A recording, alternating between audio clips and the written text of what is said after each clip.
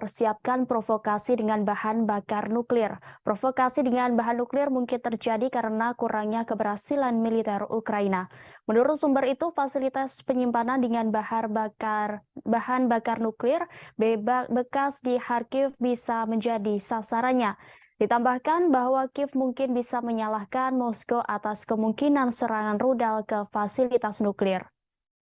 Dikutip dari RIA Novosti Jumat 26 Mei, sumber informasi mengatakan ada beberapa reaktor di kota Kharkiv termasuk di Pusat Ilmiah Nasional, Institut Fisika dan Teknologi Kharkiv dan Institut Fisika dan Teknologi Suhu Rendah BI Verkin dari Akademi Ilmu Pengetahuan Nasional Ukraina.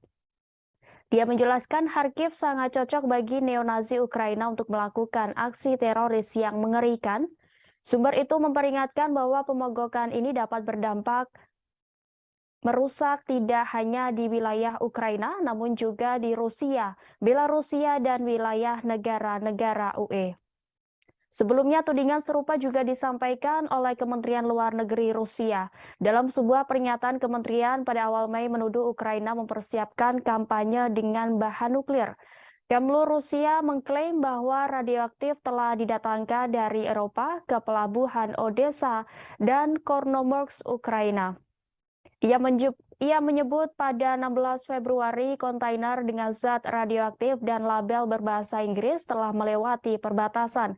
Pada 19 Februari, kontainer serupa yang berisi zat radioaktif Californium-252 digunakan secara aktif untuk memeriksa integritas reaktor nuklir pembangkit listrik tenaga nuklir dikirim ke pelabuhan Odessa dengan salah satu kapal angkut. Menurut Kementerian Rusia itu, sistem pemantauan radioaktif telah dinonaktifkan pada saat pengangkutan kargo. Dari hasil penyelidikan jurnalistik diketahui pemasok zat radioaktif ini adalah perusahaan Amerika Frontier Technology Corp yang bergerak dalam produksi wadah isotop radioaktif, terutama sumber radiasi neutron. Kementerian tersebut mengutip keterangan blogger Ukraina yang menyuarakan keprihatinan atas kemungkinan pengiriman komponen untuk modifikasi amunisi dan bahkan pembuatan bom kotor.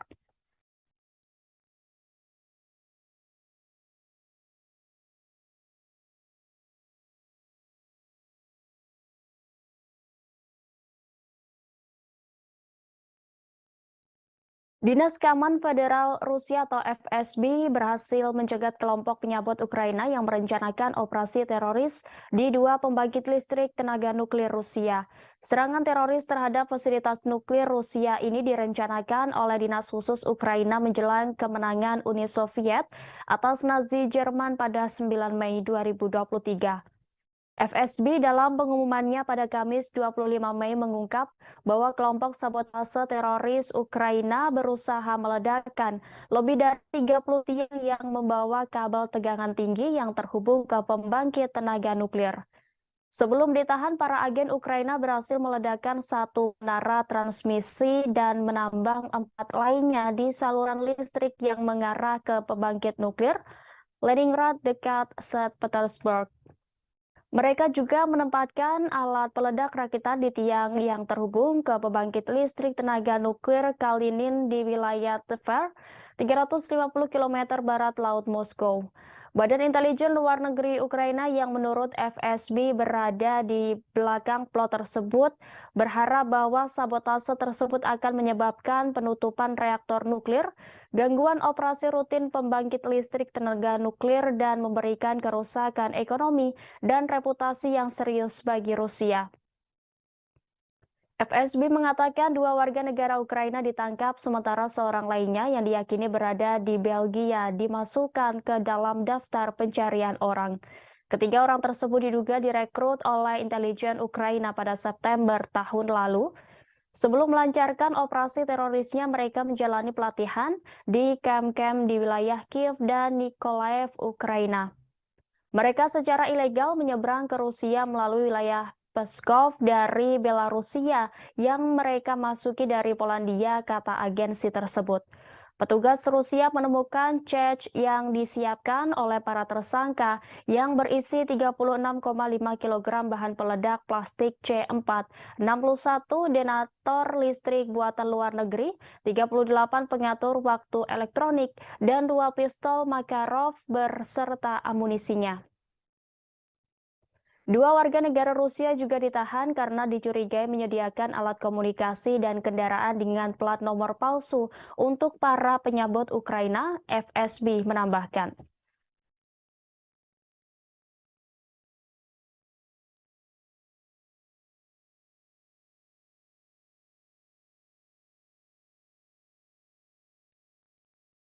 Kelompok peretas Rusia dilaporkan telah membocorkan data pejuang Legiun Georgia dan nasionalis Belarusia untuk bertempur di angkatan bersenjata Ukraina. Diketahui kelompok Legiun anti-Putin kini tengah bertempur melawan Rusia di zona operasi khusus. Hacker Rusia itu mempublikasikan rincian pejuang dan instruktur Legiun anti-Putin sebagaimana dilaporkan Nemzida.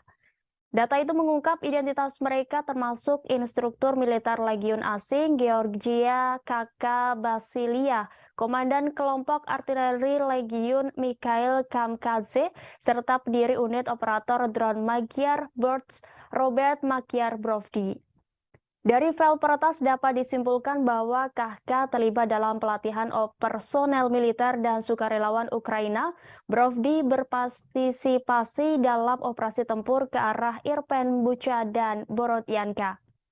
Kemudian bersama dengan unit tersebut ia dipindahkan ke arah Kherson. Selain itu, kelompok peretas mempublikasikan data 175 warga negara Belarusia yang bertempur di resimen Kalinovsky, Petiah Madyar, dan Legiun Normandia.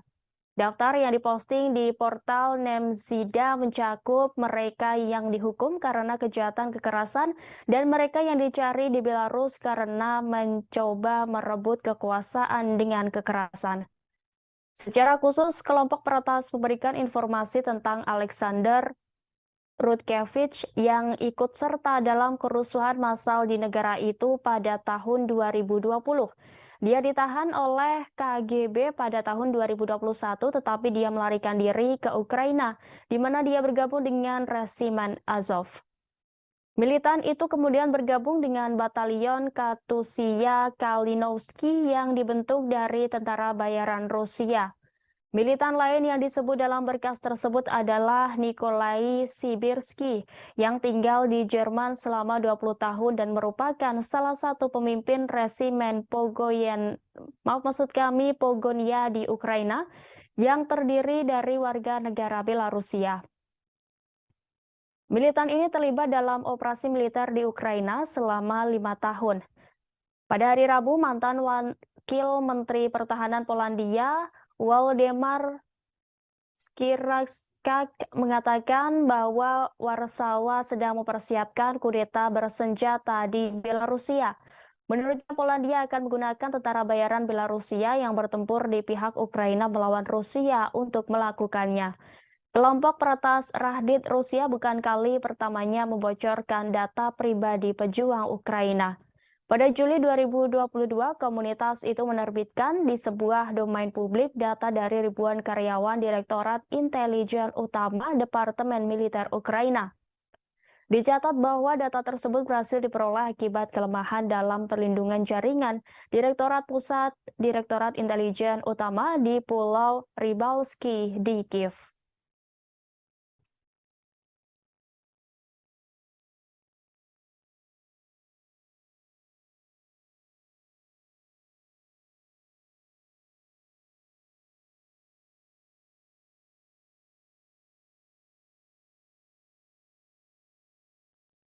Sekretaris Jenderal NATO Jens Stoltenberg pada hari Rabu 24 Mei memperingatkan negara-negara yang mendukung Ukraina agar tidak meremehkan Rusia. Sementara Perdana Menteri Rusia mengatakan tekanan dari Barat memperkuat hubungan Rusia dengan China. Jens Stoltenberg memperingatkan agar tak meremehkan Rusia karena mereka telah mengambil banyak korban. Oleh karena itu, Jens Stoltenberg menekankan pentingnya mempersiapkan diri untuk jangka panjang, dan satu-satunya cara untuk melakukan itu adalah memastikan bahwa Eropa dan Amerika Utara berdiri tegak bersama. Berbicara di forum Jerman, Marcel van di Brussel, Stoltenberg mengecam Rusia dan menuduh negara itu memiliki peralatan pelatihan dan moral yang buruk, antara lain sementara konflik di Ukraina terus berlanjut. Mengenai Presiden Rusia Vladimir Putin dan perangnya di Ukraina, Stoltenberg mengatakan Presiden Rusia Vladimir Putin membuat setidaknya dua kesalahan besar secara strategis. Salah satunya adalah meremehkan Ukraina, keberanian, tekad, kegigihan rakyat Ukraina, kepemimpinan politik Ukraina, dan angkatan bersenjata Ukraina. Stoltenberg memuji senjata dan peralatan yang dikirim ke Ukraina oleh sekutu-sekutunya dengan menyatakan bahwa semua bantuan itu membuat perbedaan di medan tempur. Sementara itu, Perdana Menteri Rusia Mikhail Mishustin dalam pertemuan dengan mitranya dari China di Beijing pada Rabu mengatakan tekanan dari Barat memperkuat hubungan Rusia dengan China. Kunjungan Mishustin dilakukan sementara Rusia semakin beralih ke China untuk mendapatkan dukungan diplomatik dan ekonomi di tengah meningkatnya isolasi atas invasinya di Ukraina. Dalam sambutan pembukaan pada pertemuan hari Rabu dengan Perdana Menteri China Li Qiang, Mishustin tidak menyebutkan perang yang telah berusia 15 bulan itu. China telah menolak untuk mengecam invasi Rusia dan justru memusatkan perhatian pada pekerja sama ekonomi antara kedua negara tetangga yang telah bersekutu untuk menantang kepemimpinan Amerika dalam urusan global. Mishustin juga memuji eratnya hubungan antara Rusia dan China.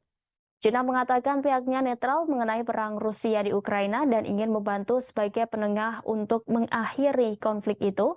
Tetapi China juga menyalahkan Barat yang dituduhnya memprovokasi Moskow dan telah mempertahankan hubungan diplomatik dan perdagangan yang kuat dengan Rusia untuk menentang sanksi terhadap Rusia. Utusan khusus China bertemu dengan Presiden Ukraina Volodymyr Zelensky dan pejabat pemerintah lainnya dalam pembicaraan di Kiev sebelumnya bulan ini. Beijing merilis rencana perdamaian pada Februari, tetapi sebagian besar sekutu Ukraina menolaknya dan bersikeras bahwa Putin harus menarik pasukannya. Rencana perdamaian 10 poin Zelensky sendiri mencakup tuntutan untuk mengadili kejahatan perang yang dilakukan oleh Rusia.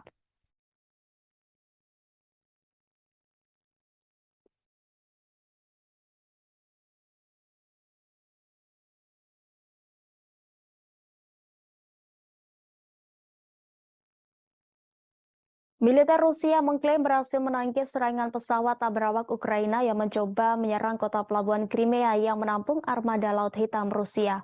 Setidaknya 2 drone ditembak jatuh oleh pasukan armada Laut Hitam, sementara beberapa lainnya dinetralkan dan dijatuhkan menggunakan peperangan elektronik. Gubernur Mikhail Razvozhaev melalui unggahan telegramnya mengatakan bahwa serangan terjadi pada Kamis 24 Mei pagi hari. Razvozhaev mengatakan serangan itu ditangkis tanpa kerusakan yang disebabkan oleh UAV. Tidak ada fasilitas di kota yang rusak akibat penyerangan itu. Meski demikian, Dinas Keamanan terus memantau situasi. Diketahui Crimea yang menampung fasilitas utama Angkatan Laut Rusia telah berulang kali diserang Ukraina sejak awal konflik. Kiev bersikeras merebut kembali semua berkas wilayahnya dari Rusia, termasuk Semenanjung yang memilih dalam referendum untuk bergabung kembali dengan Rusia pada 2014 setelah kudeta Maidan yang didukung oleh Barat. Selama konflik, Ukraina juga berulang kali menggunakan drone laut untuk menargetkan armada Laut Hitam Rusia. Pada hari Rabu, kapal pengintai Angkatan Laut Rusia Ivan Kurs menangkis serangan oleh 3 speedboat tak berawak menurut Kementerian Pertahanan. Beberapa upaya sebelumnya untuk menyerang kapal perang yang ditempatkan di pelabuhan Sevastopol juga tidak berhasil, dengan speedboat tak berawak terdeteksi dan dihancurkan saat mendekat atau terjebak dalam jaring pelindung pelabuhan.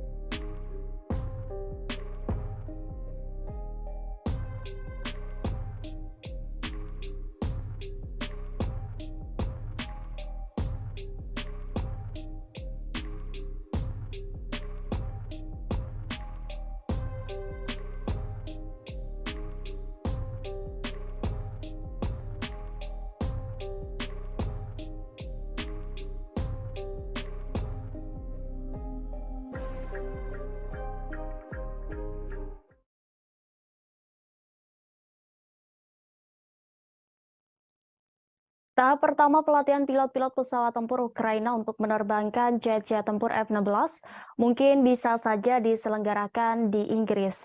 Demikian disampaikan juru bicara pemerintah Inggris sebagaimana dilaporkan media AS pada hari Rabu.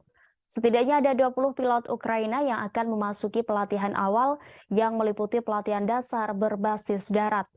Sementara itu, Menteri Pertahanan Inggris Ben Wallace melakukan kunjungan mendadak ke Kiev, Ukraina.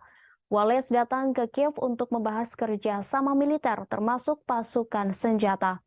Selain itu, kedua belah pihak juga akan membahas aksesi Ukraina ke NATO dan formula perdamaian Presiden Ukraina Volodymyr Zelensky.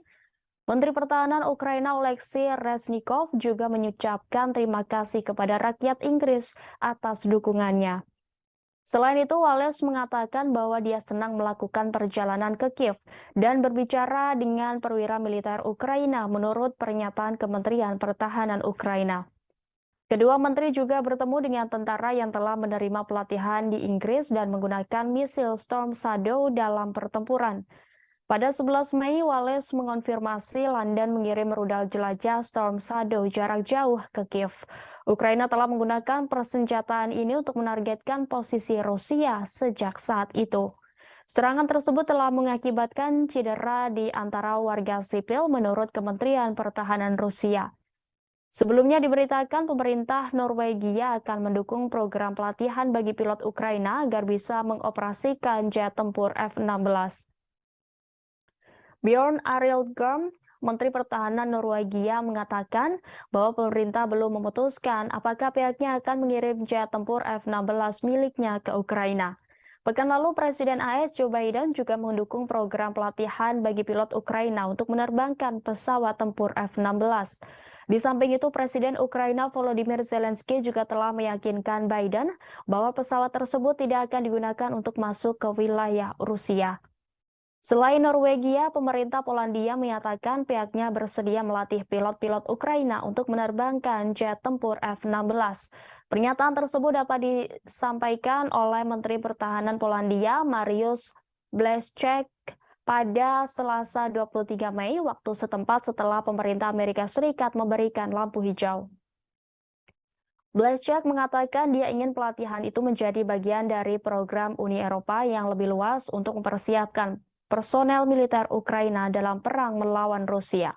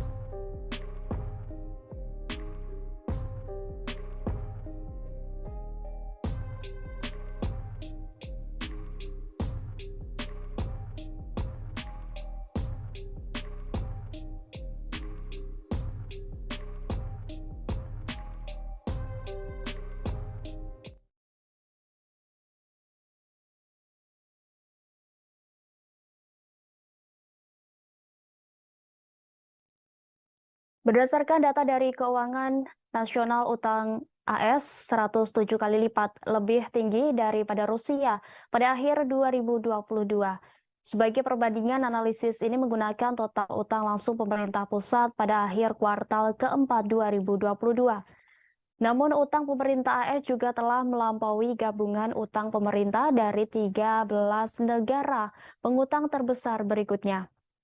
Dikutip dari RIA Novosti Kamis 26 Mei, pada akhir tahun lalu utang Amerika Serikat mencapai rekor 31,42 triliun dolar. Sementara utang 13 negara pengutang terbesar berikutnya 23 miliar lebih rendah, yaitu 31,4 triliun dolar. Di posisi kedua di dunia adalah pemerintah Jepang dengan utang sebesar 9,59 triliun dolar, diikuti oleh China dengan 3,75 triliun dolar. Pemerintah Inggris berutang 3,03 triliun dolar dan pemerintah pusat Italia melengkapi 5 besar negara yang paling banyak berutang dengan 2,88 triliun dolar. Kemudian pada Prancis, India, Jerman, Spanyol, Kanada, Brasil, Korea Selatan, Singapura, dan Australia dengan total 12,15 triliun dolar. Pada saat yang sama, utang publik Rusia pada akhir tahun lalu hanya 294,8 miliar dolar, yang juga 33 kali lebih kecil dari Jepang dan 13 kali lebih kecil dari Cina. Sejauh ini, sebagian besar negara belum mempublikasikan data utang pemerintah untuk kuartal pertama 2023, tetapi dalam 3 bulan pertama tahun ini utang pemerintah Rusia turun 15,2 miliar dolar atau 5,2%. Jepang juga melaporkan penurunan sebanyak -0,2%. Pada saat yang sama, utang pemerintah AS terus meningkat sebesar 0,1% mencapai rekor baru 31,46 triliun dolar dan menembus pagu legal. Setelah itu, Departemen Keuangan AS menerapkan langkah-langkah darurat untuk melanjutkan operasi keuangan dan Gedung Putih meminta Kongres untuk menaikkan pagu utang. Saat ini terdapat perdebatan nasional mengenai kenaikan pagu utang. Kesepakatan harus dicapai pada bulan Juni atau negara bagian akan mengalami gagal bayar untuk pertama kalinya sejak tahun 1979. Sebelumnya, Presiden AS Joe Biden pada Kamis 25 Mei menegaskan bahwa Gedung Putih tidak akan gagal membayar hutang. Ia menyatakan bahwa negosiasi antara staf Gedung Putih dan para pemimpin Kongres sedang berlangsung dan membuat kemajuan, meski ia mengaku masih terdapat sejumlah ketidaksepakatan penting. Meski demikian, Biden mengatakan bahwa ketidaksepakatan itu kini berkisar soal perselisihan akan seperti apa anggaran ke depan, bukan soal apakah AS akan gagal membayar utang atau tidak. Meski memiliki utang lebih banyak dibandingkan Rusia, Amerika Serikat pemasok senjata terbesar ke Ukraina selama invasi dimulai. Paket bantuan terbaru dari Washington untuk Angkatan Bersenjata Ukraina bernilai mencapai 675 juta dolar atau setara dengan 10 triliun rupiah.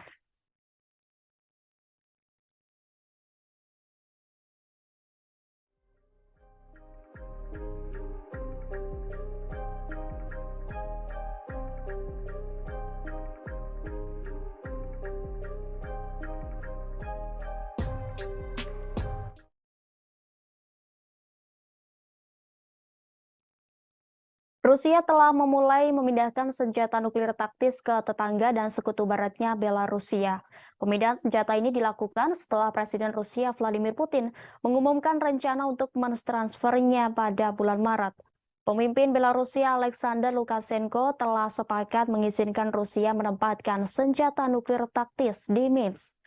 Namun Presiden Lukashenko tidak menjelaskan apakah ada senjata nuklir Rusia yang benar-benar tiba di negaranya.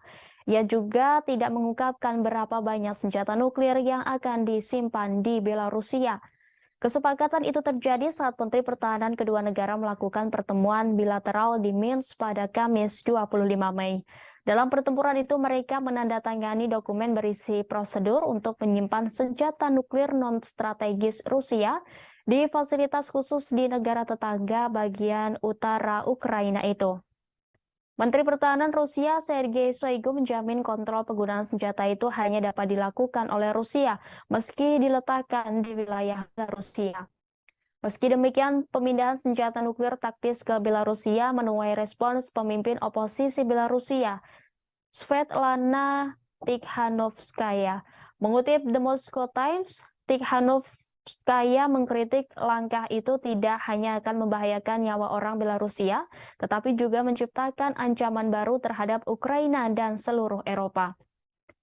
Senjata nuklir taktis adalah senjata medan perang yang meski menghancurkan, memiliki hasil yang lebih kecil dibandingkan dengan senjata strategis jarak jauh. Pengumuman Presiden Putin telah memicu kekhawatiran akan konflik nuklir, tetapi para ahli dan pemerintah mengatakan langkah itu tidak mungkin mengubah jalannya konflik.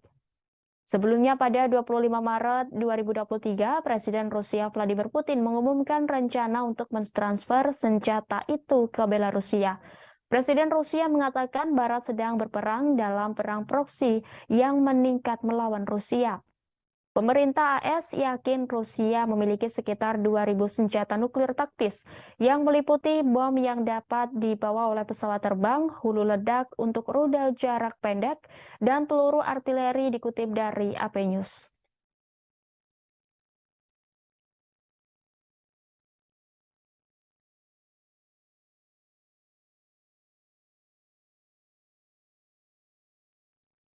Amerika Serikat telah menjatuhkan sanksi kepada kepala kelompok Wagner di Mali, yakni Ivan Alexandrovich Maslov.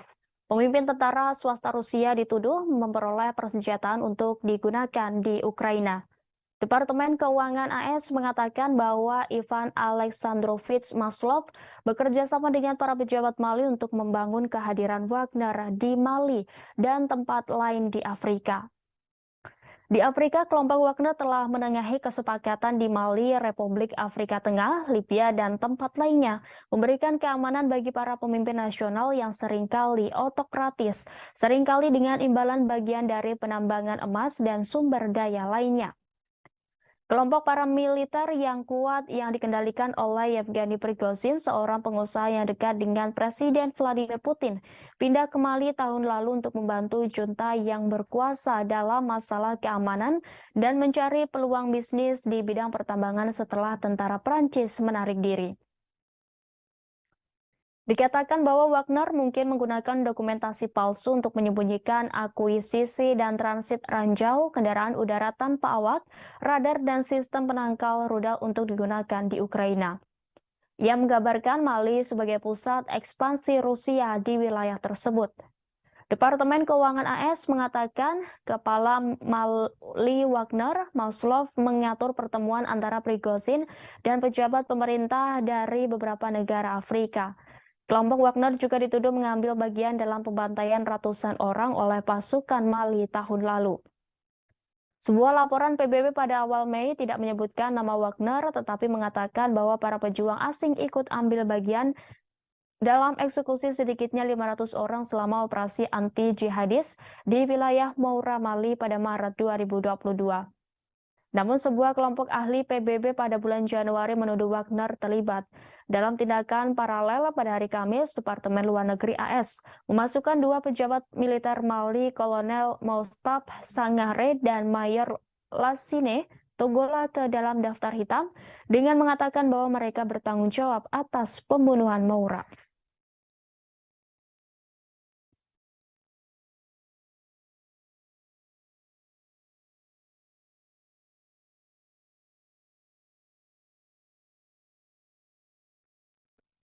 Tentara bayaran Rusia Wagner Group resmi angkat kaki dari Bakhmut setelah mengklaim membebaskan kota tersebut. Pengumuman ini disampaikan langsung oleh pemimpin Wagner Yevgeny Prigozhin melalui saluran telegramnya pada Kamis 24 Mei. Prigozhin menyatakan pasukannya akan sepenuhnya mundur dari Bakhmut pada 1 Juni mendatang. Selanjutnya, garda depan perang tersebut akan diserahkan kepada tentara reguler Rusia. Wagner akan menyerahkan posisi amunisi termasuk ransum kering kepada pasukan resmi Rusia. Dalam video itu nampak Prigozhin mengenakan perlengkapan perang, berdiri di samping blok perumahan yang hancur imbas perang. Sebelumnya Prigozhin sudah mengumumkan bahwa Wagner bakal menarik diri dari Bakhmut setelah berbulan-bulan bertempur. Alasannya menarik diri karena pasukannya sudah berhasil merebut semua wilayah yang dijanjikan untuk direbut. Meski demikian, Prigozhin tidak merinci wilayah mana saja yang harus direbut berdasarkan perjanjian dengan Kremlin. Hanya saja ia mengatakan bahwa saat ini tidak ada lagi pasukan Ukraina yang tersisa di kota itu. Para pejuang Prigozhin telah terlibat dalam pertempuran berdarah untuk Bakhmut sejak musim panas 2022. Penarikan diri mereka dilakukan setelah ia merilis beberapa video panas yang ditujukan kepada Menteri Pertahanan Rusia, Sergei Shoigu, dan Kepala Staf Umum Valery Gerasimov, mengkritik mereka atas kegagalan mereka untuk menyediakan lebih banyak amunisi bagi para pejuangnya. Setelah meninggalkan Bakhmut, unit-unit grup Wagner akan beristirahat melengkapi diri dan merekrut pejuang baru, kata Prigozhin. Seraya menambahkan bahwa pasukan paramiliter akan menerima tugas baru setelah berkumpul kembali. Kepala Wagner mengatakan pada hari Sabtu bahwa Bakhmut sudah sebuah kota industri kecil di wilayah Donetsk, timur Ukraina, telah jatuh ke tangan pasukannya. Juru bicara militer Ukraina, Serhiy Cherevati, pada hari Selasa membantah klaim tersebut.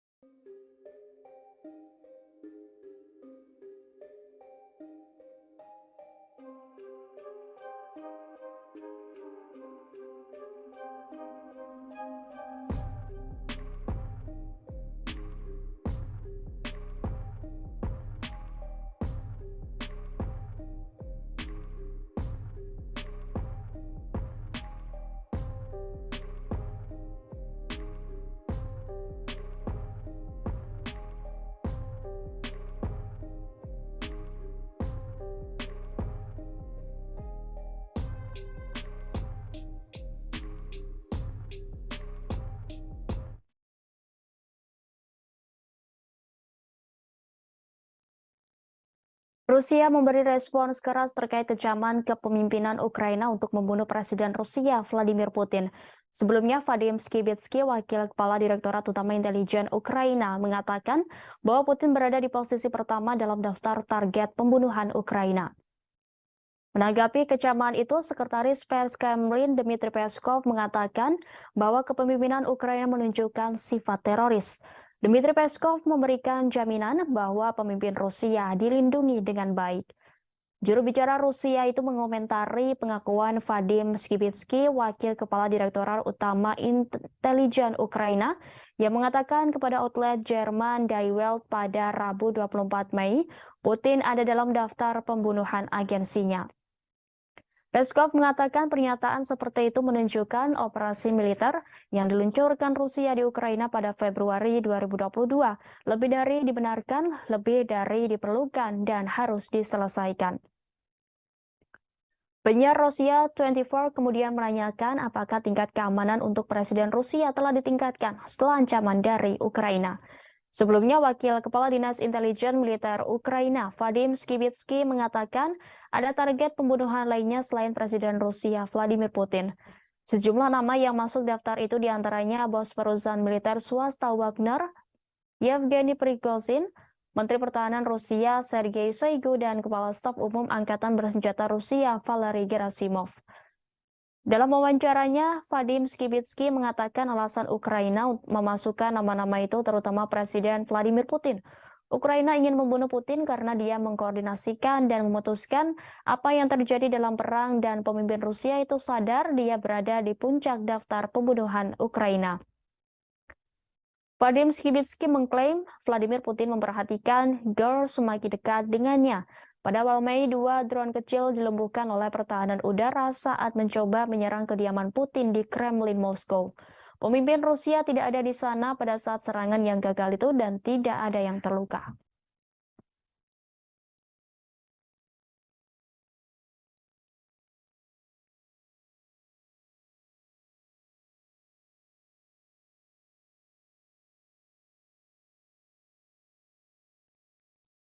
Militer Rusia mengklaim menghentikan aksi 5 kelompok penyambut angkatan bersenjata Ukraina di zona operasi khusus.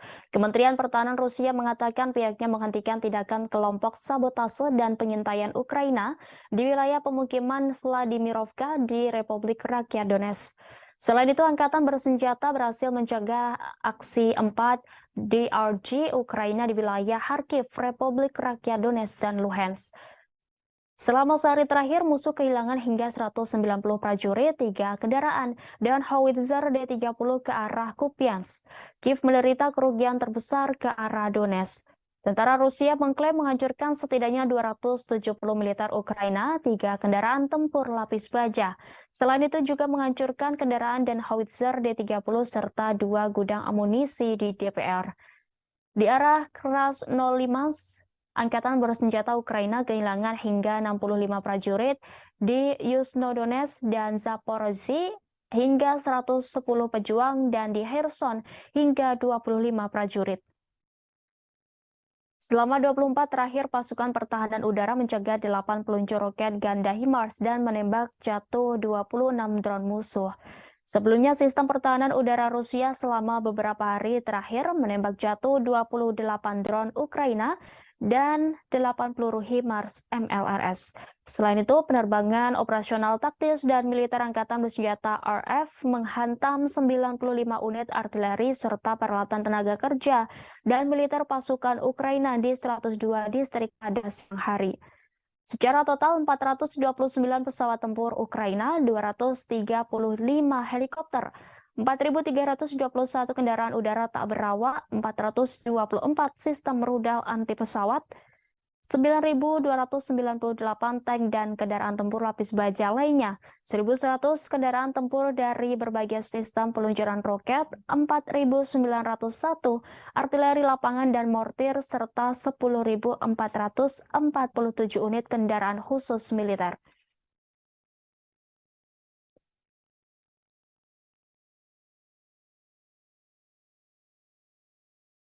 Selamat pagi Tribuners, saya Rima Anggi kembali menjumpai Anda dalam live update mancanegara di Jumat 26 Mei 2023. Pagi ini akan kami sajikan berbagai informasi teraktual dan terkini mengenai peristiwa yang terjadi di mancanegara. Inilah live update selengkapnya. Rusia menuding militer Ukraina tengah mempersiapkan provokasi dengan bahan bakar nuklir. Provokasi dengan bahan nuklir mungkin terjadi karena kurangnya keberhasilan militer Ukraina. Menurut sumber itu, fasilitas penyimpanan dengan bahan bakar nuklir bekas di Kharkiv bisa menjadi sasarannya. Ditambahkan bahwa Kiev mungkin bisa menyalahkan Moskow atas kemungkinan serangan rudal ke fasilitas nuklir. Dikutip dari RIA Novosti Jumat 26 Mei, sumber informasi mengatakan ada beberapa reaktor di kota Kharkiv, termasuk di Pusat Ilmiah Nasional, Institut Fisika dan Teknologi Kharkiv, dan Institut Fisika dan Teknologi Suhu Rendah BI Verkin dari Akademi Ilmu Pengetahuan Nasional Ukraina. Dia menjelaskan Kharkiv sangat cocok bagi neonazi Ukraina untuk melakukan aksi teroris yang mengerikan.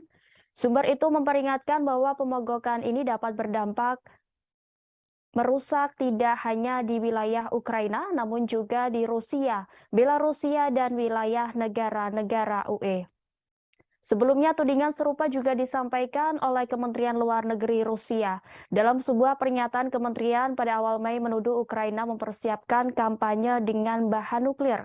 Kemlu Rusia mengklaim bahwa radioaktif telah didatangkan dari Eropa ke pelabuhan Odessa dan Kornomorsk, Ukraina. Ia menyebut pada 16 Februari kontainer dengan zat radioaktif dan label berbahasa Inggris radioaktif, terutama sumber radiasi neutron. Kementerian tersebut mengutip keterangan blogger Ukraina yang menyuarakan keprihatinan atas kemungkinan pengiriman komponen untuk modifikasi amunisi dan bahkan pembuatan bom kotor.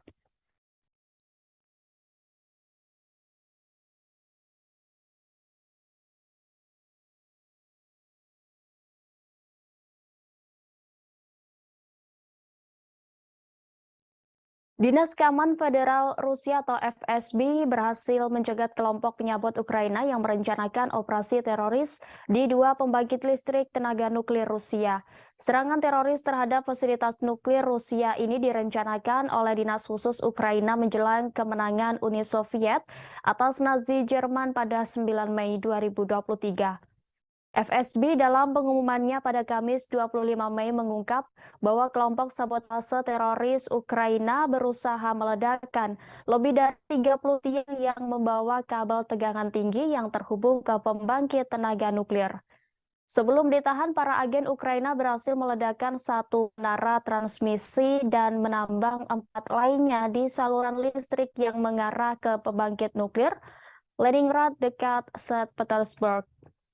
Mereka juga menempatkan alat peledak rakitan di tiang yang terhubung ke pembangkit listrik tenaga nuklir Kalinin di wilayah Tver, 350 km barat Laut Moskow.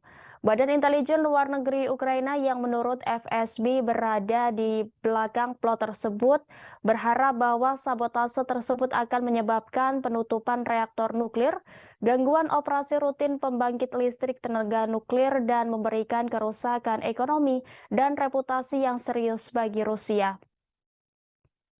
FSB mengatakan dua warga negara Ukraina ditangkap sementara seorang lainnya yang diyakini berada di Belgia dimasukkan ke dalam daftar pencarian orang. Ketiga orang tersebut diduga direkrut oleh intelijen Ukraina pada September tahun lalu.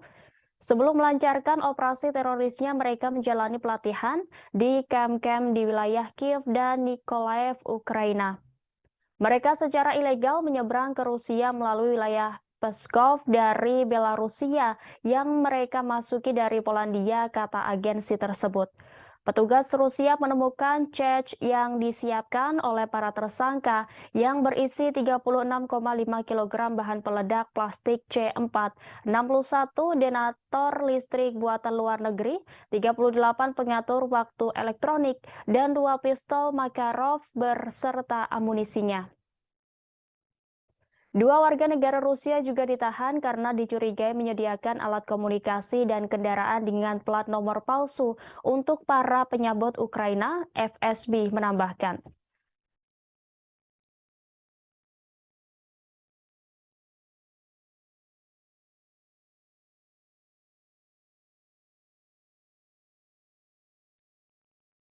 Kelompok peretas Rusia dilaporkan telah membocorkan data pejuang Legiun Georgia dan nasionalis Belarusia untuk bertempur di angkatan bersenjata Ukraina. Diketahui kelompok Legiun anti-Putin kini tengah bertempur melawan Rusia di zona operasi khusus. Hacker Rusia itu mempublikasikan rincian pejuang dan instruktur Legiun anti-Putin sebagaimana dilaporkan Nemzida. Data itu mengungkap identitas mereka termasuk instruktur militer Legiun asing Georgia Kaka Basilia, Komandan Kelompok Artileri Legiun Mikhail Kamkadze, serta pendiri unit operator drone Magyar Birds Robert Magyar Brovdi. Dari file peretas dapat disimpulkan bahwa Kahka terlibat dalam pelatihan personel militer dan sukarelawan Ukraina. Brovdi berpartisipasi dalam operasi tempur ke arah Irpen, Bucha, dan Borodyanka. Kemudian bersama dengan unit tersebut ia dipindahkan ke arah Kherson. Selain itu, kelompok peretas mempublikasikan data 175 warga negara Belarusia yang bertempur di resimen Kalinovsky, Petiah Madyar, dan Legiun Normandia.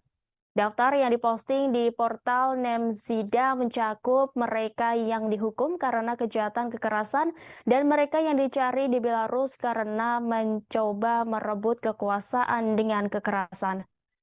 Secara khusus, kelompok peretas memberikan informasi tentang Alexander Rutkevich yang ikut serta dalam kerusuhan massal di negara itu pada tahun 2020. Dia ditahan oleh KGB pada tahun 2021, tetapi dia melarikan diri ke Ukraina, di mana dia bergabung dengan resimen Azov. Militan itu kemudian bergabung dengan Batalion Katusia Kalinovsky yang dibentuk dari tentara bayaran Rusia. Militan lain yang disebut dalam berkas tersebut adalah Nikolai Sibirsky yang tinggal di Jerman selama 20 tahun dan merupakan salah satu pemimpin resimen Pogonia di Ukraina yang terdiri dari warga negara Belarusia. Militan ini terlibat dalam operasi militer di Ukraina selama 5 tahun. Pada hari Rabu, mantan Wakil Menteri Pertahanan Polandia, Waldemar Skiracka mengatakan bahwa Warsawa sedang mempersiapkan kudeta bersenjata di Belarusia. Menurutnya, Polandia akan menggunakan tentara bayaran Belarusia yang bertempur di pihak Ukraina melawan Rusia untuk melakukannya. Kelompok peretas Rahdit Rusia bukan kali pertamanya membocorkan data pribadi pejuang Ukraina. Pada Juli 2022, komunitas itu menerbitkan di sebuah domain publik data dari ribuan karyawan Direktorat Intelijen Utama Departemen Militer Ukraina. Dicatat bahwa data tersebut berhasil diperoleh akibat kelemahan dalam perlindungan jaringan Direktorat Pusat Direktorat Intelijen Utama di Pulau Rybalski di Kiev.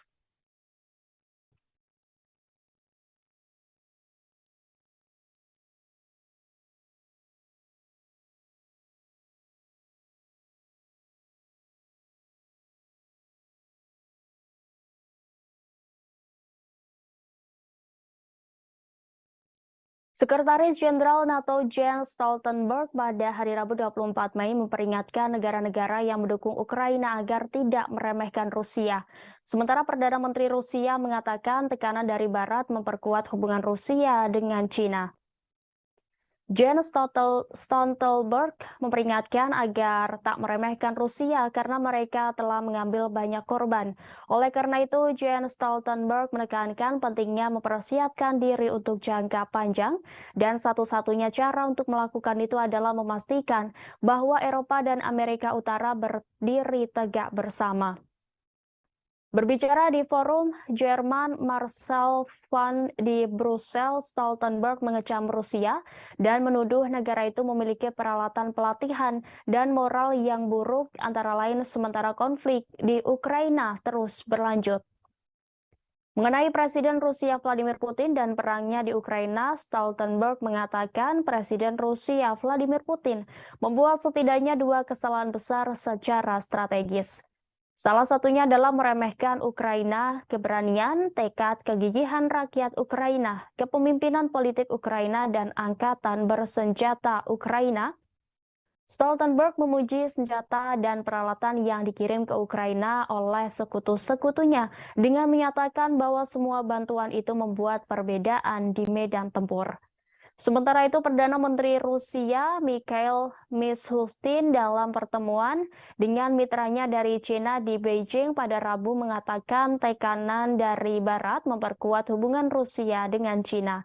Kunjungan Mishustin dilakukan sementara Rusia semakin beralih ke China untuk mendapatkan dukungan diplomatik dan ekonomi di tengah meningkatnya isolasi atas invasinya di Ukraina.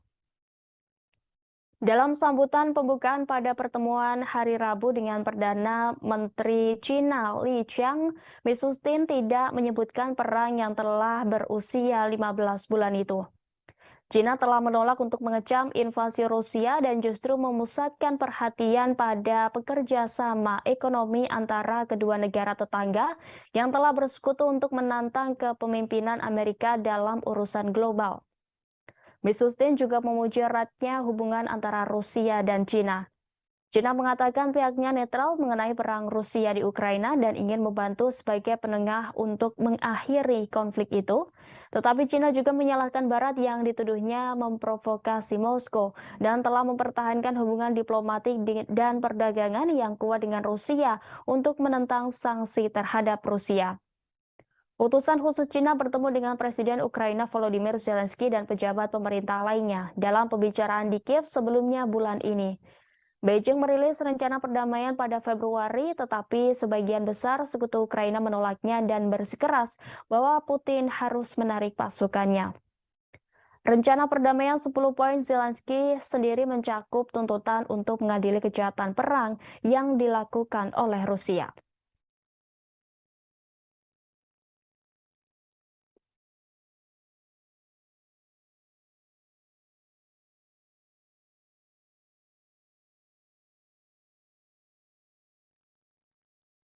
Militer Rusia mengklaim berhasil menangkis serangan pesawat tak berawak Ukraina yang mencoba menyerang kota pelabuhan Crimea yang menampung armada Laut Hitam Rusia. Setidaknya 2 drone ditembak jatuh oleh pasukan armada Laut Hitam, sementara beberapa lainnya dinetralkan dan dijatuhkan menggunakan peperangan elektronik. Gubernur Mikhail Razvozhaev melalui unggahan telegramnya mengatakan bahwa serangan terjadi pada Kamis 24 Mei pagi hari. Razvozhaev mengatakan serangan itu ditangkis tanpa kerusakan yang disebabkan oleh UAV. Tidak ada fasilitas di kota yang rusak akibat penyerangan itu. Meski demikian, Dinas Keamanan terus memantau situasi.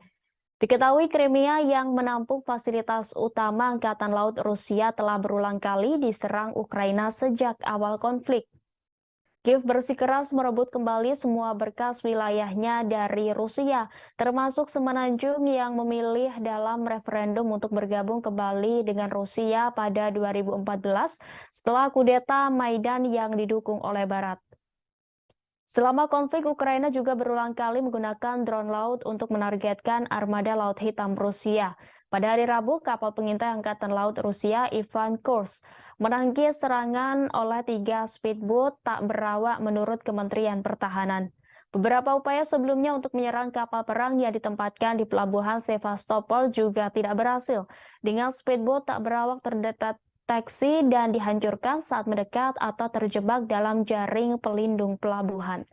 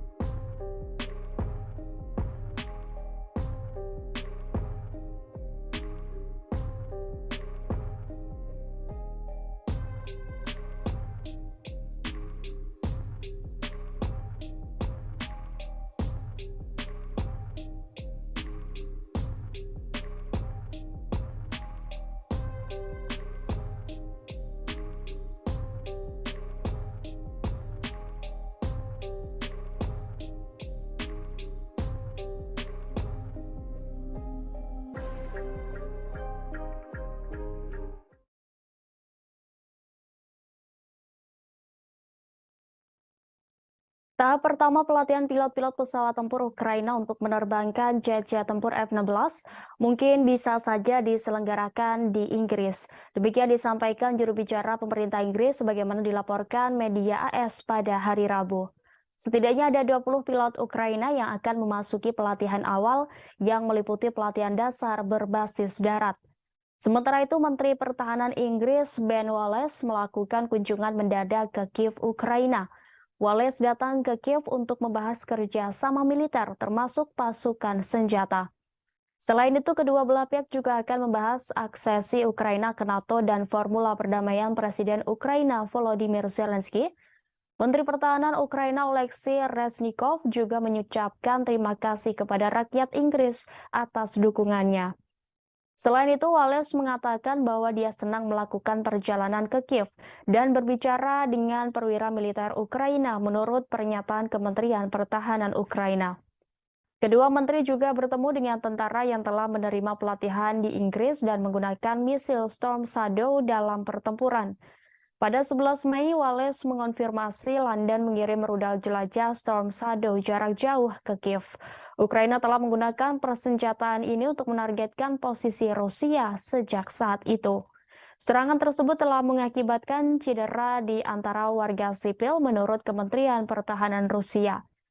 Sebelumnya diberitakan pemerintah Norwegia akan mendukung program pelatihan bagi pilot Ukraina agar bisa mengoperasikan jet tempur F-16. Bjorn Arild Gorm, Menteri Pertahanan Norwegia, mengatakan bahwa pemerintah belum memutuskan apakah pihaknya akan mengirim jet tempur F-16 miliknya ke Ukraina. Pekan lalu, Presiden AS Joe Biden juga mendukung program pelatihan bagi pilot Ukraina untuk menerbangkan pesawat tempur F-16. Di samping itu, Presiden Ukraina Volodymyr Zelensky juga telah meyakinkan Biden bahwa pesawat tersebut tidak akan digunakan untuk masuk ke wilayah Rusia. Selain Norwegia, pemerintah Polandia menyatakan pihaknya bersedia melatih pilot-pilot Ukraina untuk menerbangkan jet tempur F-16. Pernyataan tersebut dapat disampaikan oleh Menteri Pertahanan Polandia, Mariusz Błaszczak, pada Selasa 23 Mei waktu setempat setelah pemerintah Amerika Serikat memberikan lampu hijau. Błaszczak mengatakan dia ingin pelatihan itu menjadi bagian dari program Uni Eropa yang lebih luas untuk mempersiapkan personel militer Ukraina dalam perang melawan Rusia.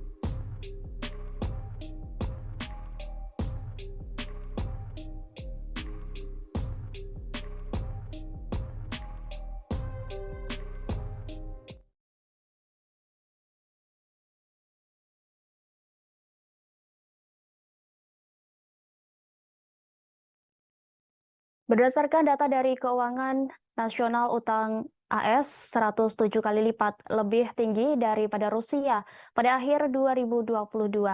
Sebagai perbandingan, analisis ini menggunakan total utang langsung pemerintah pusat pada akhir kuartal keempat 2022.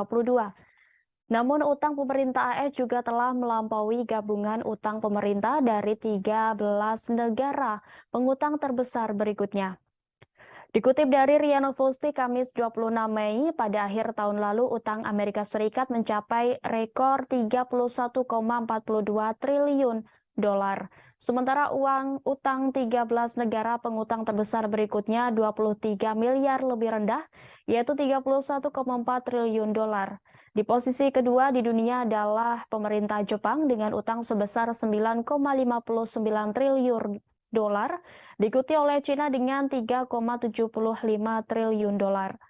Pemerintah Inggris berutang 3,03 triliun dolar dan pemerintah pusat Italia melengkapi 5 besar negara yang paling banyak berutang dengan 2,88 triliun dolar.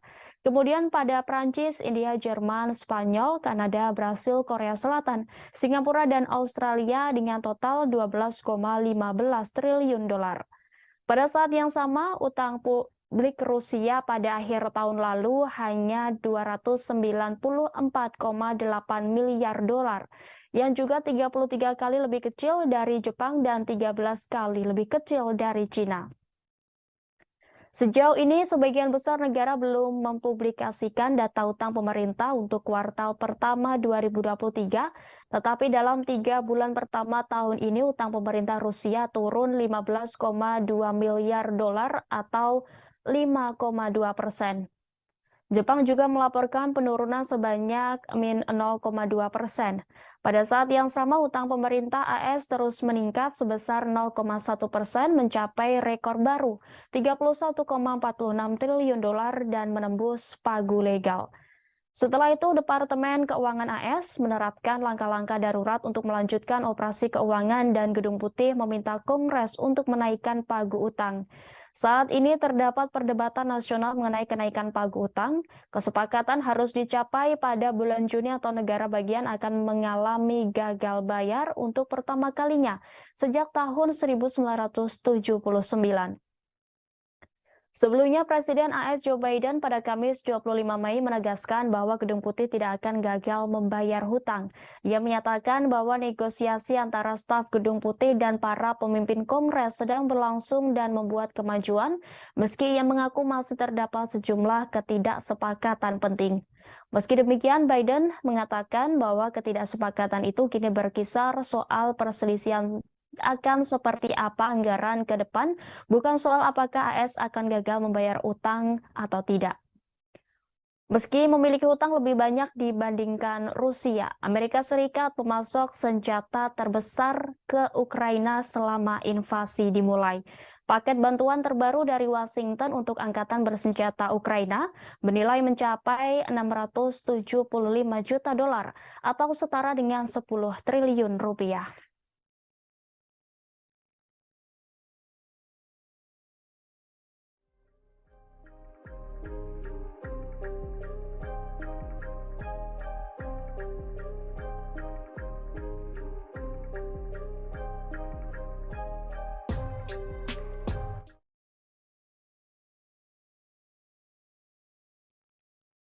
Rusia telah memulai memindahkan senjata nuklir taktis ke tetangga dan sekutu baratnya Belarusia. Pemindahan senjata ini dilakukan setelah Presiden Rusia Vladimir Putin mengumumkan rencana untuk mentransfernya pada bulan Maret. Pemimpin Belarusia Alexander Lukashenko telah sepakat mengizinkan Rusia menempatkan senjata nuklir taktis di Minsk. Namun Presiden Lukashenko tidak menjelaskan apakah ada senjata nuklir Rusia yang benar-benar tiba di negaranya. Ia juga tidak mengungkapkan berapa banyak senjata nuklir yang akan disimpan di Belarusia. Kesepakatan itu terjadi saat Menteri Pertahanan kedua negara melakukan pertemuan bilateral di Minsk pada Kamis 25 Mei. Dalam pertempuran itu, mereka menandatangani dokumen berisi prosedur untuk menyimpan senjata nuklir non-strategis Rusia di fasilitas khusus di negara tetangga bagian utara Ukraina itu. Menteri Pertahanan Rusia Sergei Shoigu menjamin kontrol penggunaan senjata itu hanya dapat dilakukan oleh Rusia meski diletakkan di wilayah Rusia. Meski demikian, pemindahan senjata nuklir taktis ke Belarusia menuai respons pemimpin oposisi Belarusia, Svetlana Tikhanovskaya. Mengutip The Moscow Times, Tikhanovskaya mengkritik langkah itu tidak hanya akan membahayakan nyawa orang Belarusia, tetapi juga menciptakan ancaman baru terhadap Ukraina dan seluruh Eropa. Senjata nuklir taktis adalah senjata medan perang yang meski menghancurkan, memiliki hasil yang lebih kecil dibandingkan dengan senjata strategis jarak jauh. Pengumuman Presiden Putin telah memicu kekhawatiran akan konflik nuklir, tetapi para ahli dan pemerintah mengatakan langkah itu tidak mungkin mengubah jalannya konflik. Sebelumnya pada 25 Maret 2023, Presiden Rusia Vladimir Putin mengumumkan rencana untuk mentransfer senjata itu ke Belarusia. Presiden Rusia mengatakan Barat sedang berperang dalam perang proksi yang meningkat melawan Rusia. Pemerintah AS yakin Rusia memiliki sekitar 2.000 senjata nuklir taktis yang meliputi bom yang dapat dibawa oleh pesawat terbang, hulu ledak untuk rudal jarak pendek, dan peluru artileri dikutip dari AP News.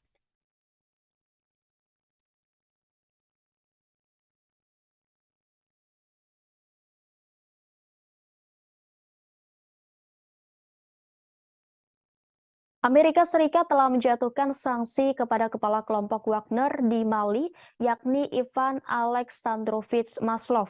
Pemimpin tentara swasta Rusia dituduh memperoleh persenjataan untuk digunakan di Ukraina. Departemen Keuangan AS mengatakan bahwa Ivan Alexandrovich Maslov bekerja sama dengan para pejabat Mali untuk membangun kehadiran Wagner di Mali dan tempat lain di Afrika. Di Afrika, kelompok Wagner telah menengahi kesepakatan di Mali, Republik Afrika Tengah, Libya, dan tempat lainnya, memberikan keamanan bagi para pemimpin nasional yang seringkali otokratis, seringkali dengan imbalan bagian dari penambangan emas dan sumber daya lainnya. Kelompok paramiliter yang kuat yang dikendalikan oleh Yevgeny Prigozhin, seorang pengusaha yang dekat dengan Presiden Vladimir Putin, pindah ke Mali tahun lalu untuk membantu junta yang berkuasa dalam masalah keamanan dan mencari peluang bisnis di bidang pertambangan setelah tentara Prancis menarik diri. Dikatakan bahwa Wagner mungkin menggunakan dokumentasi palsu untuk menyembunyikan akuisisi dan transit ranjau, kendaraan udara tanpa awak, radar, dan sistem penangkal rudal untuk digunakan di Ukraina. Ia menggambarkan Mali sebagai pusat ekspansi Rusia di wilayah tersebut.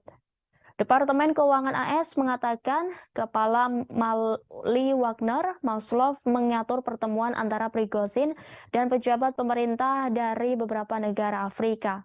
Kelompok Wagner juga dituduh mengambil bagian dalam pembantaian ratusan orang oleh pasukan Mali tahun lalu.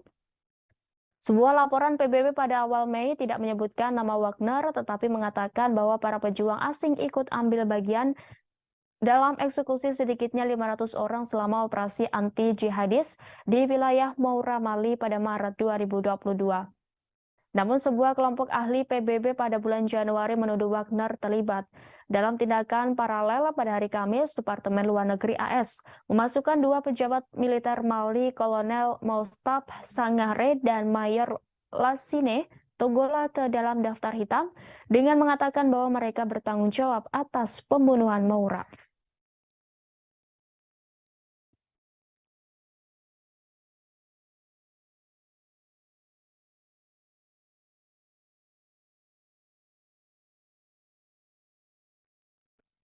Tentara bayaran Rusia Wagner Group resmi angkat kaki dari Bakhmut setelah mengklaim membebaskan kota tersebut.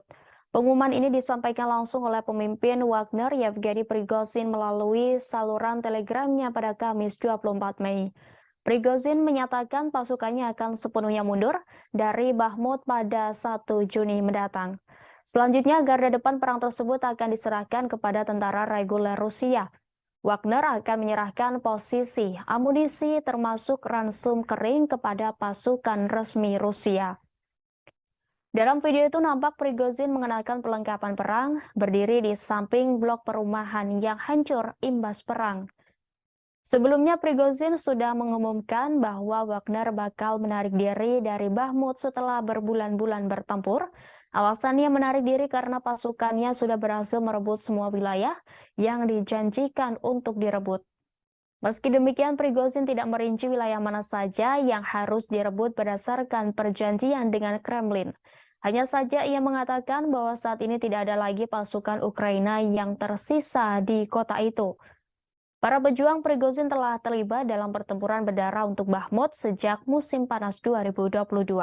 Penarikan diri mereka dilakukan setelah ia merilis beberapa video panas yang ditujukan kepada Menteri Pertahanan Rusia, Sergei Shoigu, dan Kepala Staf Umum Valery Gerasimov, mengkritik mereka atas kegagalan mereka untuk menyediakan lebih banyak amunisi bagi para pejuangnya. Setelah meninggalkan Bakhmut, unit-unit grup Wagner akan beristirahat, melengkapi diri, dan merekrut pejuang baru, kata Prigozhin. Seraya menambahkan bahwa pasukan paramiliter akan menerima tugas baru setelah berkumpul kembali.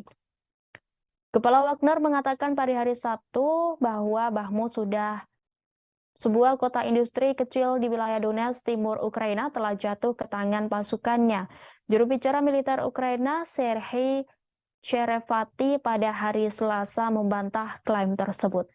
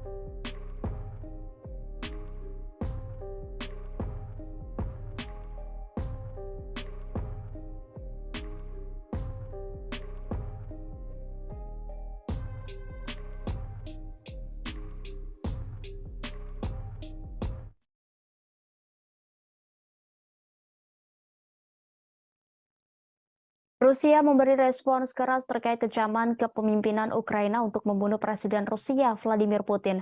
Sebelumnya, Vadim Skibitsky, wakil kepala Direktorat Utama Intelijen Ukraina, mengatakan bahwa Putin berada di posisi pertama dalam daftar target pembunuhan Ukraina. Menanggapi kecaman itu, Sekretaris Pers Kremlin Dmitry Peskov mengatakan bahwa kepemimpinan Ukraina menunjukkan sifat teroris. Dmitry Peskov memberikan jaminan bahwa pemimpin Rusia dilindungi dengan baik. Juru bicara Rusia itu mengomentari pengakuan Vadim Skibitsky, wakil kepala Direktorat Utama Intelijen Ukraina, yang mengatakan kepada outlet Jerman Die Welt pada Rabu 24 Mei, Putin ada dalam daftar pembunuhan agensinya. Peskov mengatakan pernyataan seperti itu menunjukkan operasi militer yang diluncurkan Rusia di Ukraina pada Februari 2022 lebih dari dibenarkan, lebih dari diperlukan, dan harus diselesaikan. Penyiar Rusia 24 kemudian menanyakan apakah tingkat keamanan untuk Presiden Rusia telah ditingkatkan setelah ancaman dari Ukraina. Sebelumnya, Wakil Kepala Dinas Intelijen Militer Ukraina, Vadim Skibitsky, mengatakan ada target pembunuhan lainnya selain Presiden Rusia Vladimir Putin. Sejumlah nama yang masuk daftar itu diantaranya bos perusahaan militer swasta Wagner, Yevgeny Prigozhin, Menteri Pertahanan Rusia Sergei Shoigu, dan Kepala Staf Umum Angkatan Bersenjata Rusia Valery Gerasimov. Dalam wawancaranya, Vadim Skibitsky mengatakan alasan Ukraina memasukkan nama-nama itu terutama Presiden Vladimir Putin. Ukraina ingin membunuh Putin karena dia mengkoordinasikan dan memutuskan apa yang terjadi dalam perang dan pemimpin Rusia itu sadar dia berada di puncak daftar pembunuhan Ukraina. Vadim Skibitsky mengklaim Vladimir Putin memperhatikan GER semakin dekat dengannya. Pada awal Mei, 2 drone kecil dilumpuhkan oleh pertahanan udara saat mencoba menyerang kediaman Putin di Kremlin, Moskow. Pemimpin Rusia tidak ada di sana pada saat serangan yang gagal itu dan tidak ada yang terluka.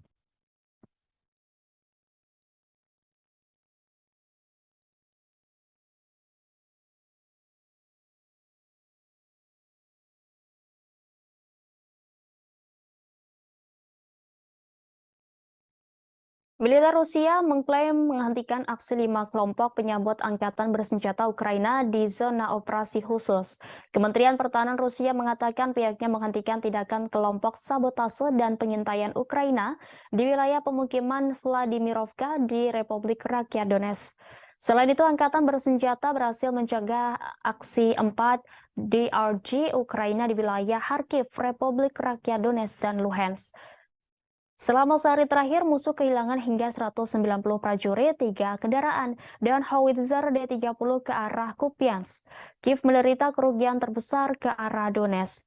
Tentara Rusia mengklaim menghancurkan setidaknya 270 militer Ukraina, 3 kendaraan tempur lapis baja. Selain itu juga menghancurkan kendaraan dan howitzer D-30 serta 2 gudang amunisi di DPR.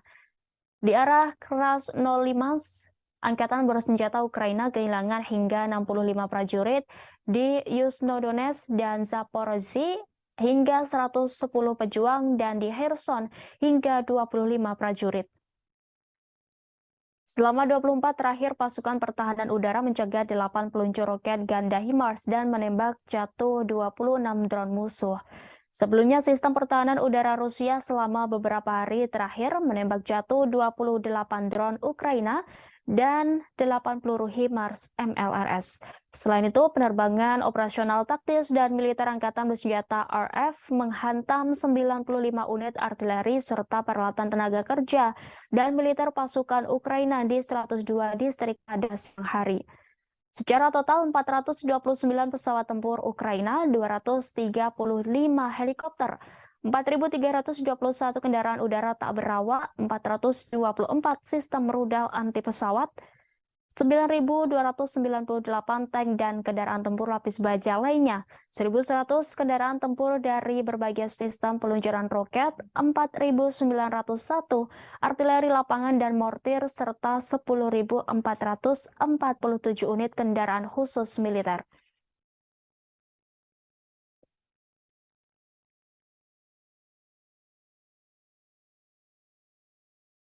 Selamat pagi Tribuners, saya Rima Anggi kembali menjumpai Anda dalam live update mancanegara di Jumat 26 Mei 2023. Pagi ini akan kami sajikan berbagai informasi teraktual dan terkini mengenai peristiwa yang terjadi di mancanegara. Inilah live update selengkapnya.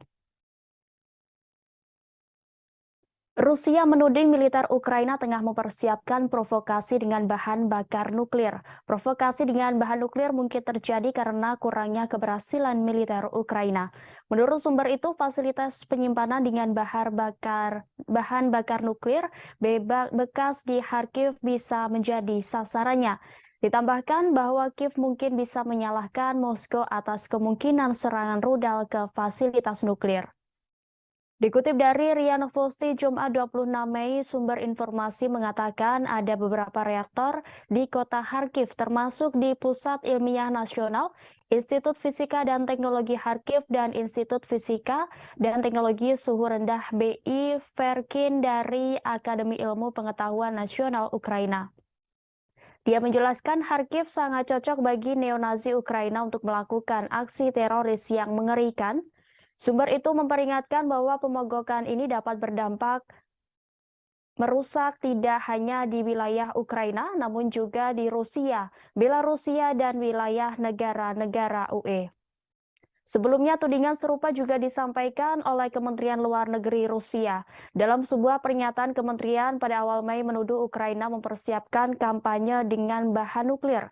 Kemlu Rusia mengklaim bahwa radioaktif telah didatangkan dari Eropa ke pelabuhan Odessa dan Kornomorsk, Ukraina. Ia menyebut pada 16 Februari kontainer dengan zat radioaktif dan label berbahasa Inggris telah melewati perbatasan. Pada 19 Februari, kontainer serupa yang berisi zat radioaktif Californium-252 digunakan secara aktif untuk memeriksa integritas reaktor nuklir pembangkit listrik tenaga nuklir dikirim ke pelabuhan Odessa dengan salah satu kapal angkut. Menurut Kementerian Rusia itu, sistem pemantauan radioaktif telah dinonaktifkan pada saat pengangkutan kargo. Dari hasil penyelidikan jurnalistik diketahui pemasok zat radioaktif ini adalah perusahaan Amerika Frontier Technology Corp yang bergerak dalam produksi wadah isotop radioaktif, terutama sumber radiasi neutron. Kementerian tersebut mengutip keterangan blogger Ukraina yang menyuarakan keprihatinan atas kemungkinan pengiriman komponen untuk modifikasi amunisi dan bahkan pembuatan bom kotor.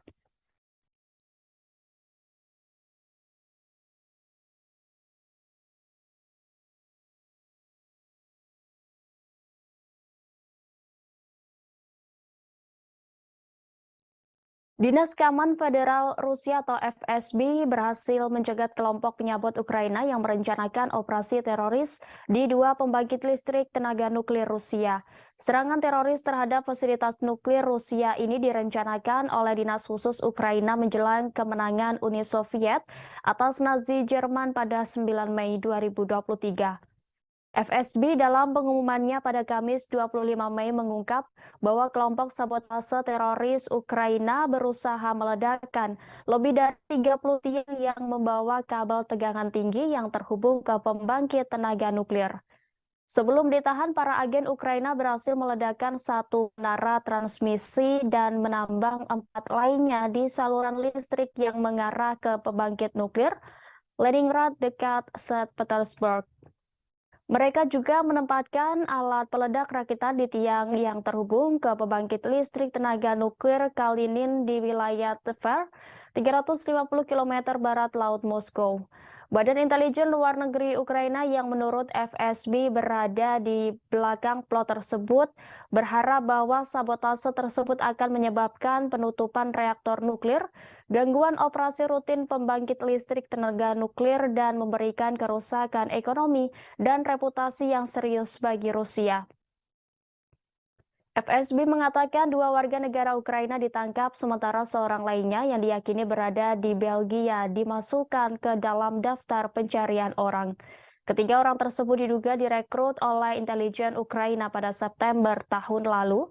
Sebelum melancarkan operasi terorisnya, mereka menjalani pelatihan di kamp-kamp di wilayah Kiev dan Nikolaev, Ukraina. Mereka secara ilegal menyeberang ke Rusia melalui wilayah Peskov dari Belarusia yang mereka masuki dari Polandia, kata agensi tersebut. Petugas Rusia menemukan cache yang disiapkan oleh para tersangka yang berisi 36,5 kg bahan peledak plastik C4, 61 detonator listrik buatan luar negeri, 38 pengatur waktu elektronik, dan 2 pistol Makarov berserta amunisinya. Dua warga negara Rusia juga ditahan karena dicurigai menyediakan alat komunikasi dan kendaraan dengan plat nomor palsu untuk para penyabot Ukraina, FSB menambahkan.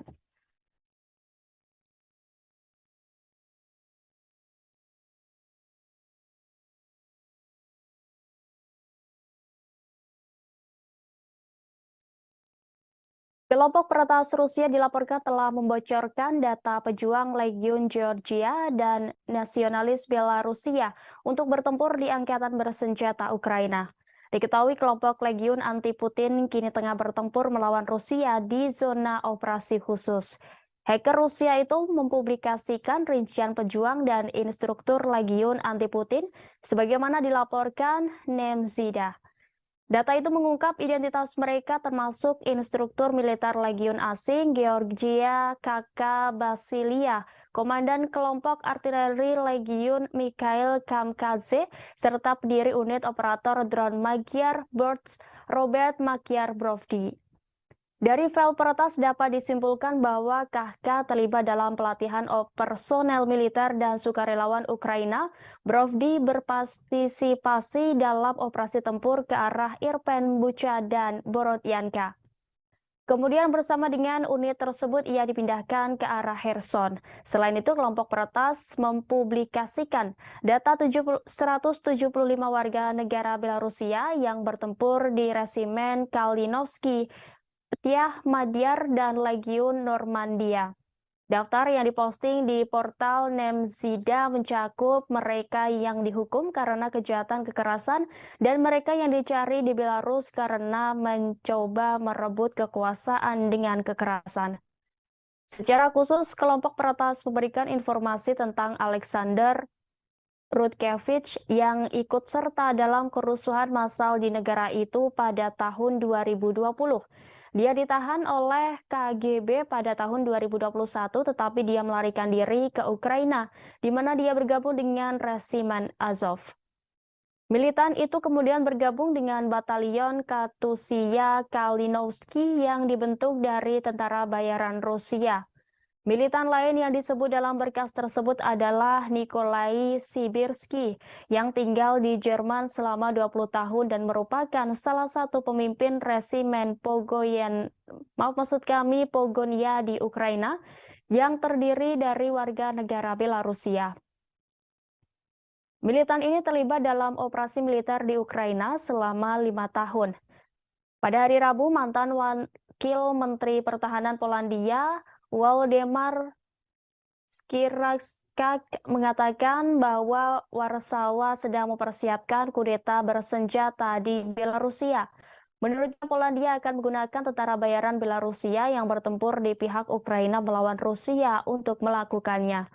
Kelompok peretas Rahdit Rusia bukan kali pertamanya membocorkan data pribadi pejuang Ukraina. Pada Juli 2022, komunitas itu menerbitkan di sebuah domain publik data dari ribuan karyawan Direktorat Intelijen Utama Departemen Militer Ukraina. Dicatat bahwa data tersebut berhasil diperoleh akibat kelemahan dalam perlindungan jaringan Direktorat Pusat Direktorat Intelijen Utama di Pulau Rybalski di Kiev.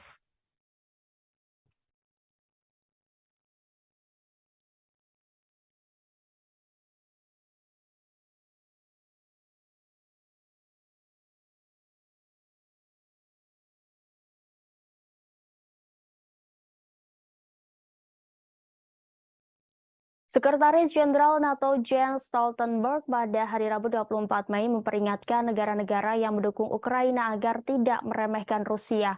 Sementara Perdana Menteri Rusia mengatakan tekanan dari Barat memperkuat hubungan Rusia dengan China. Jens Stoltenberg memperingatkan agar tak meremehkan Rusia karena mereka telah mengambil banyak korban. Oleh karena itu, Jens Stoltenberg menekankan pentingnya mempersiapkan diri untuk jangka panjang dan satu-satunya cara untuk melakukan itu adalah memastikan bahwa Eropa dan Amerika Utara berdiri tegak bersama. Berbicara di forum Jerman, Marcel van di Brussel, Stoltenberg mengecam Rusia dan menuduh negara itu memiliki peralatan pelatihan dan moral yang buruk, antara lain sementara konflik di Ukraina terus berlanjut. Mengenai Presiden Rusia Vladimir Putin dan perangnya di Ukraina, Stoltenberg mengatakan Presiden Rusia Vladimir Putin membuat setidaknya dua kesalahan besar secara strategis.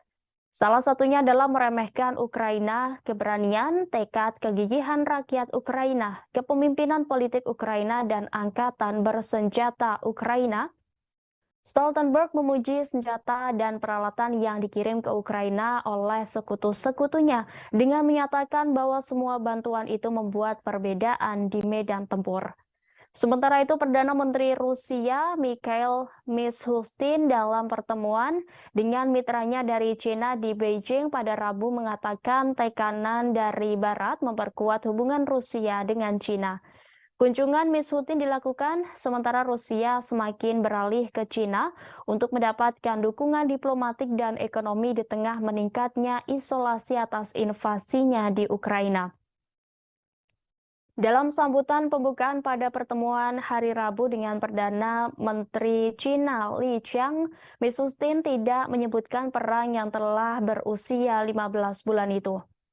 China telah menolak untuk mengecam invasi Rusia dan justru memusatkan perhatian pada pekerja sama ekonomi antara kedua negara tetangga yang telah bersekutu untuk menantang kepemimpinan Amerika dalam urusan global. Mishustin juga memuji eratnya hubungan antara Rusia dan China. China mengatakan pihaknya netral mengenai perang Rusia di Ukraina dan ingin membantu sebagai penengah untuk mengakhiri konflik itu. Tetapi China juga menyalahkan Barat yang dituduhnya memprovokasi Moskow dan telah mempertahankan hubungan diplomatik dan perdagangan yang kuat dengan Rusia untuk menentang sanksi terhadap Rusia. Utusan khusus China bertemu dengan Presiden Ukraina Volodymyr Zelensky dan pejabat pemerintah lainnya dalam pembicaraan di Kiev sebelumnya bulan ini.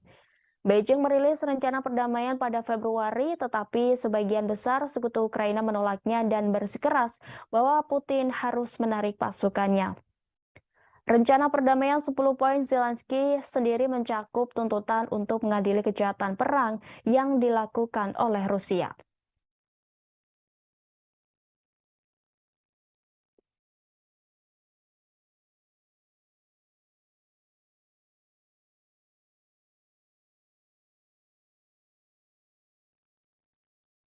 Militer Rusia mengklaim berhasil menangkis serangan pesawat tak berawak Ukraina yang mencoba menyerang kota pelabuhan Crimea yang menampung armada Laut Hitam Rusia.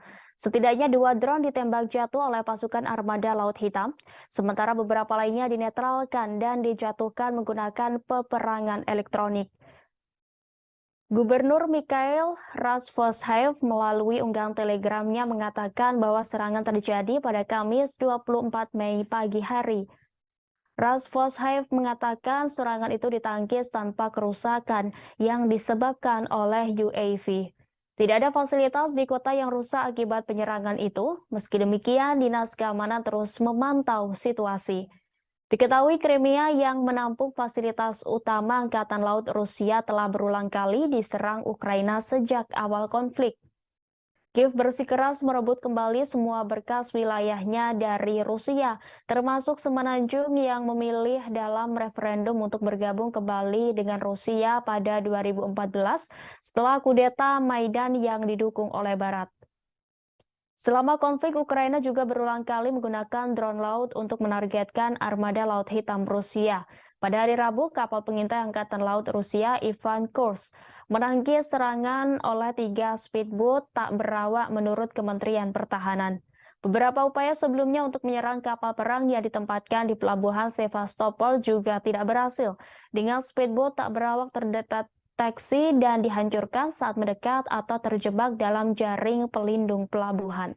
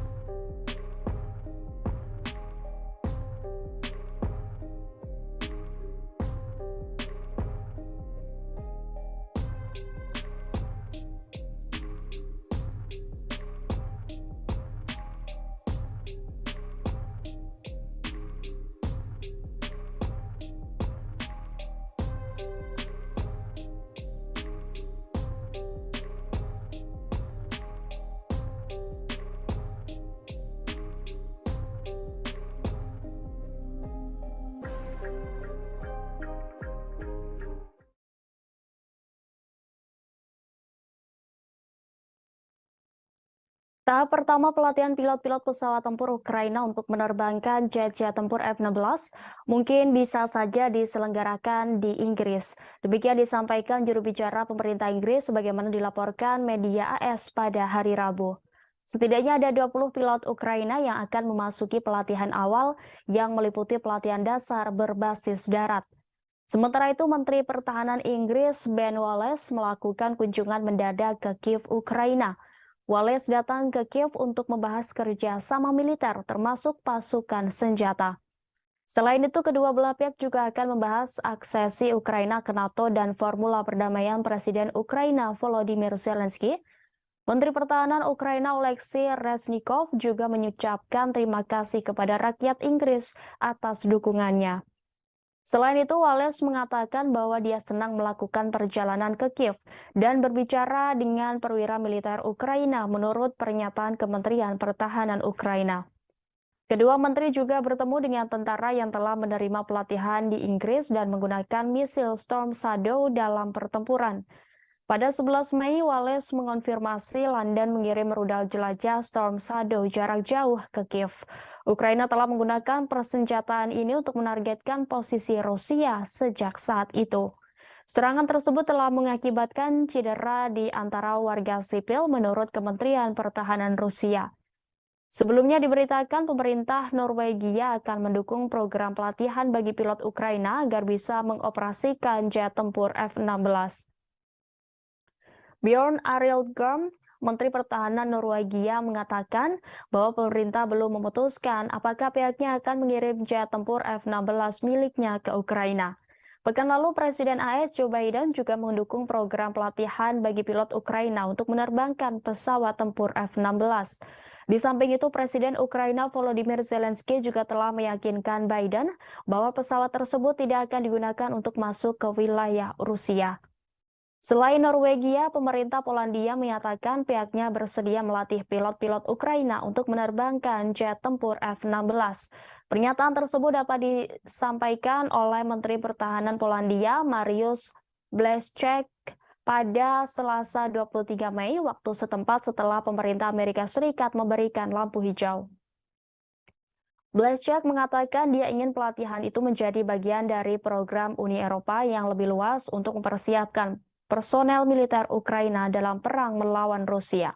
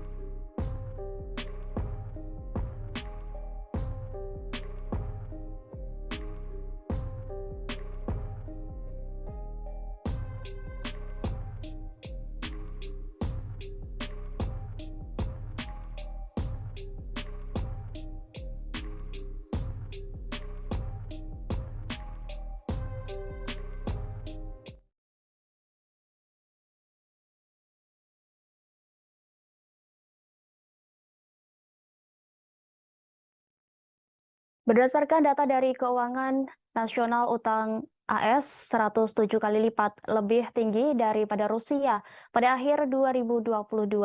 Sebagai perbandingan, analisis ini menggunakan total utang langsung pemerintah pusat pada akhir kuartal keempat 2022. Namun utang pemerintah AS juga telah melampaui gabungan utang pemerintah dari 13 negara pengutang terbesar berikutnya.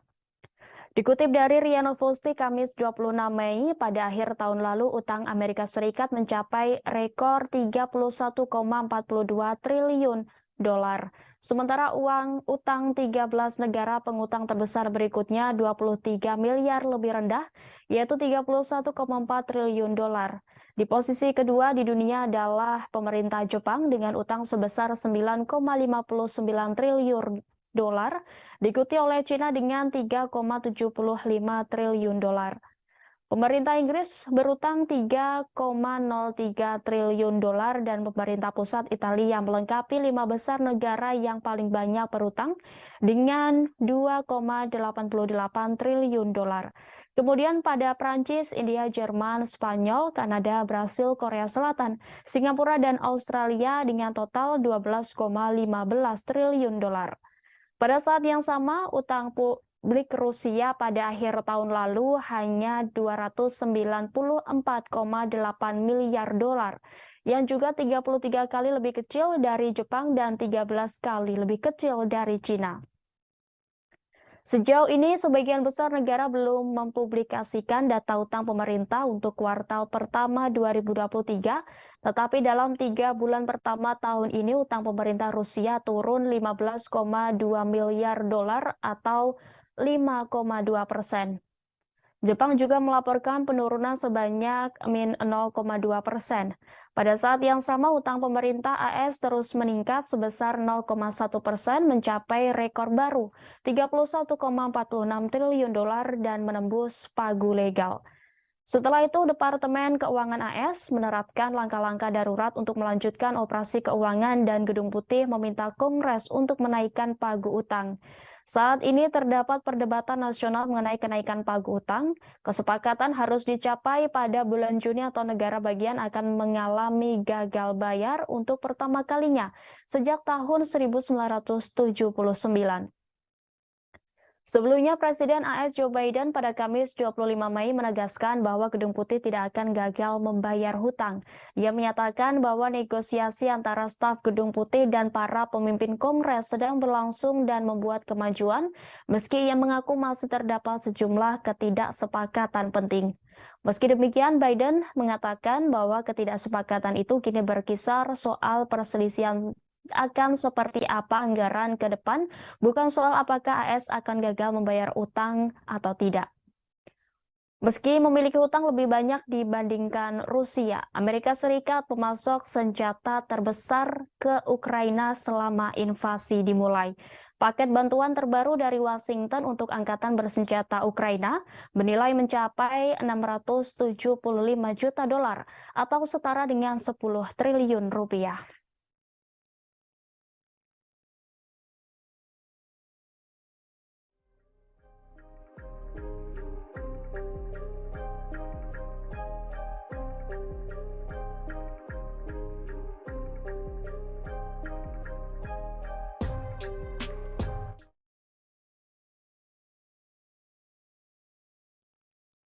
Rusia telah memulai memindahkan senjata nuklir taktis ke tetangga dan sekutu baratnya Belarusia.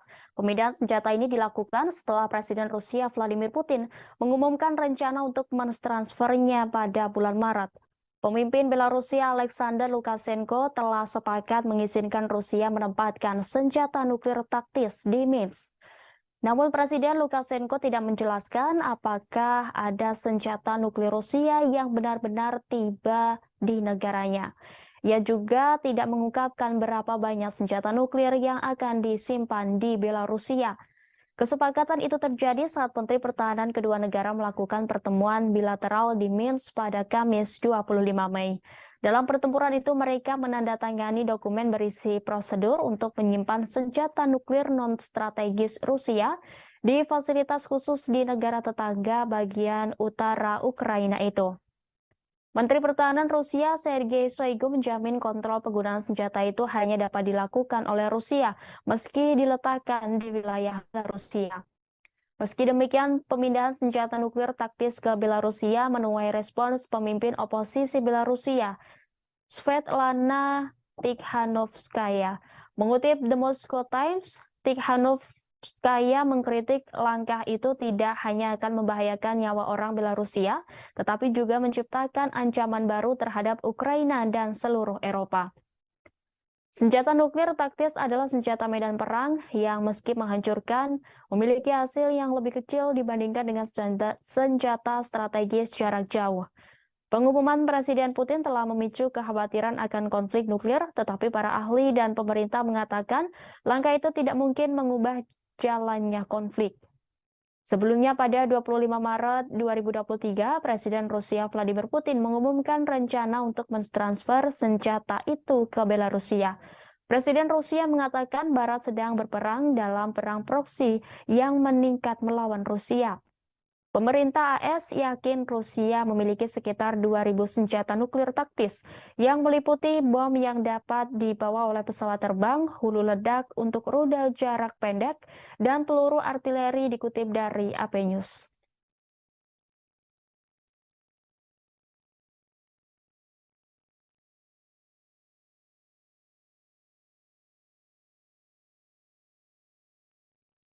Amerika Serikat telah menjatuhkan sanksi kepada kepala kelompok Wagner di Mali, yakni Ivan Alexandrovich Maslov.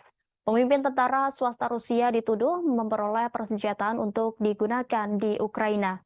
Departemen Keuangan AS mengatakan bahwa Ivan Alexandrovich Maslov bekerja sama dengan para pejabat Mali untuk membangun kehadiran Wagner di Mali dan tempat lain di Afrika. Di Afrika, kelompok Wagner telah menengahi kesepakatan di Mali, Republik Afrika Tengah, Libya, dan tempat lainnya, memberikan keamanan bagi para pemimpin nasional yang seringkali otokratis, seringkali dengan imbalan bagian dari penambangan emas dan sumber daya lainnya. Kelompok paramiliter yang kuat yang dikendalikan oleh Yevgeny Prigozhin, seorang pengusaha yang dekat dengan Presiden Vladimir Putin, pindah ke Mali tahun lalu untuk membantu junta yang berkuasa dalam masalah keamanan dan mencari peluang bisnis di bidang pertambangan setelah tentara Prancis menarik diri.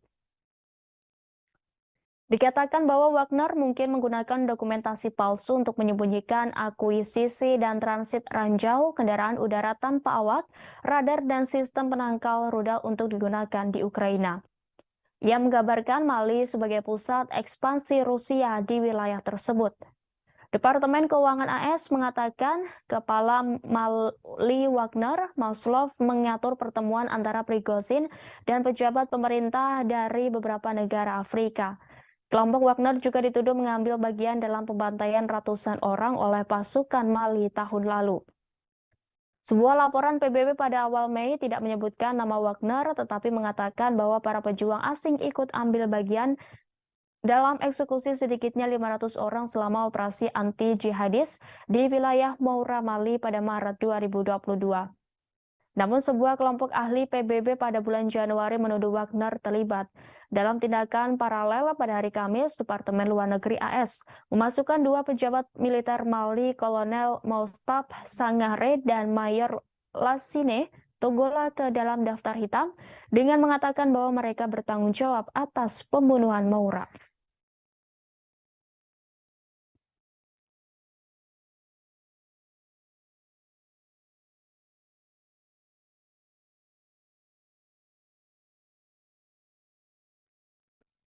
Tentara bayaran Rusia Wagner Group resmi angkat kaki dari Bakhmut setelah mengklaim membebaskan kota tersebut. Pengumuman ini disampaikan langsung oleh pemimpin Wagner Yevgeny Prigozhin melalui saluran telegramnya pada Kamis 24 Mei. Prigozhin menyatakan pasukannya akan sepenuhnya mundur dari Bakhmut pada 1 Juni mendatang. Selanjutnya, garda depan perang tersebut akan diserahkan kepada tentara reguler Rusia. Wagner akan menyerahkan posisi amunisi termasuk ransum kering kepada pasukan resmi Rusia. Dalam video itu nampak Prigozhin mengenakan perlengkapan perang, berdiri di samping blok perumahan yang hancur imbas perang. Sebelumnya, Prigozhin sudah mengumumkan bahwa Wagner bakal menarik diri dari Bakhmut setelah berbulan-bulan bertempur. Alasannya menarik diri karena pasukannya sudah berhasil merebut semua wilayah yang dijanjikan untuk direbut. Meski demikian, Prigozhin tidak merinci wilayah mana saja yang harus direbut berdasarkan perjanjian dengan Kremlin. Hanya saja ia mengatakan bahwa saat ini tidak ada lagi pasukan Ukraina yang tersisa di kota itu. Para pejuang Prigozhin telah terlibat dalam pertempuran berdarah untuk Bakhmut sejak musim panas 2022. Penarikan diri mereka dilakukan setelah ia merilis beberapa video panas yang ditujukan kepada Menteri Pertahanan Rusia, Sergei Shoigu, dan Kepala Staf Umum Valery Gerasimov, mengkritik mereka atas kegagalan mereka untuk menyediakan lebih banyak amunisi bagi para pejuangnya. Setelah meninggalkan Bakhmut, unit-unit grup Wagner akan beristirahat melengkapi diri dan merekrut pejuang baru, kata Prigozhin. Seraya menambahkan bahwa pasukan paramiliter akan menerima tugas baru setelah berkumpul kembali. Kepala Wagner mengatakan pada hari Sabtu bahwa Bakhmut sudah sebuah kota industri kecil di wilayah Donetsk, timur Ukraina, telah jatuh ke tangan pasukannya. Juru bicara militer Ukraina, Serhiy Cherevati, pada hari Selasa membantah klaim tersebut.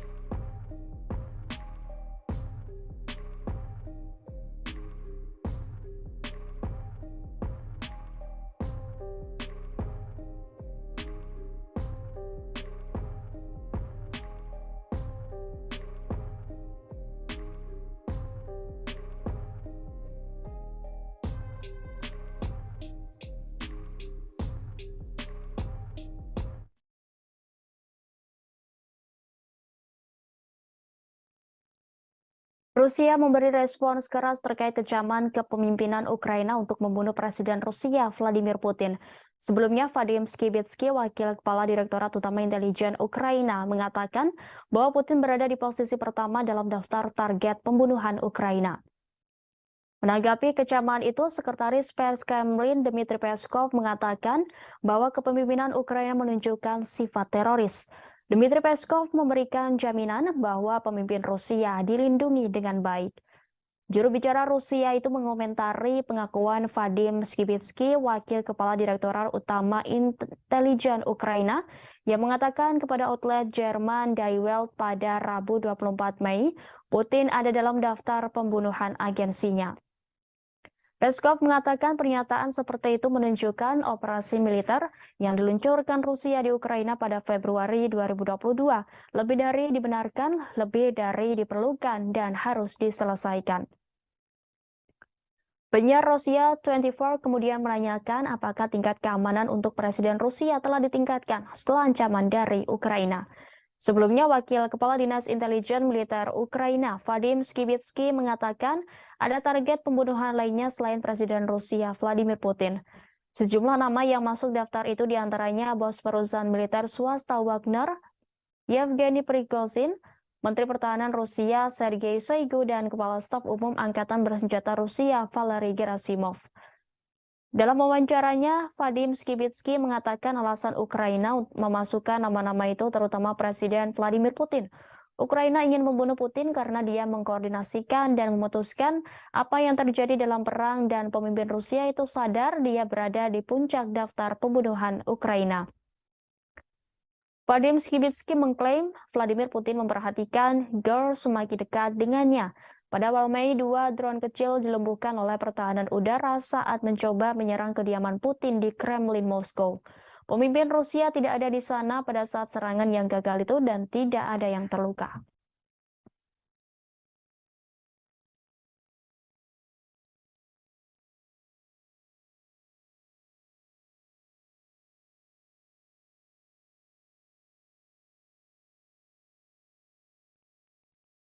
Militer Rusia mengklaim menghentikan aksi 5 kelompok penyabot angkatan bersenjata Ukraina di zona operasi khusus. Kementerian Pertahanan Rusia mengatakan pihaknya menghentikan tindakan kelompok sabotase dan pengintaian Ukraina di wilayah pemukiman Vladimirovka di Republik Rakyat Donetsk. Selain itu, angkatan bersenjata berhasil mencegah aksi 4 DRG Ukraina di wilayah Kharkiv, Republik Rakyat Donetsk, dan Luhansk. Selama sehari terakhir, musuh kehilangan hingga 190 prajurit, 3 kendaraan, dan howitzer D-30 ke arah Kupiansk. Kiev menderita kerugian terbesar ke arah Donetsk. Tentara Rusia mengklaim menghancurkan setidaknya 270 militer Ukraina, 3 kendaraan tempur lapis baja. Selain itu juga menghancurkan kendaraan dan howitzer D-30 serta 2 gudang amunisi di DPR.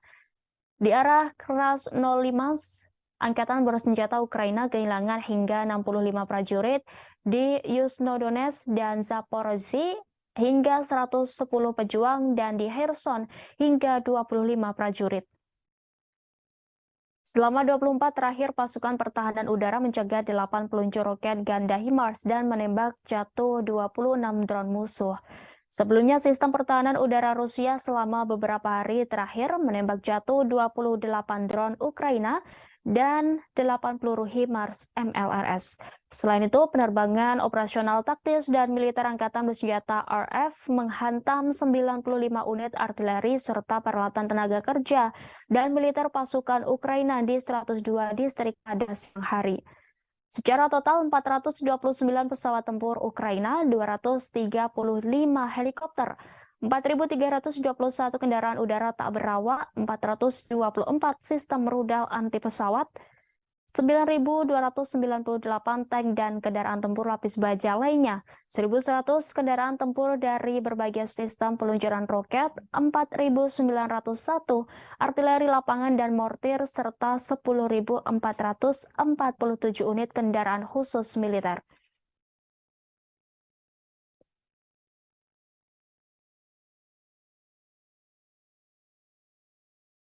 Selamat pagi Tribuners, saya Rima Anggi kembali menjumpai Anda dalam live update mancanegara di Jumat 26 Mei 2023.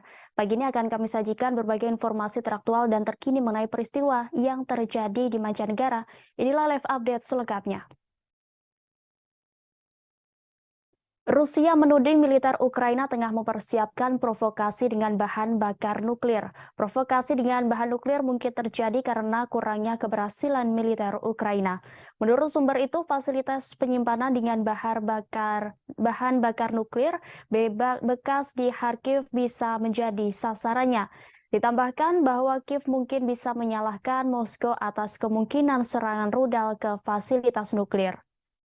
Dikutip dari RIA Novosti Jumat 26 Mei, sumber informasi mengatakan ada beberapa reaktor di kota Kharkiv, termasuk di Pusat Ilmiah Nasional, Institut Fisika dan Teknologi Kharkiv, dan Institut Fisika dan Teknologi Suhu Rendah BI Verkin dari Akademi Ilmu Pengetahuan Nasional Ukraina. Dia menjelaskan Kharkiv sangat cocok bagi neonazi Ukraina untuk melakukan aksi teroris yang mengerikan. Sumber itu memperingatkan bahwa pemogokan ini dapat berdampak merusak tidak hanya di wilayah Ukraina, namun juga di Rusia, Belarusia, dan wilayah negara-negara UE. Sebelumnya, tudingan serupa juga disampaikan oleh Kementerian Luar Negeri Rusia. Dalam sebuah pernyataan kementerian pada awal Mei menuduh Ukraina mempersiapkan kampanye dengan bahan nuklir. Kemlu Rusia mengklaim bahwa radioaktif telah didatangkan dari Eropa ke pelabuhan Odessa dan Chornomorsk, Ukraina. Ia menyebut pada 16 Februari kontainer dengan zat radioaktif dan label berbahasa Inggris telah melewati perbatasan. Pada 19 Februari, kontainer serupa yang berisi zat radioaktif Californium-252 digunakan secara aktif untuk memeriksa integritas reaktor nuklir pembangkit listrik tenaga nuklir dikirim ke pelabuhan Odessa dengan salah satu kapal angkut. Menurut Kementerian Rusia itu, sistem pemantauan radioaktif telah dinonaktifkan pada saat pengangkutan kargo. Dari hasil penyelidikan jurnalistik diketahui pemasok zat radioaktif ini adalah perusahaan Amerika, Frontier Technology Corp yang bergerak dalam produksi wadah isotop radioaktif, terutama sumber radiasi neutron. Kementerian tersebut mengutip keterangan blogger Ukraina yang menyuarakan keprihatinan atas kemungkinan pengiriman komponen untuk modifikasi amunisi dan bahkan pembuatan bom kotor.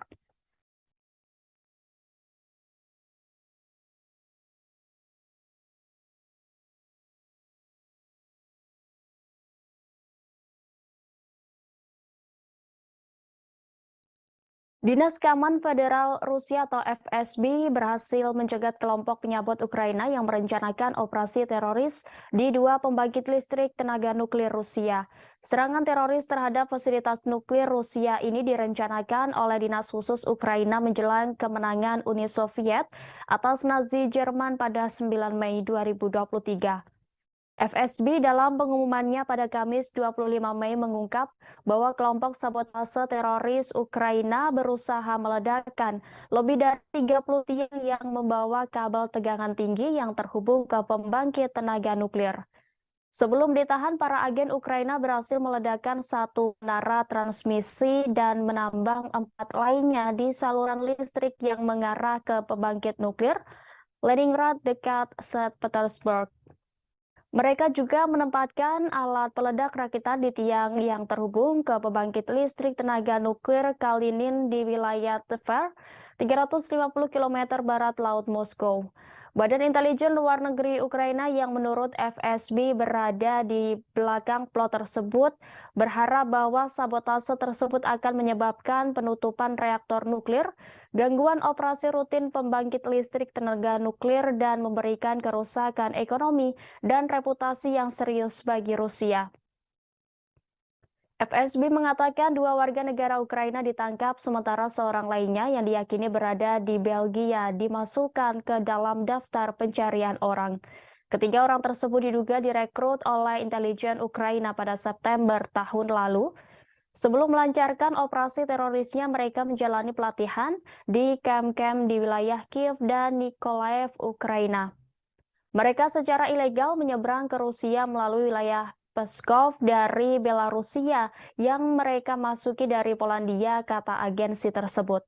Petugas Rusia menemukan cek yang disiapkan oleh para tersangka yang berisi 36,5 kg bahan peledak plastik C4, 61 detonator listrik buatan luar negeri, 38 pengatur waktu elektronik, dan 2 pistol Makarov berserta amunisinya. Dua warga negara Rusia juga ditahan karena dicurigai menyediakan alat komunikasi dan kendaraan dengan plat nomor palsu untuk para penyabot Ukraina, FSB menambahkan.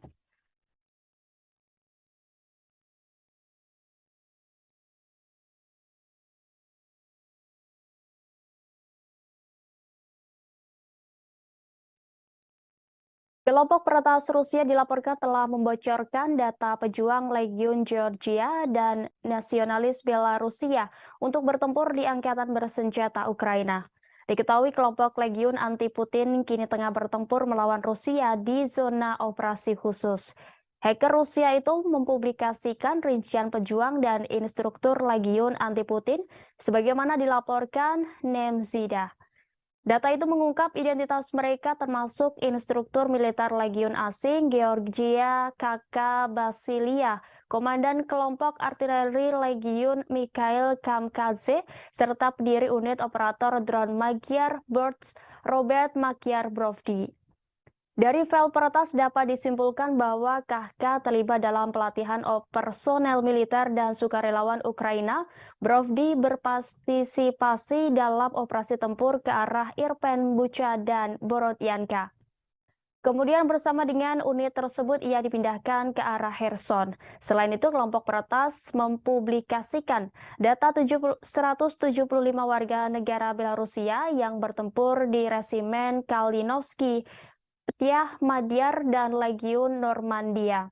Daftar yang diposting di portal Nemzida mencakup mereka yang dihukum karena kejahatan kekerasan dan mereka yang dicari di Belarus karena mencoba merebut kekuasaan dengan kekerasan. Secara khusus, kelompok peretas memberikan informasi tentang Alexander Rutkevich yang ikut serta dalam kerusuhan massal di negara itu pada tahun 2020. Dia ditahan oleh KGB pada tahun 2021, tetapi dia melarikan diri ke Ukraina, di mana dia bergabung dengan Resimen Azov. Militan itu kemudian bergabung dengan Batalion Katusia Kalinovsky yang dibentuk dari tentara bayaran Rusia. Militan lain yang disebut dalam berkas tersebut adalah Nikolai Sibirsky yang tinggal di Jerman selama 20 tahun dan merupakan salah satu pemimpin resimen Pogonia di Ukraina yang terdiri dari warga negara Belarusia. Militan ini terlibat dalam operasi militer di Ukraina selama 5 tahun. Pada hari Rabu, mantan Wakil Menteri Pertahanan Polandia Waldemar Skiracka mengatakan bahwa Warsawa sedang mempersiapkan kudeta bersenjata di Belarusia. Menurutnya, Polandia akan menggunakan tentara bayaran Belarusia yang bertempur di pihak Ukraina melawan Rusia untuk melakukannya. Kelompok peretas Rahdit Rusia bukan kali pertamanya membocorkan data pribadi pejuang Ukraina. Pada Juli 2022, komunitas itu menerbitkan di sebuah domain publik data dari ribuan karyawan Direktorat Intelijen Utama Departemen Militer Ukraina. Dicatat bahwa data tersebut berhasil diperoleh akibat kelemahan dalam perlindungan jaringan Direktorat Pusat Direktorat Intelijen Utama di Pulau Rybalski di Kiev.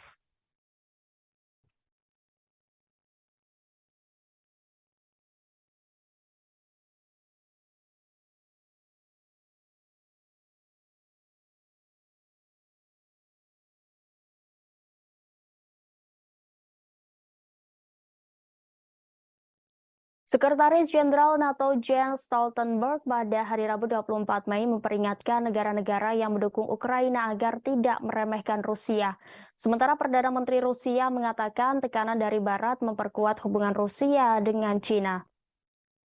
Jens Stoltenberg memperingatkan agar tak meremehkan Rusia karena mereka telah mengambil banyak korban. Oleh karena itu, Jens Stoltenberg menekankan pentingnya mempersiapkan diri untuk jangka panjang dan satu-satunya cara untuk melakukan itu adalah memastikan bahwa Eropa dan Amerika Utara berdiri tegak bersama. Berbicara di forum Jerman Marshall Fund di Brussels, Stoltenberg mengecam Rusia dan menuduh negara itu memiliki peralatan pelatihan dan moral yang buruk, antara lain sementara konflik di Ukraina terus berlanjut. Mengenai Presiden Rusia Vladimir Putin dan perangnya di Ukraina, Stoltenberg mengatakan Presiden Rusia Vladimir Putin membuat setidaknya 2 kesalahan besar secara strategis. Salah satunya adalah meremehkan Ukraina, keberanian, tekad, kegigihan rakyat Ukraina, kepemimpinan politik Ukraina, dan angkatan bersenjata Ukraina. Stoltenberg memuji senjata dan peralatan yang dikirim ke Ukraina oleh sekutu-sekutunya dengan menyatakan bahwa semua bantuan itu membuat perbedaan di medan tempur. Sementara itu, Perdana Menteri Rusia Mikhail Mishustin dalam pertemuan dengan mitranya dari China di Beijing pada Rabu mengatakan tekanan dari Barat memperkuat hubungan Rusia dengan China. Kunjungan Mishustin dilakukan sementara Rusia semakin beralih ke China untuk mendapatkan dukungan diplomatik dan ekonomi di tengah meningkatnya isolasi atas invasinya di Ukraina. Dalam sambutan pembukaan pada pertemuan hari Rabu dengan Perdana Menteri Cina Li Qiang, Mishustin tidak menyebutkan perang yang telah berusia 15 bulan itu. China telah menolak untuk mengecam invasi Rusia dan justru memusatkan perhatian pada pekerja sama ekonomi antara kedua negara tetangga yang telah bersekutu untuk menantang kepemimpinan Amerika dalam urusan global. Mishustin juga memuji eratnya hubungan antara Rusia dan China. China mengatakan pihaknya netral mengenai perang Rusia di Ukraina dan ingin membantu sebagai penengah untuk mengakhiri konflik itu. Tetapi China juga menyalahkan Barat yang dituduhnya memprovokasi Moskow dan telah mempertahankan hubungan diplomatik dan perdagangan yang kuat dengan Rusia untuk menentang sanksi terhadap Rusia. Utusan khusus China bertemu dengan Presiden Ukraina Volodymyr Zelensky dan pejabat pemerintah lainnya dalam pembicaraan di Kiev sebelumnya bulan ini. Beijing merilis rencana perdamaian pada Februari, tetapi sebagian besar sekutu Ukraina menolaknya dan bersikeras bahwa Putin harus menarik pasukannya. Rencana perdamaian 10 poin Zelensky sendiri mencakup tuntutan untuk mengadili kejahatan perang yang dilakukan oleh Rusia.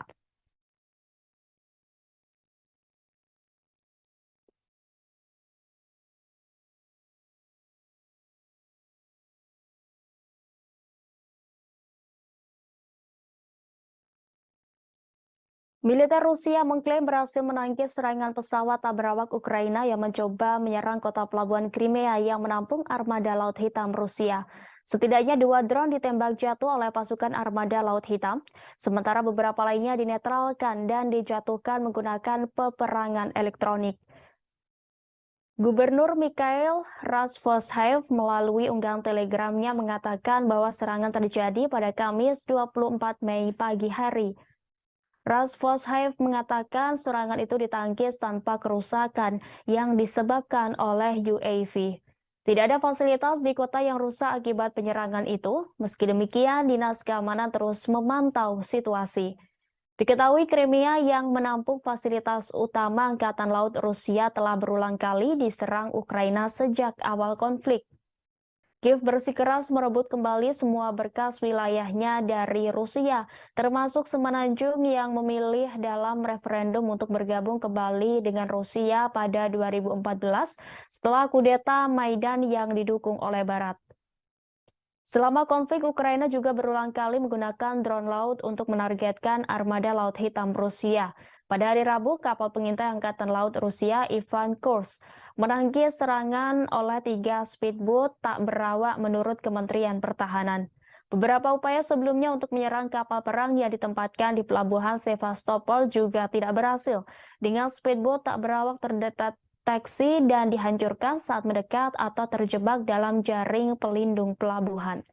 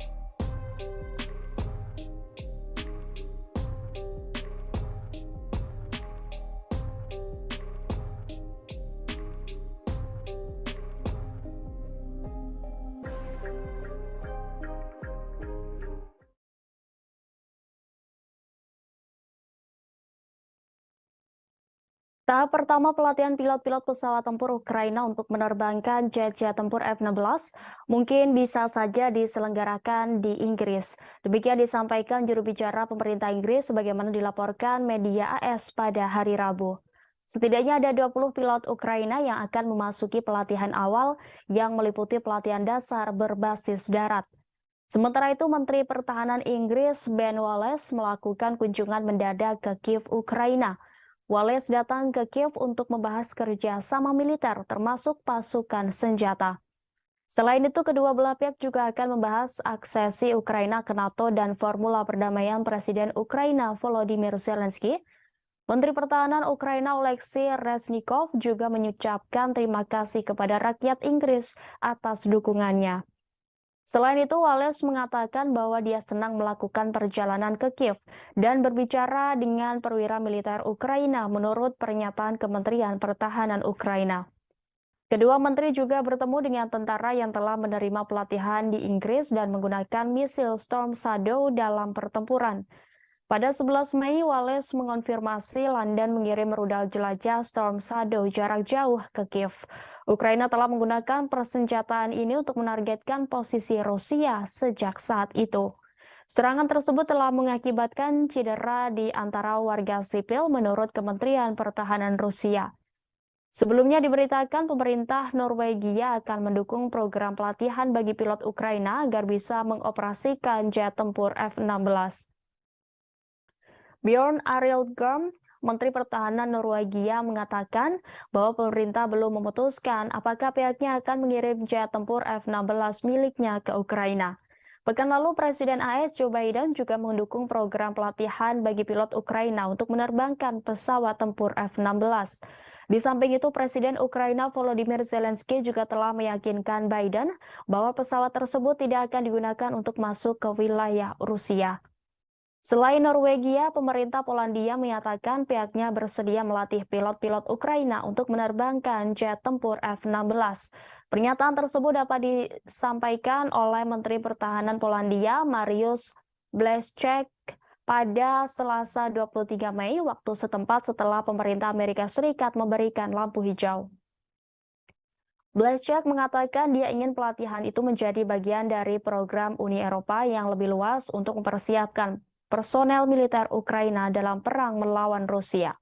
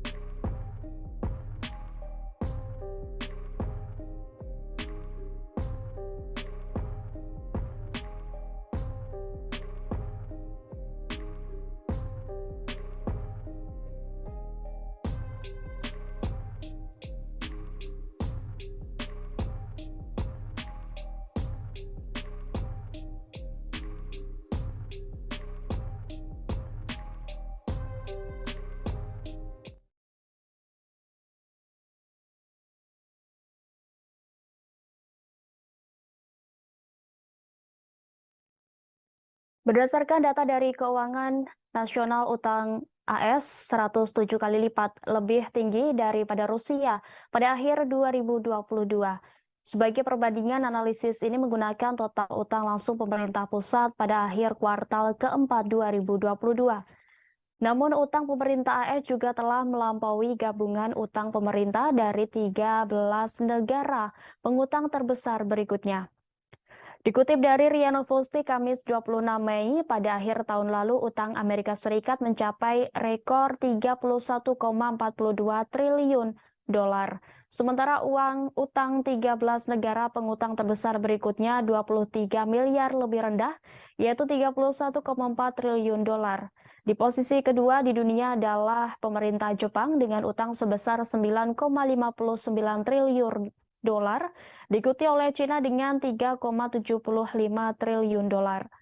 Pemerintah Inggris berutang 3,03 triliun dolar dan pemerintah pusat Italia melengkapi 5 besar negara yang paling banyak berutang dengan 2,88 triliun dolar. Kemudian pada Prancis, India, Jerman, Spanyol, Kanada, Brasil, Korea Selatan, Singapura, dan Australia dengan total 12,15 triliun dolar.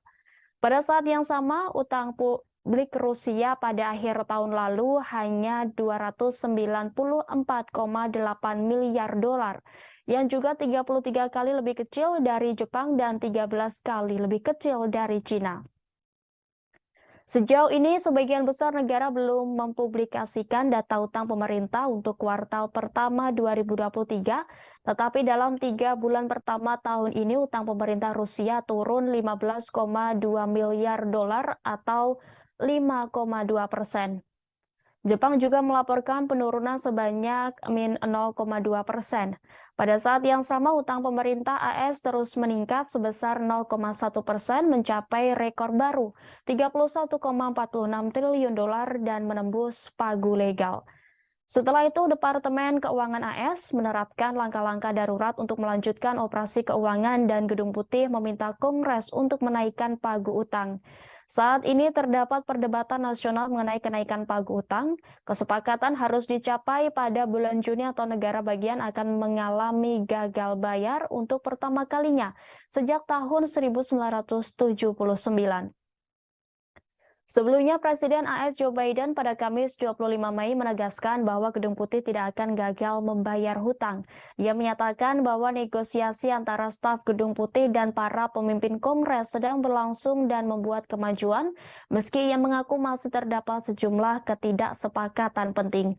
Meski demikian, Biden mengatakan bahwa ketidaksepakatan itu kini berkisar soal perselisihan akan seperti apa anggaran ke depan, bukan soal apakah AS akan gagal membayar utang atau tidak. Meski memiliki utang lebih banyak dibandingkan Rusia, Amerika Serikat pemasok senjata terbesar ke Ukraina selama invasi dimulai. Paket bantuan terbaru dari Washington untuk Angkatan Bersenjata Ukraina bernilai mencapai 675 juta dolar atau setara dengan 10 triliun rupiah.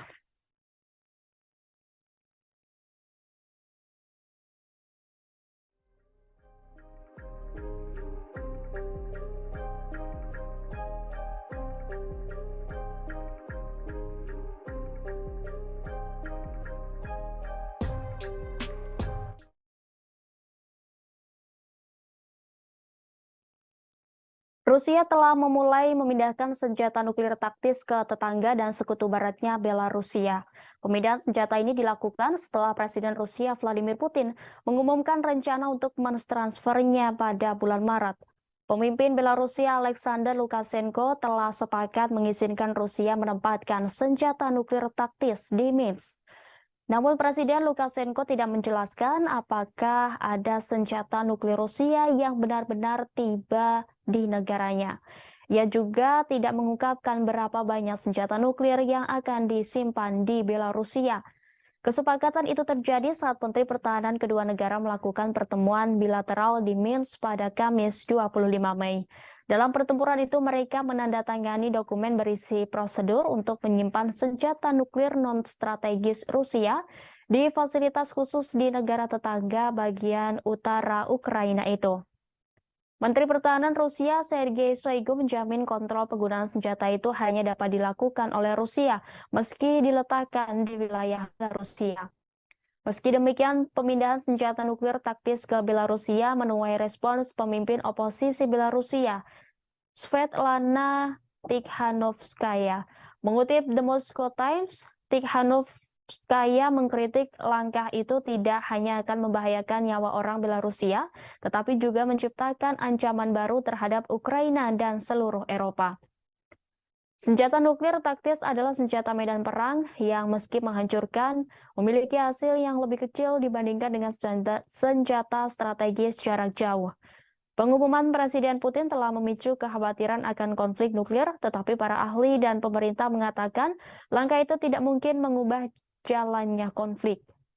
Sebelumnya pada 25 Maret 2023, Presiden Rusia Vladimir Putin mengumumkan rencana untuk mentransfer senjata itu ke Belarusia. Presiden Rusia mengatakan Barat sedang berperang dalam perang proksi yang meningkat melawan Rusia. Pemerintah AS yakin Rusia memiliki sekitar 2.000 senjata nuklir taktis yang meliputi bom yang dapat dibawa oleh pesawat terbang, hulu ledak untuk rudal jarak pendek, dan peluru artileri dikutip dari AP News.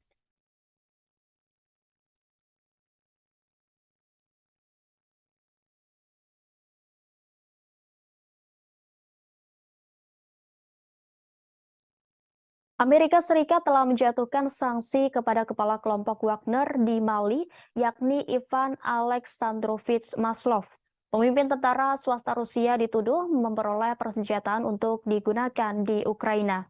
Departemen Keuangan AS mengatakan bahwa Ivan Alexandrovich Maslov bekerja sama dengan para pejabat Mali untuk membangun kehadiran Wagner di Mali dan tempat lain di Afrika.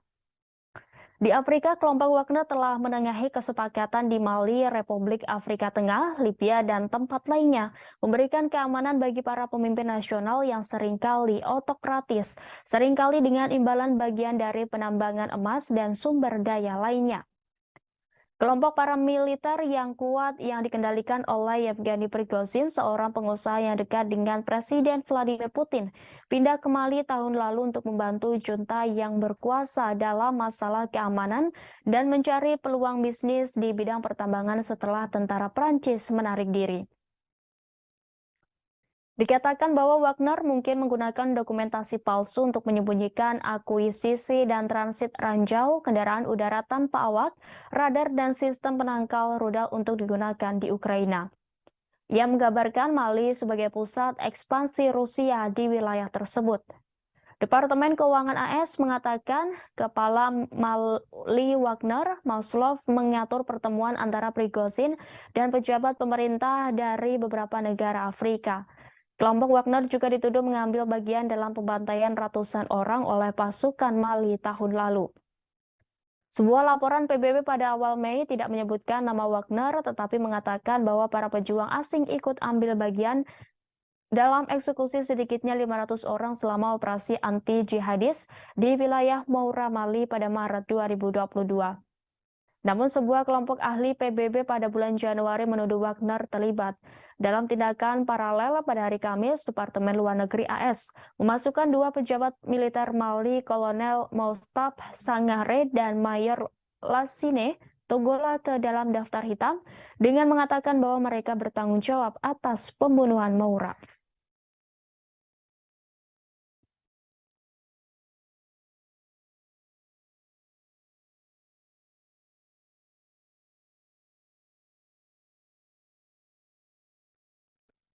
Tentara bayaran Rusia Wagner Group resmi angkat kaki dari Bakhmut setelah mengklaim membebaskan kota tersebut.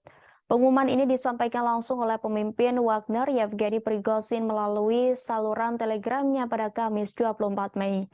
Prigozhin menyatakan pasukannya akan sepenuhnya mundur dari Bakhmut pada 1 Juni mendatang.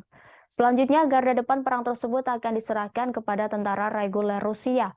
Wagner akan menyerahkan posisi amunisi termasuk ransum kering kepada pasukan resmi Rusia. Dalam video itu nampak Prigozhin mengenakan perlengkapan perang, berdiri di samping blok perumahan yang hancur imbas perang. Sebelumnya Prigozhin sudah mengumumkan bahwa Wagner bakal menarik diri dari Bakhmut setelah berbulan-bulan bertempur. Alasannya menarik diri karena pasukannya sudah berhasil merebut semua wilayah yang dijanjikan untuk direbut. Meski demikian, Prigozhin tidak merinci wilayah mana saja yang harus direbut berdasarkan perjanjian dengan Kremlin. Hanya saja ia mengatakan bahwa saat ini tidak ada lagi pasukan Ukraina yang tersisa di kota itu. Para pejuang Prigozhin telah terlibat dalam pertempuran berdarah untuk Bakhmut sejak musim panas 2022. Penarikan diri mereka dilakukan setelah ia merilis beberapa video panas yang ditujukan kepada Menteri Pertahanan Rusia, Sergei Shoigu, dan Kepala Staf Umum Valery Gerasimov, mengkritik mereka atas kegagalan mereka untuk menyediakan lebih banyak amunisi bagi para pejuangnya. Setelah meninggalkan Bakhmut, unit-unit grup Wagner akan beristirahat melengkapi diri dan merekrut pejuang baru, kata Prigozhin. Seraya menambahkan bahwa pasukan paramiliter akan menerima tugas baru setelah berkumpul kembali. Kepala Wagner mengatakan pada hari Sabtu bahwa Bakhmut sudah sebuah kota industri kecil di wilayah Donetsk, timur Ukraina telah jatuh ke tangan pasukannya. Juru bicara militer Ukraina, Serhiy Cherevati, pada hari Selasa membantah klaim tersebut.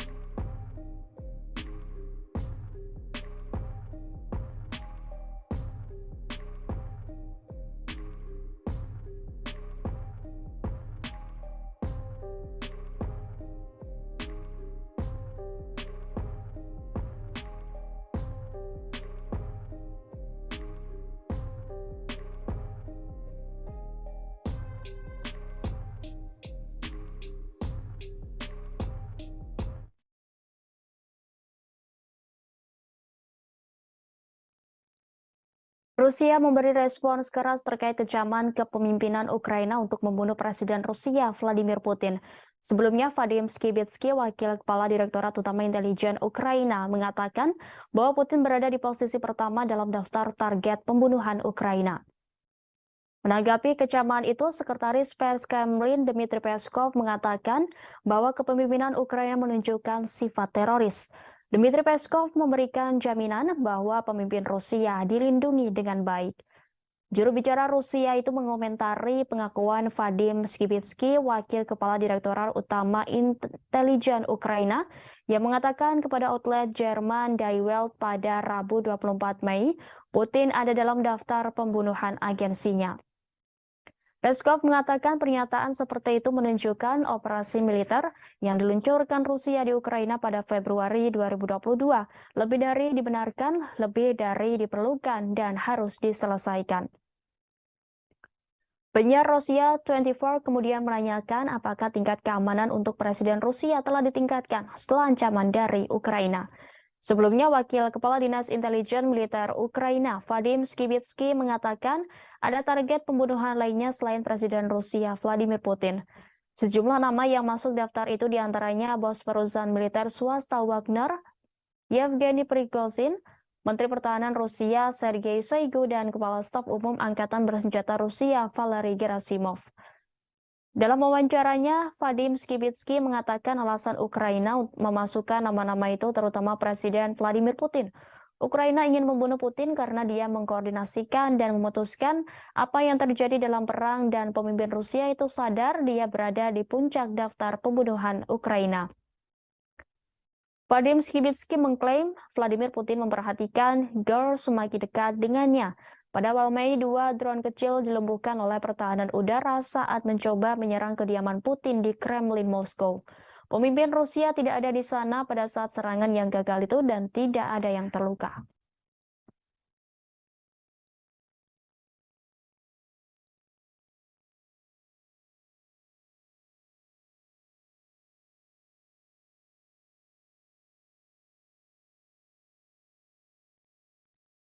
Militer Rusia mengklaim menghentikan aksi 5 kelompok penyambut angkatan bersenjata Ukraina di zona operasi khusus. Kementerian Pertahanan Rusia mengatakan pihaknya menghentikan tindakan kelompok sabotase dan pengintaian Ukraina di wilayah pemukiman Vladimirovka di Republik Rakyat Donetsk. Selain itu, angkatan bersenjata berhasil mencegah aksi 4 DRG Ukraina di wilayah Kharkiv, Republik Rakyat Donetsk, dan Luhansk. Selama sehari terakhir, musuh kehilangan hingga 190 prajurit, 3 kendaraan, dan howitzer D-30 ke arah Kupiansk. Kiev menderita kerugian terbesar ke arah Donetsk. Tentara Rusia mengklaim menghancurkan setidaknya 270 militer Ukraina, 3 kendaraan tempur lapis baja. Selain itu juga menghancurkan kendaraan dan howitzer D-30 serta 2 gudang amunisi di DPR. Di arah Krasnolimansk, Angkatan bersenjata Ukraina kehilangan hingga 65 prajurit di Yuzhno-Donetsk dan Zaporozhye, hingga 110 pejuang, dan di Kherson hingga 25 prajurit. Selama 24 terakhir, pasukan pertahanan udara mencegah 8 peluncur roket ganda HIMARS dan menembak jatuh 26 drone musuh. Sebelumnya, sistem pertahanan udara Rusia selama beberapa hari terakhir menembak jatuh 28 drone Ukraina dan 8 peluru HIMARS MLRS. Selain itu, penerbangan operasional taktis dan militer angkatan bersenjata RF menghantam 95 unit artileri serta peralatan tenaga kerja dan militer pasukan Ukraina di 102 distrik pada siang hari. Secara total 429 pesawat tempur Ukraina, 235 helikopter, 4.321 kendaraan udara tak berawak, 424 sistem rudal anti pesawat, 9.298 tank dan kendaraan tempur lapis baja lainnya, 1.100 kendaraan tempur dari berbagai sistem peluncuran roket, 4.901 artileri lapangan dan mortir, serta 10.447 unit kendaraan khusus militer.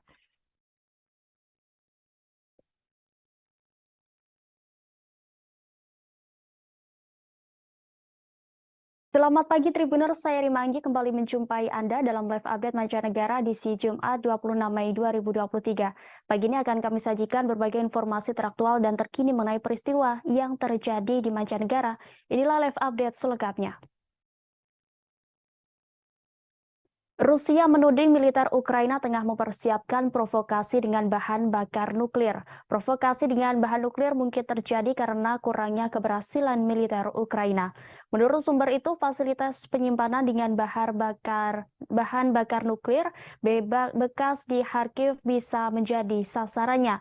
Ditambahkan bahwa Kiev mungkin bisa menyalahkan Moskow atas kemungkinan serangan rudal ke fasilitas nuklir.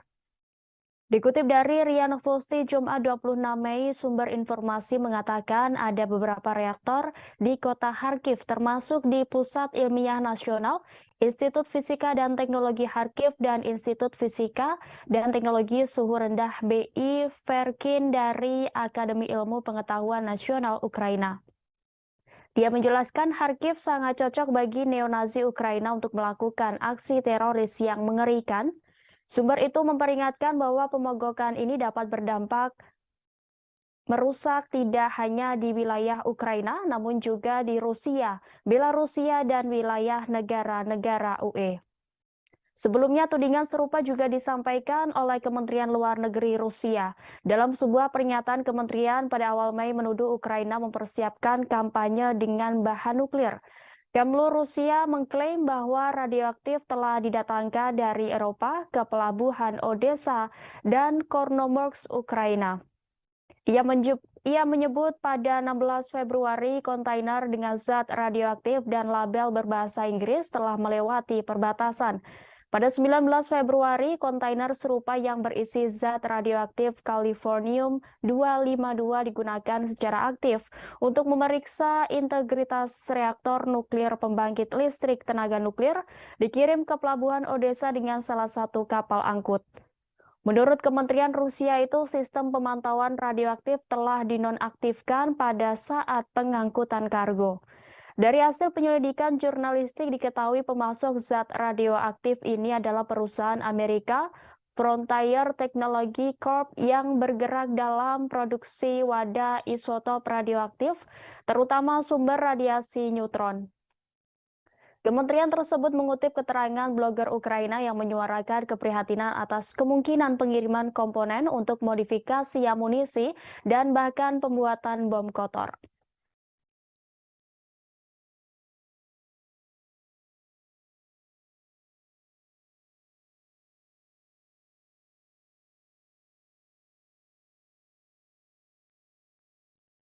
Dinas Keamanan Federal Rusia atau FSB berhasil mencegat kelompok penyabot Ukraina yang merencanakan operasi teroris di dua pembangkit listrik tenaga nuklir Rusia. Serangan teroris terhadap fasilitas nuklir Rusia ini direncanakan oleh Dinas Khusus Ukraina menjelang kemenangan Uni Soviet atas Nazi Jerman pada 9 Mei 2023.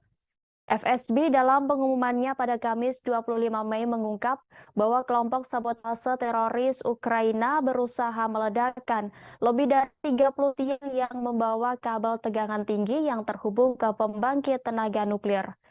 Sebelum ditahan, para agen Ukraina berhasil meledakkan satu menara transmisi dan menambang 4 lainnya di saluran listrik yang mengarah ke pembangkit nuklir Leningrad dekat St. Petersburg. Mereka juga menempatkan alat peledak rakitan di tiang yang terhubung ke pembangkit listrik tenaga nuklir Kalinin di wilayah Tver, 350 km barat Laut Moskow.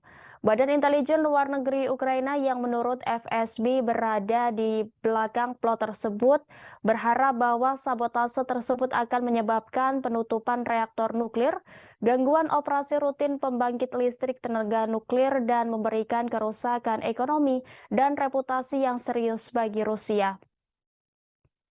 FSB mengatakan dua warga negara Ukraina ditangkap sementara seorang lainnya yang diyakini berada di Belgia dimasukkan ke dalam daftar pencarian orang. Ketiga orang tersebut diduga direkrut oleh intelijen Ukraina pada September tahun lalu. Sebelum melancarkan operasi terorisnya, mereka menjalani pelatihan di kamp-kamp di wilayah Kiev dan Nikolaev, Ukraina. Mereka secara ilegal menyeberang ke Rusia melalui wilayah Pskov dari Belarusia yang mereka masuki dari Polandia, kata agensi tersebut. Petugas Rusia menemukan cek yang disiapkan oleh para tersangka yang berisi 36,5 kg bahan peledak plastik C4, 61 detonator listrik buatan luar negeri, 38 pengatur waktu elektronik, dan 2 pistol Makarov berserta amunisinya. Dua warga negara Rusia juga ditahan karena dicurigai menyediakan alat komunikasi dan kendaraan dengan plat nomor palsu untuk para penyabot Ukraina, FSB menambahkan.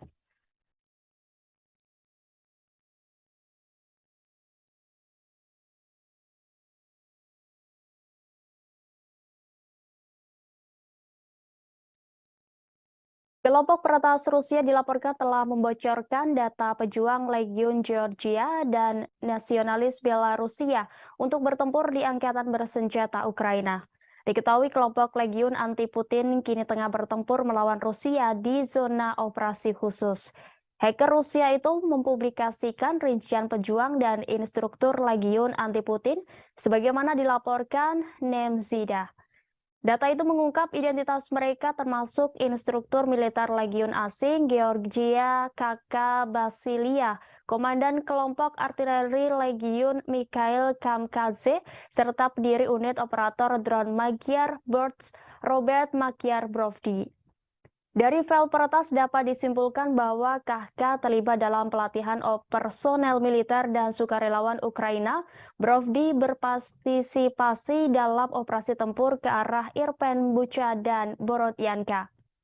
Kemudian bersama dengan unit tersebut ia dipindahkan ke arah Kherson. Selain itu, kelompok peretas mempublikasikan data 175 warga negara Belarusia yang bertempur di resimen Kalinovsky, Petiah Madyar, dan Legiun Normandia.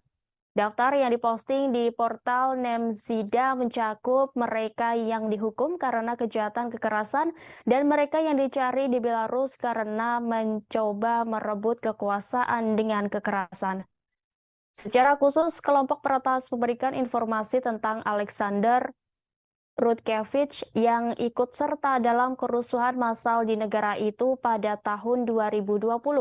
Dia ditahan oleh KGB pada tahun 2021, tetapi dia melarikan diri ke Ukraina, di mana dia bergabung dengan resimen Azov.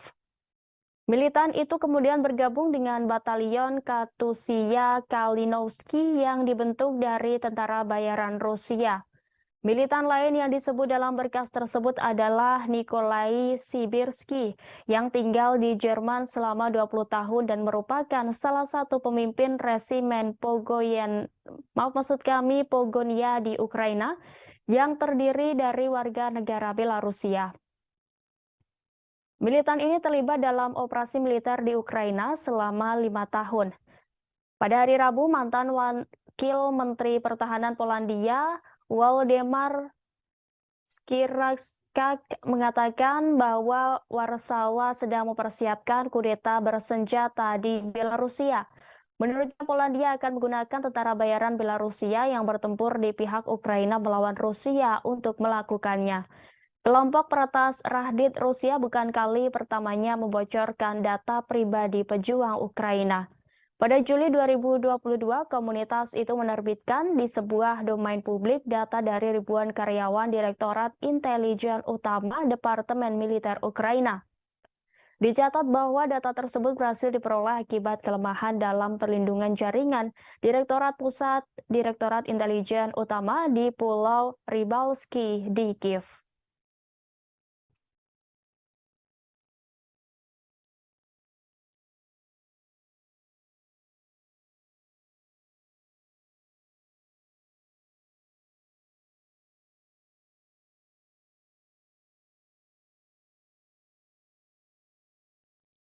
Sekretaris Jenderal NATO Jens Stoltenberg pada hari Rabu 24 Mei memperingatkan negara-negara yang mendukung Ukraina agar tidak meremehkan Rusia. Sementara Perdana Menteri Rusia mengatakan tekanan dari Barat memperkuat hubungan Rusia dengan China. Jens Stoltenberg memperingatkan agar tak meremehkan Rusia karena mereka telah mengambil banyak korban. Oleh karena itu, Jens Stoltenberg menekankan pentingnya mempersiapkan diri untuk jangka panjang dan satu-satunya cara untuk melakukan itu adalah memastikan bahwa Eropa dan Amerika Utara berdiri tegak bersama. Berbicara di forum Jerman Marshall Fund di Brussels, Stoltenberg mengecam Rusia dan menuduh negara itu memiliki peralatan pelatihan dan moral yang buruk, antara lain sementara konflik di Ukraina terus berlanjut. Mengenai Presiden Rusia Vladimir Putin dan perangnya di Ukraina, Stoltenberg mengatakan Presiden Rusia Vladimir Putin membuat setidaknya 2 kesalahan besar secara strategis. Salah satunya adalah meremehkan Ukraina, keberanian, tekad, kegigihan rakyat Ukraina, kepemimpinan politik Ukraina, dan angkatan bersenjata Ukraina. Stoltenberg memuji senjata dan peralatan yang dikirim ke Ukraina oleh sekutu-sekutunya dengan menyatakan bahwa semua bantuan itu membuat perbedaan di medan tempur. Sementara itu, Perdana Menteri Rusia Mikhail Mishustin dalam pertemuan dengan mitranya dari China di Beijing pada Rabu mengatakan tekanan dari Barat memperkuat hubungan Rusia dengan China. Kunjungan Mishustin dilakukan sementara Rusia semakin beralih ke China untuk mendapatkan dukungan diplomatik dan ekonomi di tengah meningkatnya isolasi atas invasinya di Ukraina. Dalam sambutan pembukaan pada pertemuan hari Rabu dengan Perdana Menteri China Li Qiang, Mishustin tidak menyebutkan perang yang telah berusia 15 bulan itu. China telah menolak untuk mengecam invasi Rusia dan justru memusatkan perhatian pada pekerja sama ekonomi antara kedua negara tetangga yang telah bersekutu untuk menantang kepemimpinan Amerika dalam urusan global. Mishustin juga memuji eratnya hubungan antara Rusia dan China. China mengatakan pihaknya netral mengenai perang Rusia di Ukraina dan ingin membantu sebagai penengah untuk mengakhiri konflik itu. Tetapi China juga menyalahkan Barat yang dituduhnya memprovokasi Moskow dan telah mempertahankan hubungan diplomatik dan perdagangan yang kuat dengan Rusia untuk menentang sanksi terhadap Rusia. Utusan khusus Cina bertemu dengan Presiden Ukraina Volodymyr Zelensky dan pejabat pemerintah lainnya dalam pembicaraan di Kiev sebelumnya bulan ini. Beijing merilis rencana perdamaian pada Februari, tetapi sebagian besar sekutu Ukraina menolaknya dan bersikeras bahwa Putin harus menarik pasukannya. Rencana perdamaian 10 poin Zelensky sendiri mencakup tuntutan untuk mengadili kejahatan perang yang dilakukan oleh Rusia.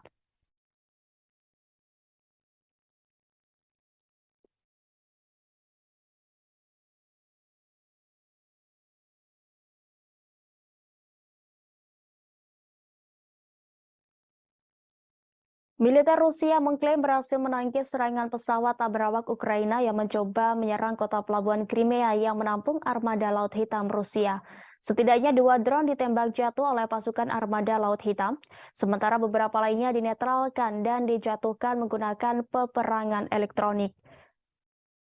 Gubernur Mikhail Razvozhaev melalui unggahan telegramnya mengatakan bahwa serangan terjadi pada Kamis 24 Mei pagi hari.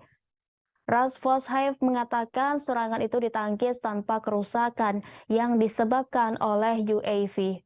Tidak ada fasilitas di kota yang rusak akibat penyerangan itu. Meski demikian, Dinas Keamanan terus memantau situasi. Diketahui Crimea yang menampung fasilitas utama Angkatan Laut Rusia telah berulang kali diserang Ukraina sejak awal konflik. Kiev bersikeras merebut kembali semua berkas wilayahnya dari Rusia, termasuk Semenanjung yang memilih dalam referendum untuk bergabung kembali dengan Rusia pada 2014 setelah kudeta Maidan yang didukung oleh Barat.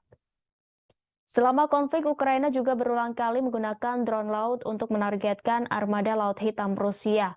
Pada hari Rabu, kapal pengintai Angkatan Laut Rusia Ivan Kurs menangkis serangan oleh 3 speedboat tak berawak menurut Kementerian Pertahanan. Beberapa upaya sebelumnya untuk menyerang kapal perang yang ditempatkan di pelabuhan Sevastopol juga tidak berhasil, dengan speedboat tak berawak terdeteksi dan dihancurkan saat mendekat atau terjebak dalam jaring pelindung pelabuhan.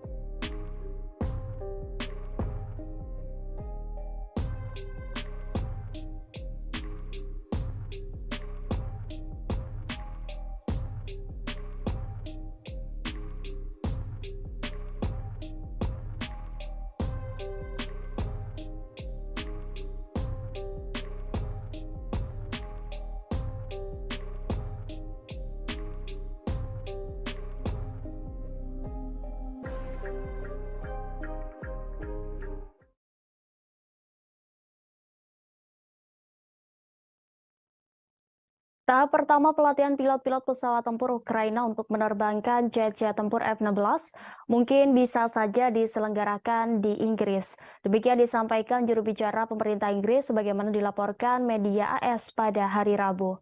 Setidaknya ada 20 pilot Ukraina yang akan memasuki pelatihan awal yang meliputi pelatihan dasar berbasis darat. Sementara itu, Menteri Pertahanan Inggris Ben Wallace melakukan kunjungan mendadak ke Kiev, Ukraina.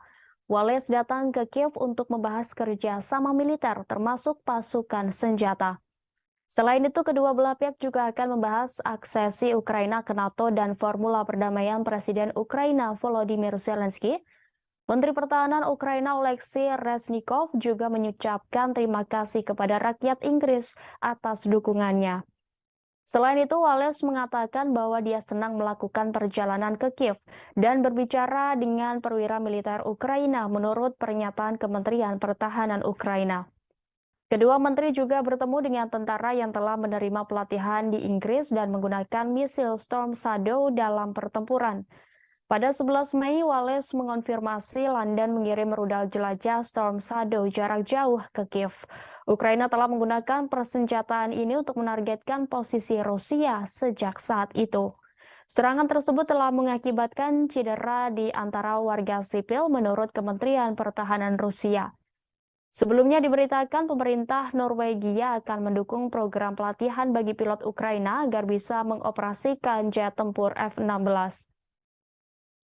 Bjorn Arild Gorm, Menteri Pertahanan Norwegia, mengatakan bahwa pemerintah belum memutuskan apakah pihaknya akan mengirim jet tempur F-16 miliknya ke Ukraina. Pekan lalu, Presiden AS Joe Biden juga mendukung program pelatihan bagi pilot Ukraina untuk menerbangkan pesawat tempur F-16. Di samping itu, Presiden Ukraina Volodymyr Zelensky juga telah meyakinkan Biden bahwa pesawat tersebut tidak akan digunakan untuk masuk ke wilayah Rusia. Selain Norwegia, pemerintah Polandia menyatakan pihaknya bersedia melatih pilot-pilot Ukraina untuk menerbangkan jet tempur F-16. Pernyataan tersebut dapat disampaikan oleh Menteri Pertahanan Polandia, Mariusz Błaszczak, pada Selasa 23 Mei waktu setempat setelah pemerintah Amerika Serikat memberikan lampu hijau. Błaszczak mengatakan dia ingin pelatihan itu menjadi bagian dari program Uni Eropa yang lebih luas untuk mempersiapkan personel militer Ukraina dalam perang melawan Rusia.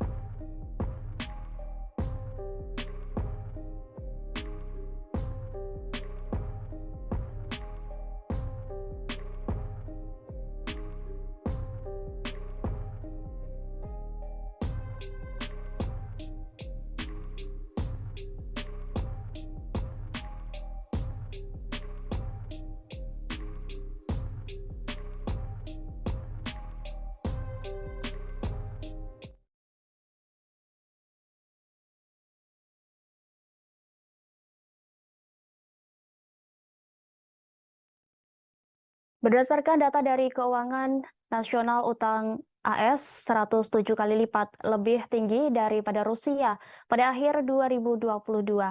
Sebagai perbandingan, analisis ini menggunakan total utang langsung pemerintah pusat pada akhir kuartal keempat 2022. Namun utang pemerintah AS juga telah melampaui gabungan utang pemerintah dari 13 negara pengutang terbesar berikutnya. Dikutip dari RIA Novosti Kamis 26 Mei, pada akhir tahun lalu utang Amerika Serikat mencapai rekor 31,42 triliun dolar. Sementara utang 13 negara pengutang terbesar berikutnya 23 miliar lebih rendah, yaitu 31,4 triliun dolar.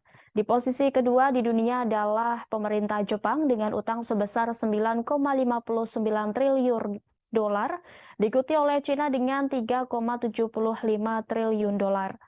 Pemerintah Inggris berutang 3,03 triliun dolar dan pemerintah pusat Italia melengkapi 5 besar negara yang paling banyak berutang dengan 2,88 triliun dolar.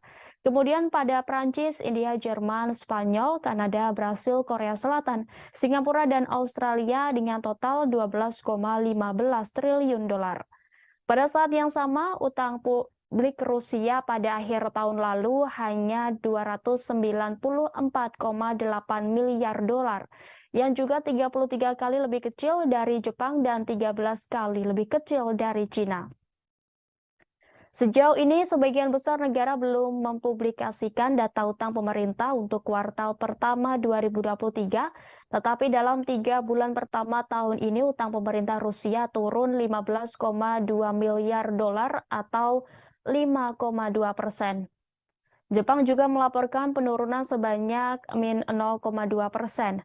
Pada saat yang sama, utang pemerintah AS terus meningkat sebesar 0,1% mencapai rekor baru 31,46 triliun dolar dan menembus pagu legal. Setelah itu, Departemen Keuangan AS menerapkan langkah-langkah darurat untuk melanjutkan operasi keuangan dan Gedung Putih meminta Kongres untuk menaikkan pagu utang. Saat ini terdapat perdebatan nasional mengenai kenaikan pagu utang. Kesepakatan harus dicapai pada bulan Juni atau negara bagian akan mengalami gagal bayar untuk pertama kalinya sejak tahun 1979. Sebelumnya, Presiden AS Joe Biden pada Kamis 25 Mei menegaskan bahwa Gedung Putih tidak akan gagal membayar hutang. Ia menyatakan bahwa negosiasi antara staf Gedung Putih dan para pemimpin Kongres sedang berlangsung dan membuat kemajuan, meski ia mengaku masih terdapat sejumlah ketidaksepakatan penting. Meski demikian, Biden mengatakan bahwa ketidaksepakatan itu kini berkisar soal perselisihan akan seperti apa anggaran ke depan, bukan soal apakah AS akan gagal membayar utang atau tidak. Meski memiliki utang lebih banyak dibandingkan Rusia, Amerika Serikat pemasok senjata terbesar ke Ukraina selama invasi dimulai. Paket bantuan terbaru dari Washington untuk Angkatan Bersenjata Ukraina bernilai mencapai 675 juta dolar atau setara dengan 10 triliun rupiah.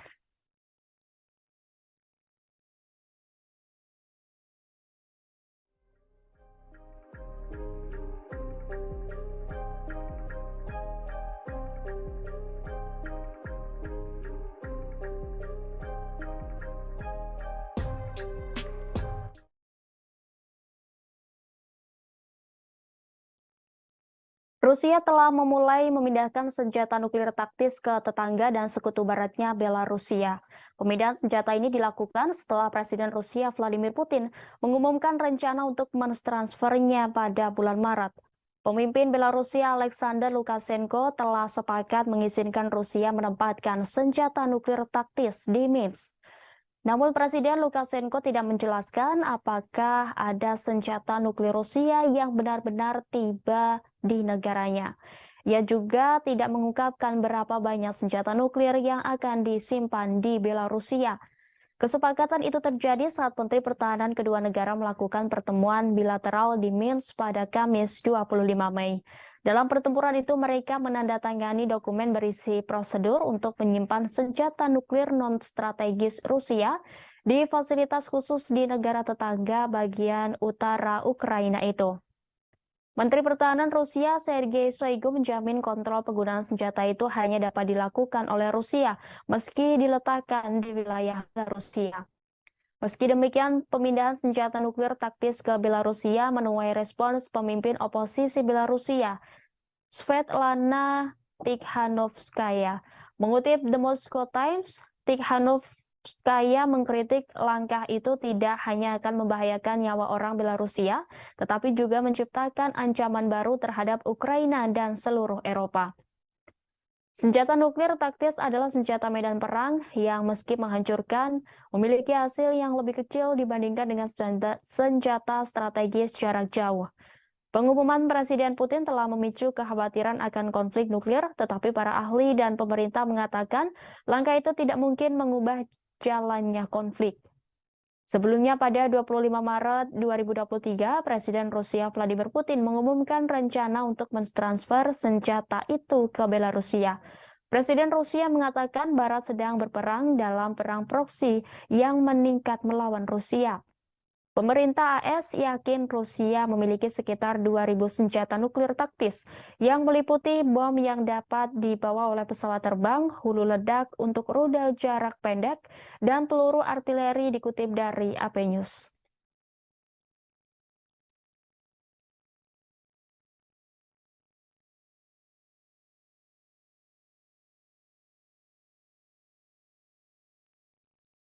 Amerika Serikat telah menjatuhkan sanksi kepada kepala kelompok Wagner di Mali, yakni Ivan Alexandrovich Maslov.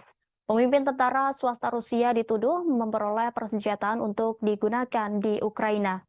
Departemen Keuangan AS mengatakan bahwa Ivan Alexandrovich Maslov bekerja sama dengan para pejabat Mali untuk membangun kehadiran Wagner di Mali dan tempat lain di Afrika. Di Afrika, kelompok Wagner telah menengahi kesepakatan di Mali, Republik Afrika Tengah, Libya, dan tempat lainnya, memberikan keamanan bagi para pemimpin nasional yang seringkali otokratis, seringkali dengan imbalan bagian dari penambangan emas dan sumber daya lainnya. Kelompok paramiliter yang kuat yang dikendalikan oleh Yevgeny Prigozhin, seorang pengusaha yang dekat dengan Presiden Vladimir Putin, pindah ke Mali tahun lalu untuk membantu junta yang berkuasa dalam masalah keamanan dan mencari peluang bisnis di bidang pertambangan setelah tentara Prancis menarik diri. Dikatakan bahwa Wagner mungkin menggunakan dokumentasi palsu untuk menyembunyikan akuisisi dan transit ranjau, kendaraan udara tanpa awak, radar, dan sistem penangkal rudal untuk digunakan di Ukraina. Ia menggambarkan Mali sebagai pusat ekspansi Rusia di wilayah tersebut. Departemen Keuangan AS mengatakan Kepala Mali Wagner, Maslov, mengatur pertemuan antara Prigozhin dan pejabat pemerintah dari beberapa negara Afrika. Kelompok Wagner juga dituduh mengambil bagian dalam pembantaian ratusan orang oleh pasukan Mali tahun lalu. Sebuah laporan PBB pada awal Mei tidak menyebutkan nama Wagner, tetapi mengatakan bahwa para pejuang asing ikut ambil bagian dalam eksekusi sedikitnya 500 orang selama operasi anti-jihadis di wilayah Moura, Mali pada Maret 2022. Namun sebuah kelompok ahli PBB pada bulan Januari menuduh Wagner terlibat dalam tindakan paralel. Pada hari Kamis, Departemen Luar Negeri AS memasukkan dua pejabat militer Mali, Kolonel Moustapha Sangare dan Mayor Lassine Togola ke dalam daftar hitam dengan mengatakan bahwa mereka bertanggung jawab atas pembunuhan Moura.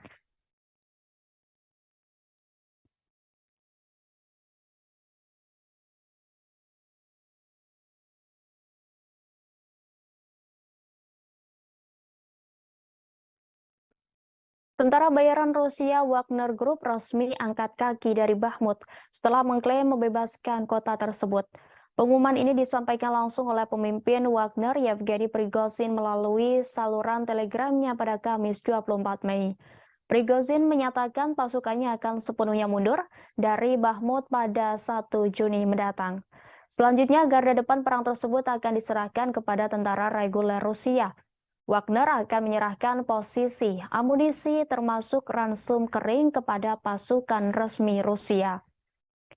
Dalam video itu nampak Prigozhin mengenakan perlengkapan perang, berdiri di samping blok perumahan yang hancur imbas perang. Sebelumnya Prigozhin sudah mengumumkan bahwa Wagner bakal menarik diri dari Bakhmut setelah berbulan-bulan bertempur. Alasannya menarik diri karena pasukannya sudah berhasil merebut semua wilayah yang dijanjikan untuk direbut. Meski demikian, Prigozhin tidak merinci wilayah mana saja yang harus direbut berdasarkan perjanjian dengan Kremlin. Hanya saja ia mengatakan bahwa saat ini tidak ada lagi pasukan Ukraina yang tersisa di kota itu. Para pejuang Prigozhin telah terlibat dalam pertempuran berdarah untuk Bakhmut sejak musim panas 2022. Penarikan diri mereka dilakukan setelah ia merilis beberapa video panas yang ditujukan kepada Menteri Pertahanan Rusia, Sergei Shoigu, dan Kepala Staf Umum Valery Gerasimov, mengkritik mereka atas kegagalan mereka untuk menyediakan lebih banyak amunisi bagi para pejuangnya. Setelah meninggalkan Bakhmut, unit-unit grup Wagner akan beristirahat, melengkapi diri, dan merekrut pejuang baru, kata Prigozhin. Seraya menambahkan bahwa pasukan paramiliter akan menerima tugas baru setelah berkumpul kembali.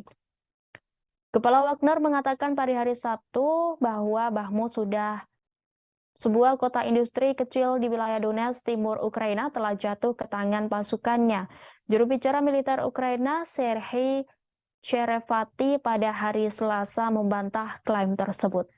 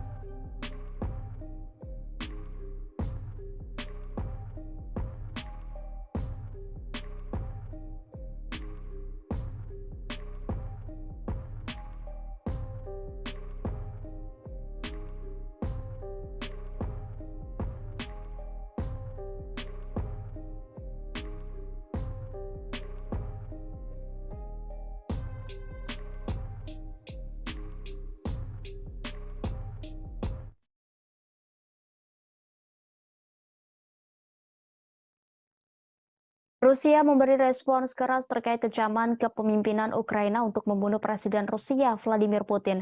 Sebelumnya, Vadim Skibitsky, wakil kepala Direktorat Utama Intelijen Ukraina, mengatakan bahwa Putin berada di posisi pertama dalam daftar target pembunuhan Ukraina. Menanggapi kecaman itu, Sekretaris Pers Kremlin Dmitry Peskov mengatakan bahwa kepemimpinan Ukraina menunjukkan sifat teroris. Dmitry Peskov memberikan jaminan bahwa pemimpin Rusia dilindungi dengan baik.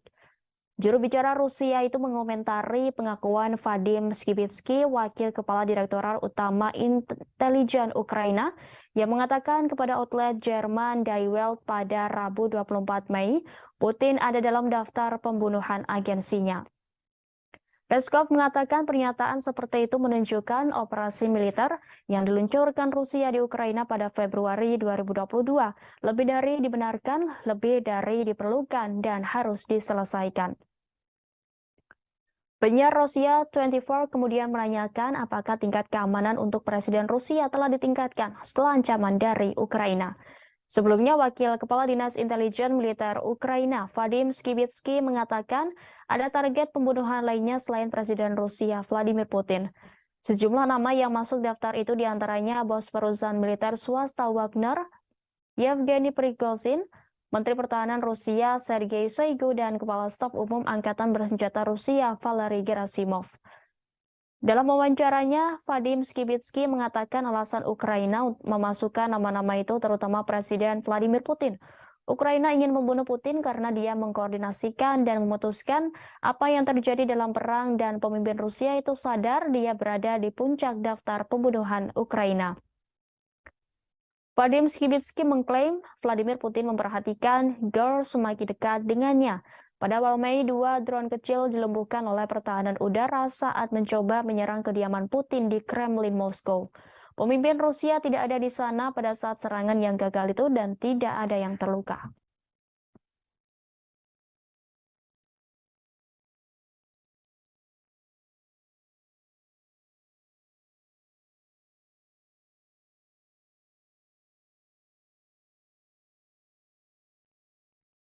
Militer Rusia mengklaim menghentikan aksi 5 kelompok penyambut angkatan bersenjata Ukraina di zona operasi khusus. Kementerian Pertahanan Rusia mengatakan pihaknya menghentikan tindakan kelompok sabotase dan pengintaian Ukraina di wilayah pemukiman Vladimirovka di Republik Rakyat Donetsk.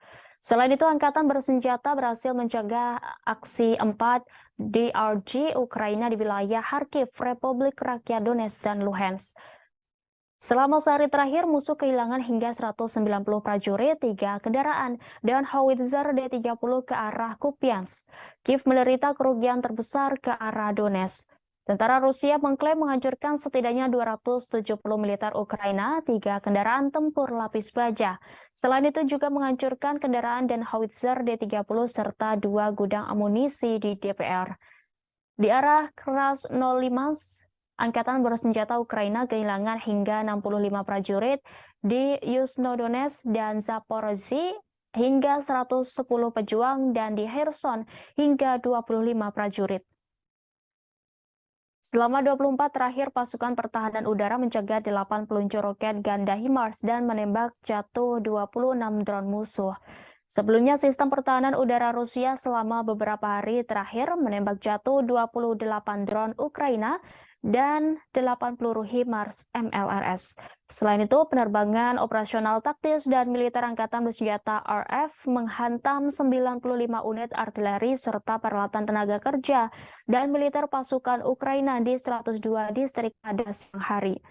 Secara total 429 pesawat tempur Ukraina, 235 helikopter, 4.321 kendaraan udara tak berawak, 424 sistem rudal anti pesawat, 9.298 tank dan kendaraan tempur lapis baja lainnya, 1.100 kendaraan tempur dari berbagai sistem peluncuran roket, 4.901 artileri lapangan dan mortir, serta 10.447 unit kendaraan khusus militer.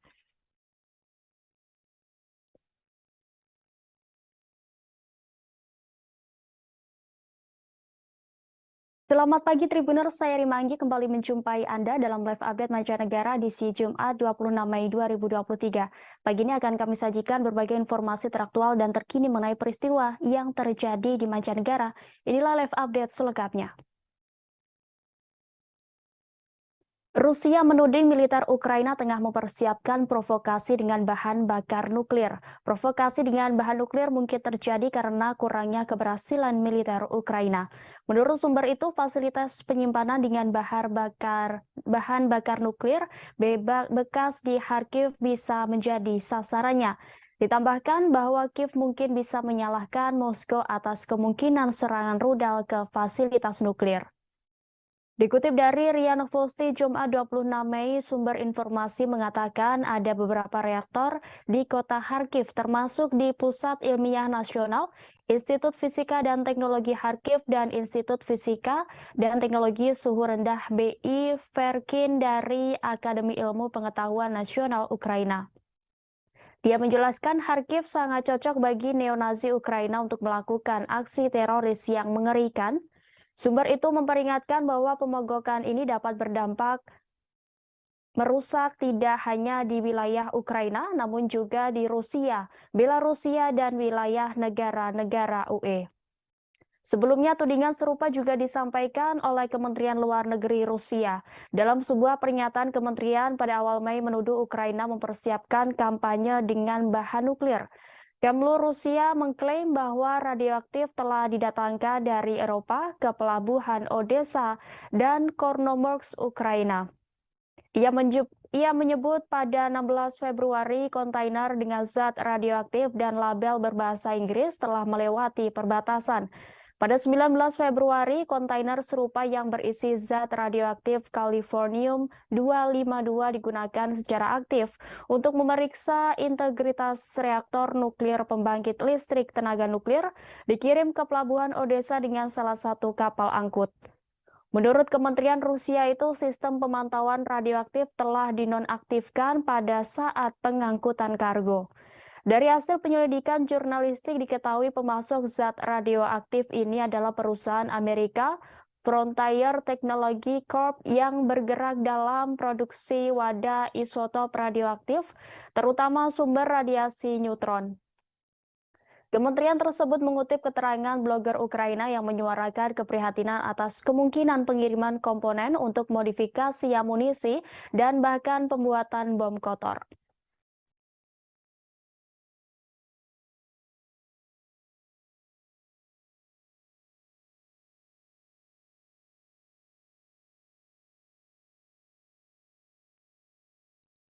Dinas Keamanan Federal Rusia atau FSB berhasil mencegat kelompok penyabot Ukraina yang merencanakan operasi teroris di dua pembangkit listrik tenaga nuklir Rusia. Serangan teroris terhadap fasilitas nuklir Rusia ini direncanakan oleh Dinas Khusus Ukraina menjelang kemenangan Uni Soviet atas Nazi Jerman pada 9 Mei 2023. FSB dalam pengumumannya pada Kamis 25 Mei mengungkap bahwa kelompok sabotase teroris Ukraina berusaha meledakkan lebih dari 30 tiang yang membawa kabel tegangan tinggi yang terhubung ke pembangkit tenaga nuklir. Sebelum ditahan, para agen Ukraina berhasil meledakkan satu menara transmisi dan menambang 4 lainnya di saluran listrik yang mengarah ke pembangkit nuklir Leningrad dekat St. Petersburg. Mereka juga menempatkan alat peledak rakitan di tiang yang terhubung ke pembangkit listrik tenaga nuklir Kalinin di wilayah Tver, 350 km barat Laut Moskow. Badan Intelijen Luar Negeri Ukraina yang menurut FSB berada di belakang plot tersebut berharap bahwa sabotase tersebut akan menyebabkan penutupan reaktor nuklir, gangguan operasi rutin pembangkit listrik tenaga nuklir, dan memberikan kerusakan ekonomi dan reputasi yang serius bagi Rusia. FSB mengatakan dua warga negara Ukraina ditangkap sementara seorang lainnya yang diyakini berada di Belgia dimasukkan ke dalam daftar pencarian orang. Ketiga orang tersebut diduga direkrut oleh intelijen Ukraina pada September tahun lalu. Sebelum melancarkan operasi terorisnya, mereka menjalani pelatihan di kamp-kamp di wilayah Kiev dan Nikolaev, Ukraina. Mereka secara ilegal menyeberang ke Rusia melalui wilayah Peskov dari Belarusia yang mereka masuki dari Polandia, kata agensi tersebut. Petugas Rusia menemukan cek yang disiapkan oleh para tersangka yang berisi 36,5 kg bahan peledak plastik C4, 61 detonator listrik buatan luar negeri, 38 pengatur waktu elektronik, dan 2 pistol Makarov berserta amunisinya. Dua warga negara Rusia juga ditahan karena dicurigai menyediakan alat komunikasi dan kendaraan dengan plat nomor palsu untuk para penyabot Ukraina, FSB menambahkan.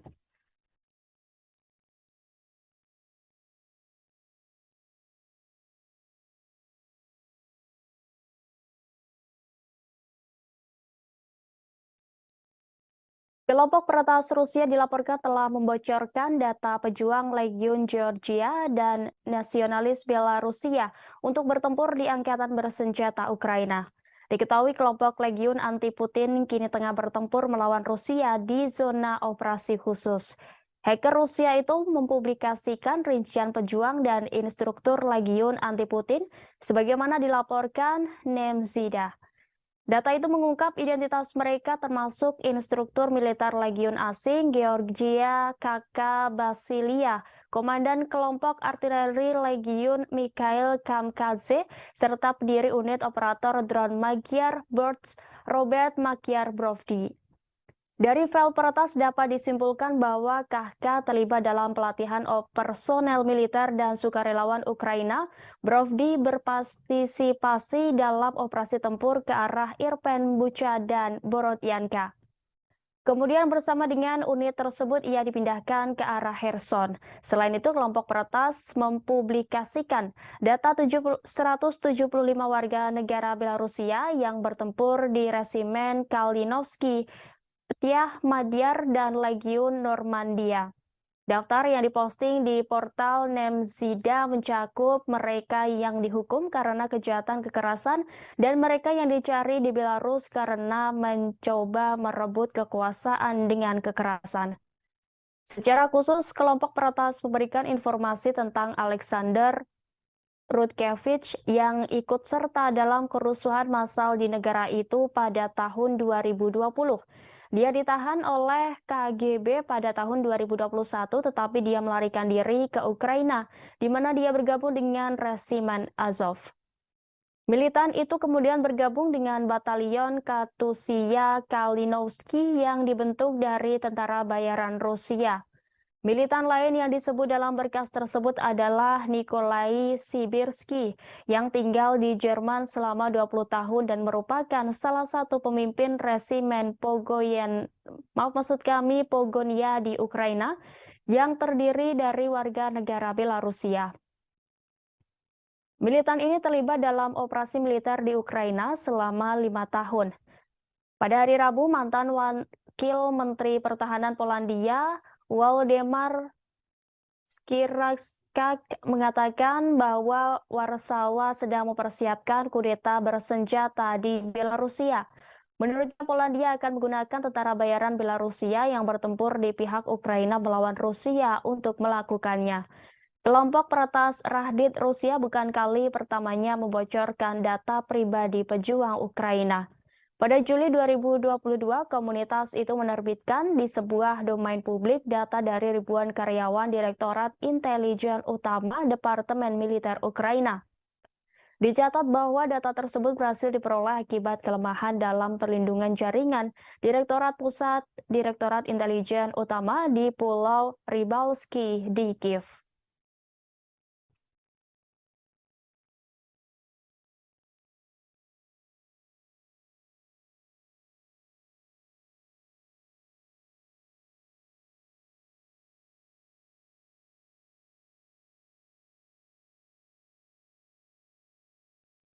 Sekretaris Jenderal NATO Jens Stoltenberg pada hari Rabu 24 Mei memperingatkan negara-negara yang mendukung Ukraina agar tidak meremehkan Rusia. Sementara Perdana Menteri Rusia mengatakan tekanan dari Barat memperkuat hubungan Rusia dengan China. Jens Stoltenberg memperingatkan agar tak meremehkan Rusia karena mereka telah mengambil banyak korban. Oleh karena itu, Jens Stoltenberg menekankan pentingnya mempersiapkan diri untuk jangka panjang dan satu-satunya cara untuk melakukan itu adalah memastikan bahwa Eropa dan Amerika Utara berdiri tegak bersama. Berbicara di forum Jerman, Marcel van di Brussels, Stoltenberg mengecam Rusia dan menuduh negara itu memiliki peralatan pelatihan dan moral yang buruk, antara lain sementara konflik di Ukraina terus berlanjut. Mengenai Presiden Rusia Vladimir Putin dan perangnya di Ukraina, Stoltenberg mengatakan Presiden Rusia Vladimir Putin membuat setidaknya dua kesalahan besar secara strategis. Salah satunya adalah meremehkan Ukraina, keberanian, tekad, kegigihan rakyat Ukraina, kepemimpinan politik Ukraina, dan angkatan bersenjata Ukraina. Stoltenberg memuji senjata dan peralatan yang dikirim ke Ukraina oleh sekutu-sekutunya dengan menyatakan bahwa semua bantuan itu membuat perbedaan di medan tempur. Sementara itu, Perdana Menteri Rusia Mikhail Mishustin dalam pertemuan dengan mitranya dari China di Beijing pada Rabu mengatakan tekanan dari Barat memperkuat hubungan Rusia dengan China. Kunjungan Mishustin dilakukan sementara Rusia semakin beralih ke China untuk mendapatkan dukungan diplomatik dan ekonomi di tengah meningkatnya isolasi atas invasinya di Ukraina. Dalam sambutan pembukaan pada pertemuan hari Rabu dengan Perdana Menteri China Li Qiang, Mishustin tidak menyebutkan perang yang telah berusia 15 bulan itu. China telah menolak untuk mengecam invasi Rusia dan justru memusatkan perhatian pada pekerja sama ekonomi antara kedua negara tetangga yang telah bersekutu untuk menantang kepemimpinan Amerika dalam urusan global. Mishustin juga memuji eratnya hubungan antara Rusia dan China. China mengatakan pihaknya netral mengenai perang Rusia di Ukraina dan ingin membantu sebagai penengah untuk mengakhiri konflik itu. Tetapi China juga menyalahkan Barat yang dituduhnya memprovokasi Moskow dan telah mempertahankan hubungan diplomatik dan perdagangan yang kuat dengan Rusia untuk menentang sanksi terhadap Rusia. Utusan khusus China bertemu dengan Presiden Ukraina Volodymyr Zelensky dan pejabat pemerintah lainnya dalam pembicaraan di Kiev sebelumnya bulan ini. Beijing merilis rencana perdamaian pada Februari, tetapi sebagian besar sekutu Ukraina menolaknya dan bersikeras bahwa Putin harus menarik pasukannya. Rencana perdamaian 10 poin Zelensky sendiri mencakup tuntutan untuk mengadili kejahatan perang yang dilakukan oleh Rusia.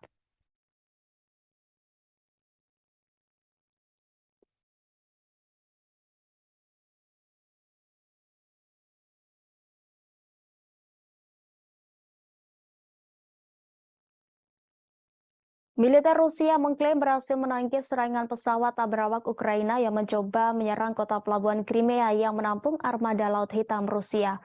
Setidaknya 2 drone ditembak jatuh oleh pasukan armada Laut Hitam, sementara beberapa lainnya dinetralkan dan dijatuhkan menggunakan peperangan elektronik.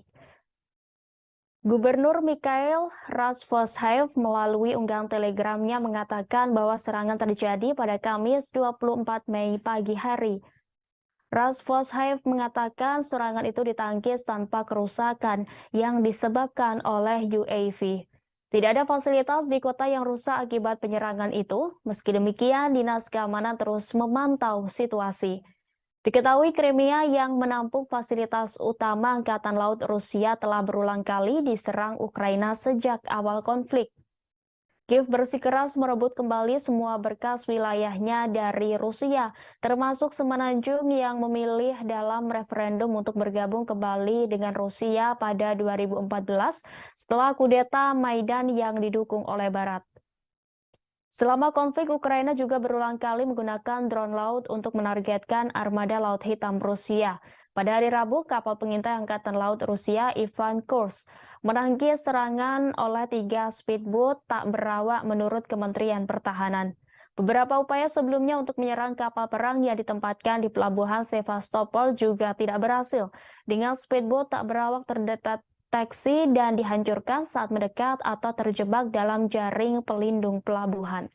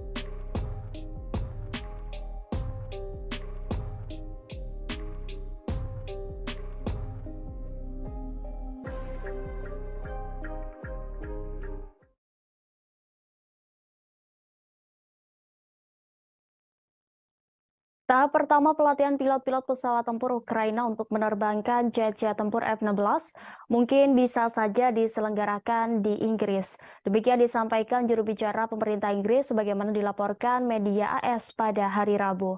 Setidaknya ada 20 pilot Ukraina yang akan memasuki pelatihan awal yang meliputi pelatihan dasar berbasis darat. Sementara itu, Menteri Pertahanan Inggris Ben Wallace melakukan kunjungan mendadak ke Kiev, Ukraina. Wallace datang ke Kiev untuk membahas kerjasama militer termasuk pasukan senjata. Selain itu, kedua belah pihak juga akan membahas aksesi Ukraina ke NATO dan formula perdamaian Presiden Ukraina Volodymyr Zelensky. Menteri Pertahanan Ukraina Oleksiy Reznikov juga mengucapkan terima kasih kepada rakyat Inggris atas dukungannya. Selain itu, Wallace mengatakan bahwa dia senang melakukan perjalanan ke Kiev dan berbicara dengan perwira militer Ukraina menurut pernyataan Kementerian Pertahanan Ukraina. Kedua menteri juga bertemu dengan tentara yang telah menerima pelatihan di Inggris dan menggunakan misil Storm Shadow dalam pertempuran. Pada 11 Mei, Wallace mengonfirmasi London mengirim rudal jelajah Storm Shadow jarak jauh ke Kiev. Ukraina telah menggunakan persenjataan ini untuk menargetkan posisi Rusia sejak saat itu. Serangan tersebut telah mengakibatkan cedera di antara warga sipil menurut Kementerian Pertahanan Rusia. Sebelumnya diberitakan pemerintah Norwegia akan mendukung program pelatihan bagi pilot Ukraina agar bisa mengoperasikan jet tempur F-16. Bjorn Arild Gram, Menteri Pertahanan Norwegia, mengatakan bahwa pemerintah belum memutuskan apakah pihaknya akan mengirim jet tempur F-16 miliknya ke Ukraina. Pekan lalu, Presiden AS Joe Biden juga mendukung program pelatihan bagi pilot Ukraina untuk menerbangkan pesawat tempur F-16. Di samping itu, Presiden Ukraina Volodymyr Zelensky juga telah meyakinkan Biden bahwa pesawat tersebut tidak akan digunakan untuk masuk ke wilayah Rusia. Selain Norwegia, pemerintah Polandia menyatakan pihaknya bersedia melatih pilot-pilot Ukraina untuk menerbangkan jet tempur F-16. Pernyataan tersebut dapat disampaikan oleh Menteri Pertahanan Polandia, Mariusz Błaszczak, pada Selasa 23 Mei waktu setempat setelah pemerintah Amerika Serikat memberikan lampu hijau. Błaszczak mengatakan dia ingin pelatihan itu menjadi bagian dari program Uni Eropa yang lebih luas untuk mempersiapkan personel militer Ukraina dalam perang melawan Rusia.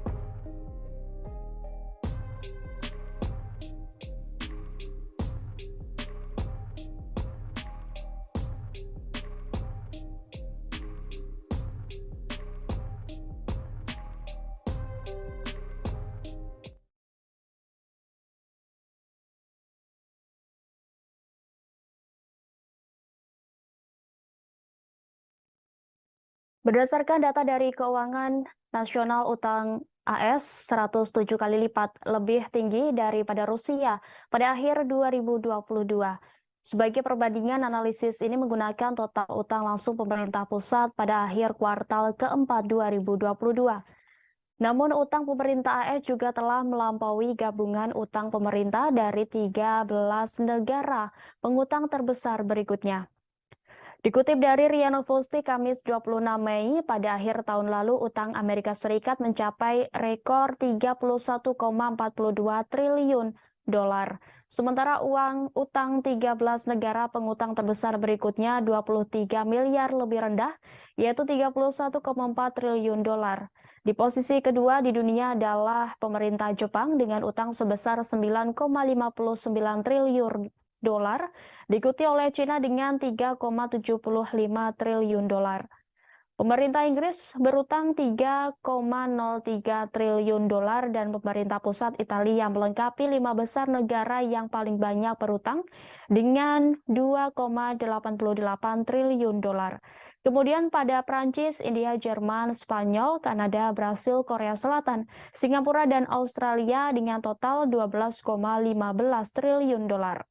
Pada saat yang sama, utang publik Rusia pada akhir tahun lalu hanya 294,8 miliar dolar, yang juga 33 kali lebih kecil dari Jepang dan 13 kali lebih kecil dari Cina. Sejauh ini, sebagian besar negara belum mempublikasikan data utang pemerintah untuk kuartal pertama 2023, tetapi dalam 3 bulan pertama tahun ini, utang pemerintah Rusia turun 15,2 miliar dolar atau 5,2%. Jepang juga melaporkan penurunan sebanyak -0,2%. Pada saat yang sama, utang pemerintah AS terus meningkat sebesar 0,1% mencapai rekor baru 31,46 triliun dolar dan menembus pagu legal. Setelah itu, Departemen Keuangan AS menerapkan langkah-langkah darurat untuk melanjutkan operasi keuangan dan Gedung Putih meminta Kongres untuk menaikkan pagu utang. Saat ini terdapat perdebatan nasional mengenai kenaikan pagu utang. Kesepakatan harus dicapai pada bulan Juni atau negara bagian akan mengalami gagal bayar untuk pertama kalinya sejak tahun 1979. Sebelumnya, Presiden AS Joe Biden pada Kamis 25 Mei menegaskan bahwa Gedung Putih tidak akan gagal membayar hutang. Dia menyatakan bahwa negosiasi antara staf Gedung Putih dan para pemimpin Kongres sedang berlangsung dan membuat kemajuan, meski ia mengaku masih terdapat sejumlah ketidaksepakatan penting. Meski demikian, Biden mengatakan bahwa ketidaksepakatan itu kini berkisar soal perselisihan akan seperti apa anggaran ke depan, bukan soal apakah AS akan gagal membayar utang atau tidak. Meski memiliki utang lebih banyak dibandingkan Rusia, Amerika Serikat pemasok senjata terbesar ke Ukraina selama invasi dimulai. Paket bantuan terbaru dari Washington untuk Angkatan Bersenjata Ukraina bernilai mencapai 675 juta dolar atau setara dengan 10 triliun rupiah.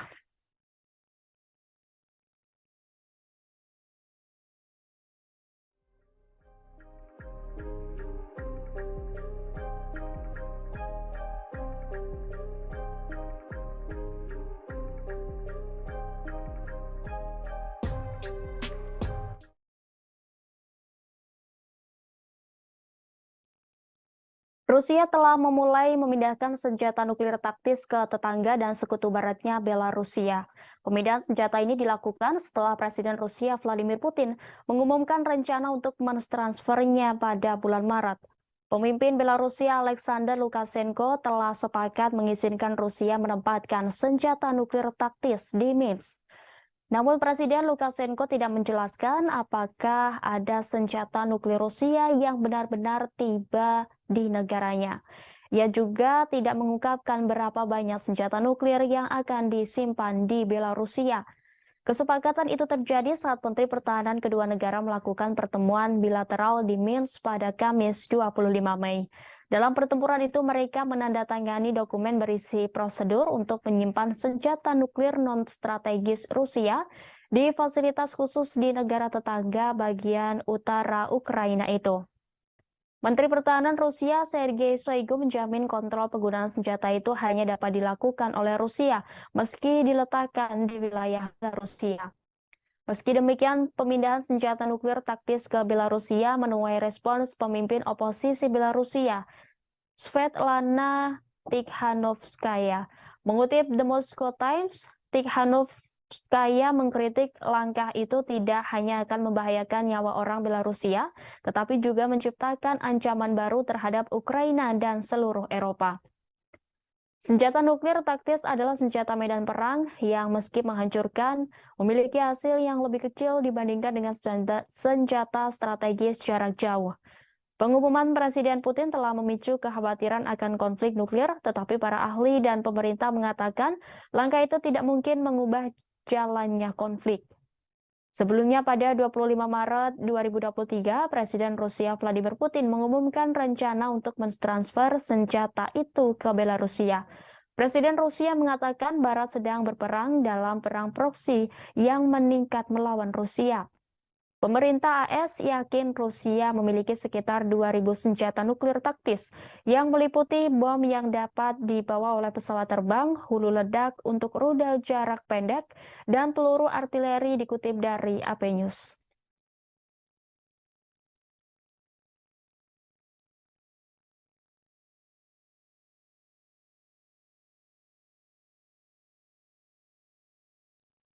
Amerika Serikat telah menjatuhkan sanksi kepada kepala kelompok Wagner di Mali, yakni Ivan Alexandrovich Maslov. Pemimpin tentara swasta Rusia dituduh memperoleh persenjataan untuk digunakan di Ukraina. Departemen Keuangan AS mengatakan bahwa Ivan Alexandrovich Maslov bekerja sama dengan para pejabat Mali untuk membangun kehadiran Wagner di Mali dan tempat lain di Afrika. Di Afrika, kelompok Wagner telah menengahi kesepakatan di Mali, Republik Afrika Tengah, Libya, dan tempat lainnya, memberikan keamanan bagi para pemimpin nasional yang seringkali otokratis, seringkali dengan imbalan bagian dari penambangan emas dan sumber daya lainnya.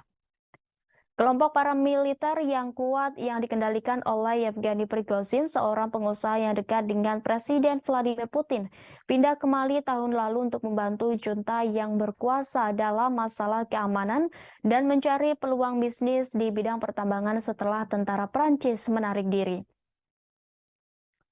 Dikatakan bahwa Wagner mungkin menggunakan dokumentasi palsu untuk menyembunyikan akuisisi dan transit ranjau kendaraan udara tanpa awak, radar, dan sistem penangkal rudal untuk digunakan di Ukraina.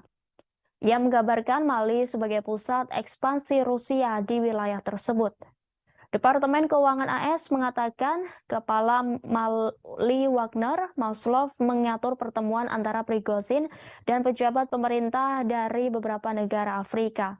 Kelompok Wagner juga dituduh mengambil bagian dalam pembantaian ratusan orang oleh pasukan Mali tahun lalu. Sebuah laporan PBB pada awal Mei tidak menyebutkan nama Wagner, tetapi mengatakan bahwa para pejuang asing ikut ambil bagian dalam eksekusi sedikitnya 500 orang selama operasi anti-jihadis di wilayah Moura, Mali pada Maret 2022.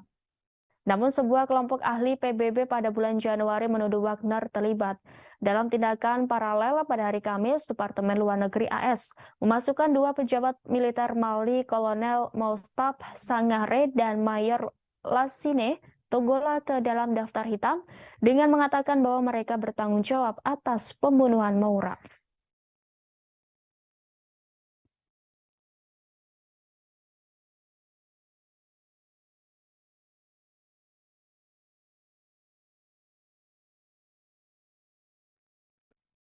Tentara bayaran Rusia Wagner Group resmi angkat kaki dari Bakhmut setelah mengklaim membebaskan kota tersebut. Pengumuman ini disampaikan langsung oleh pemimpin Wagner Yevgeny Prigozhin melalui saluran telegramnya pada Kamis 24 Mei. Prigozhin menyatakan pasukannya akan sepenuhnya mundur dari Bakhmut pada 1 Juni mendatang. Selanjutnya, garda depan perang tersebut akan diserahkan kepada tentara reguler Rusia. Wagner akan menyerahkan posisi amunisi termasuk ransum kering kepada pasukan resmi Rusia. Dalam video itu nampak Prigozhin mengenakan perlengkapan perang, berdiri di samping blok perumahan yang hancur imbas perang. Sebelumnya, Prigozhin sudah mengumumkan bahwa Wagner bakal menarik diri dari Bakhmut setelah berbulan-bulan bertempur. Alasannya menarik diri karena pasukannya sudah berhasil merebut semua wilayah yang dijanjikan untuk direbut. Meski demikian, Prigozhin tidak merinci wilayah mana saja yang harus direbut berdasarkan perjanjian dengan Kremlin. Hanya saja ia mengatakan bahwa saat ini tidak ada lagi pasukan Ukraina yang tersisa di kota itu. Para pejuang Prigozhin telah terlibat dalam pertempuran berdarah untuk Bakhmut sejak musim panas 2022. Penarikan diri mereka dilakukan setelah ia merilis beberapa video panas yang ditujukan kepada Menteri Pertahanan Rusia, Sergei Shoigu, dan Kepala Staf Umum Valery Gerasimov, mengkritik mereka atas kegagalan mereka untuk menyediakan lebih banyak amunisi bagi para pejuangnya. Setelah meninggalkan Bakhmut, unit-unit grup Wagner akan beristirahat melengkapi diri dan merekrut pejuang baru, kata Prigozhin. Seraya menambahkan bahwa pasukan paramiliter akan menerima tugas baru setelah berkumpul kembali. Kepala Wagner mengatakan pada hari Sabtu bahwa Bakhmut sudah sebuah kota industri kecil di wilayah Donetsk, timur Ukraina, telah jatuh ke tangan pasukannya. Juru bicara militer Ukraina, Serhiy Cherevati, pada hari Selasa membantah klaim tersebut.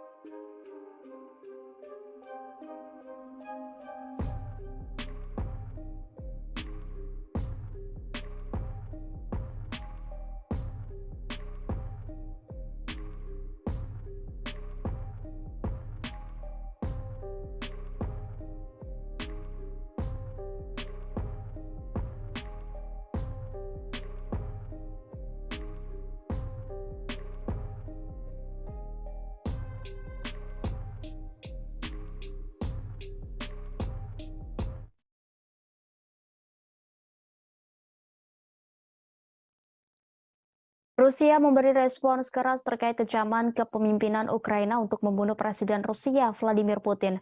Sebelumnya, Vadim Skibitsky, Wakil Kepala Direktorat Utama Intelijen Ukraina, mengatakan bahwa Putin berada di posisi pertama dalam daftar target pembunuhan Ukraina. Menanggapi kecaman itu, Sekretaris Pers Kremlin Dmitry Peskov mengatakan bahwa kepemimpinan Ukraina menunjukkan sifat teroris. Dmitry Peskov memberikan jaminan bahwa pemimpin Rusia dilindungi dengan baik. Juru bicara Rusia itu mengomentari pengakuan Vadim Skibitsky, Wakil Kepala Direktorat Utama Intelijen Ukraina, yang mengatakan kepada outlet Jerman Die Welt pada Rabu 24 Mei, Putin ada dalam daftar pembunuhan agensinya. Peskov mengatakan pernyataan seperti itu menunjukkan operasi militer yang diluncurkan Rusia di Ukraina pada Februari 2022 lebih dari dibenarkan, lebih dari diperlukan, dan harus diselesaikan. Penyiar Rusia 24 kemudian menanyakan apakah tingkat keamanan untuk Presiden Rusia telah ditingkatkan setelah ancaman dari Ukraina. Sebelumnya, Wakil Kepala Dinas Intelijen Militer Ukraina, Vadim Skibitsky, mengatakan ada target pembunuhan lainnya selain Presiden Rusia Vladimir Putin. Sejumlah nama yang masuk daftar itu diantaranya bos perusahaan militer swasta Wagner, Yevgeny Prigozhin, Menteri Pertahanan Rusia Sergei Shoigu, dan Kepala Staf Umum Angkatan Bersenjata Rusia Valery Gerasimov. Dalam wawancaranya, Vadim Skibitsky mengatakan alasan Ukraina memasukkan nama-nama itu terutama Presiden Vladimir Putin Ukraina ingin membunuh Putin karena dia mengkoordinasikan dan memutuskan apa yang terjadi dalam perang dan pemimpin Rusia itu sadar dia berada di puncak daftar pembunuhan Ukraina. Vadim Skibitsky mengklaim Vladimir Putin memperhatikan GERS semakin dekat dengannya. Pada awal Mei, 2 drone kecil dilumpuhkan oleh pertahanan udara saat mencoba menyerang kediaman Putin di Kremlin, Moskow. Pemimpin Rusia tidak ada di sana pada saat serangan yang gagal itu dan tidak ada yang terluka.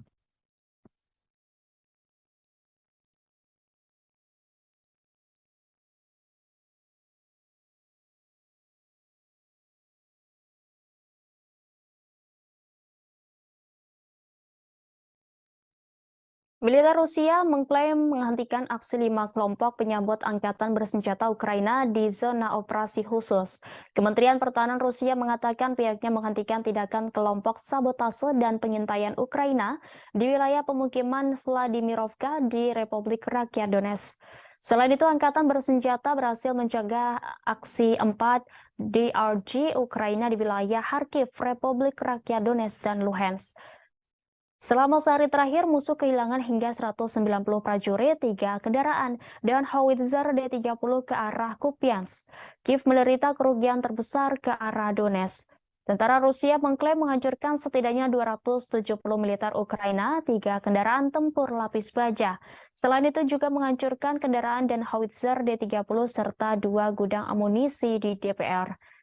Di arah Krasnolimansk, Angkatan bersenjata Ukraina kehilangan hingga 65 prajurit di Yuzhno-Donetsk dan Zaporozhye, hingga 110 pejuang, dan di Kherson hingga 25 prajurit. Selama 24 terakhir, pasukan pertahanan udara mencegah 8 peluncur roket ganda HIMARS dan menembak jatuh 26 drone musuh. Sebelumnya, sistem pertahanan udara Rusia selama beberapa hari terakhir menembak jatuh 28 drone Ukraina dan 8 peluru HIMARS MLRS. Selain itu, penerbangan operasional taktis dan militer angkatan bersenjata RF menghantam 95 unit artileri serta peralatan tenaga kerja dan militer pasukan Ukraina di 102 distrik pada siang hari. Secara total 429 pesawat tempur Ukraina, 235 helikopter, 4.321 kendaraan udara tak berawak, 424 sistem rudal anti pesawat, 9.298 tank dan kendaraan tempur lapis baja lainnya, 1.100 kendaraan tempur dari berbagai sistem peluncuran roket, 4.901 artileri lapangan dan mortir, serta 10.447 unit kendaraan khusus militer.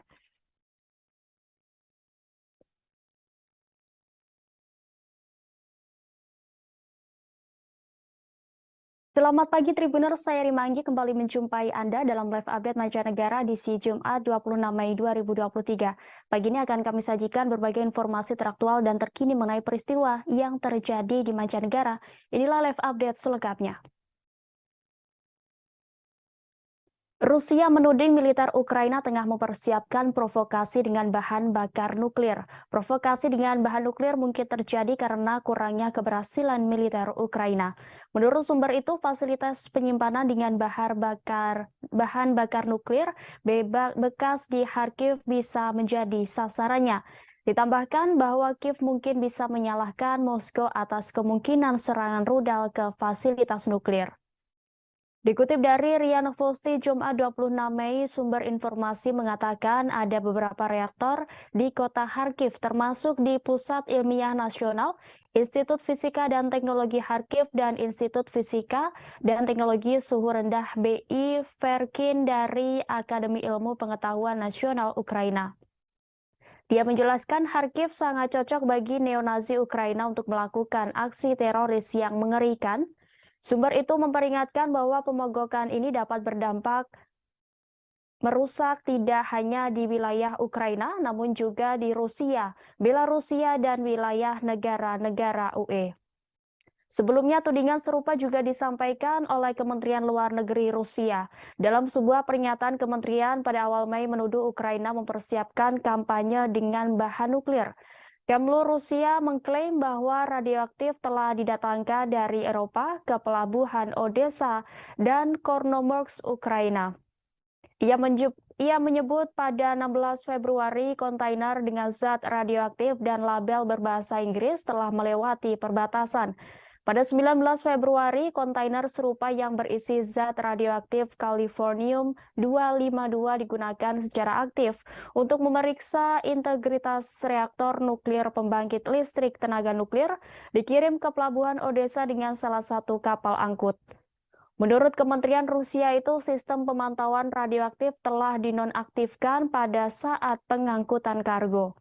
Dari hasil penyelidikan jurnalistik diketahui pemasok zat radioaktif ini adalah perusahaan Amerika Frontier Technology Corp yang bergerak dalam produksi wadah isotop radioaktif, terutama sumber radiasi neutron.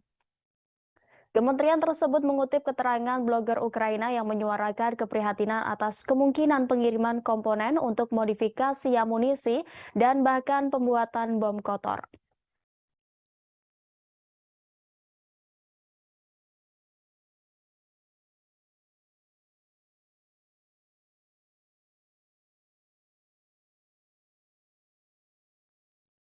Dinas Keamanan Federal Rusia atau FSB berhasil mencegat kelompok penyabot Ukraina yang merencanakan operasi teroris di dua pembangkit listrik tenaga nuklir Rusia.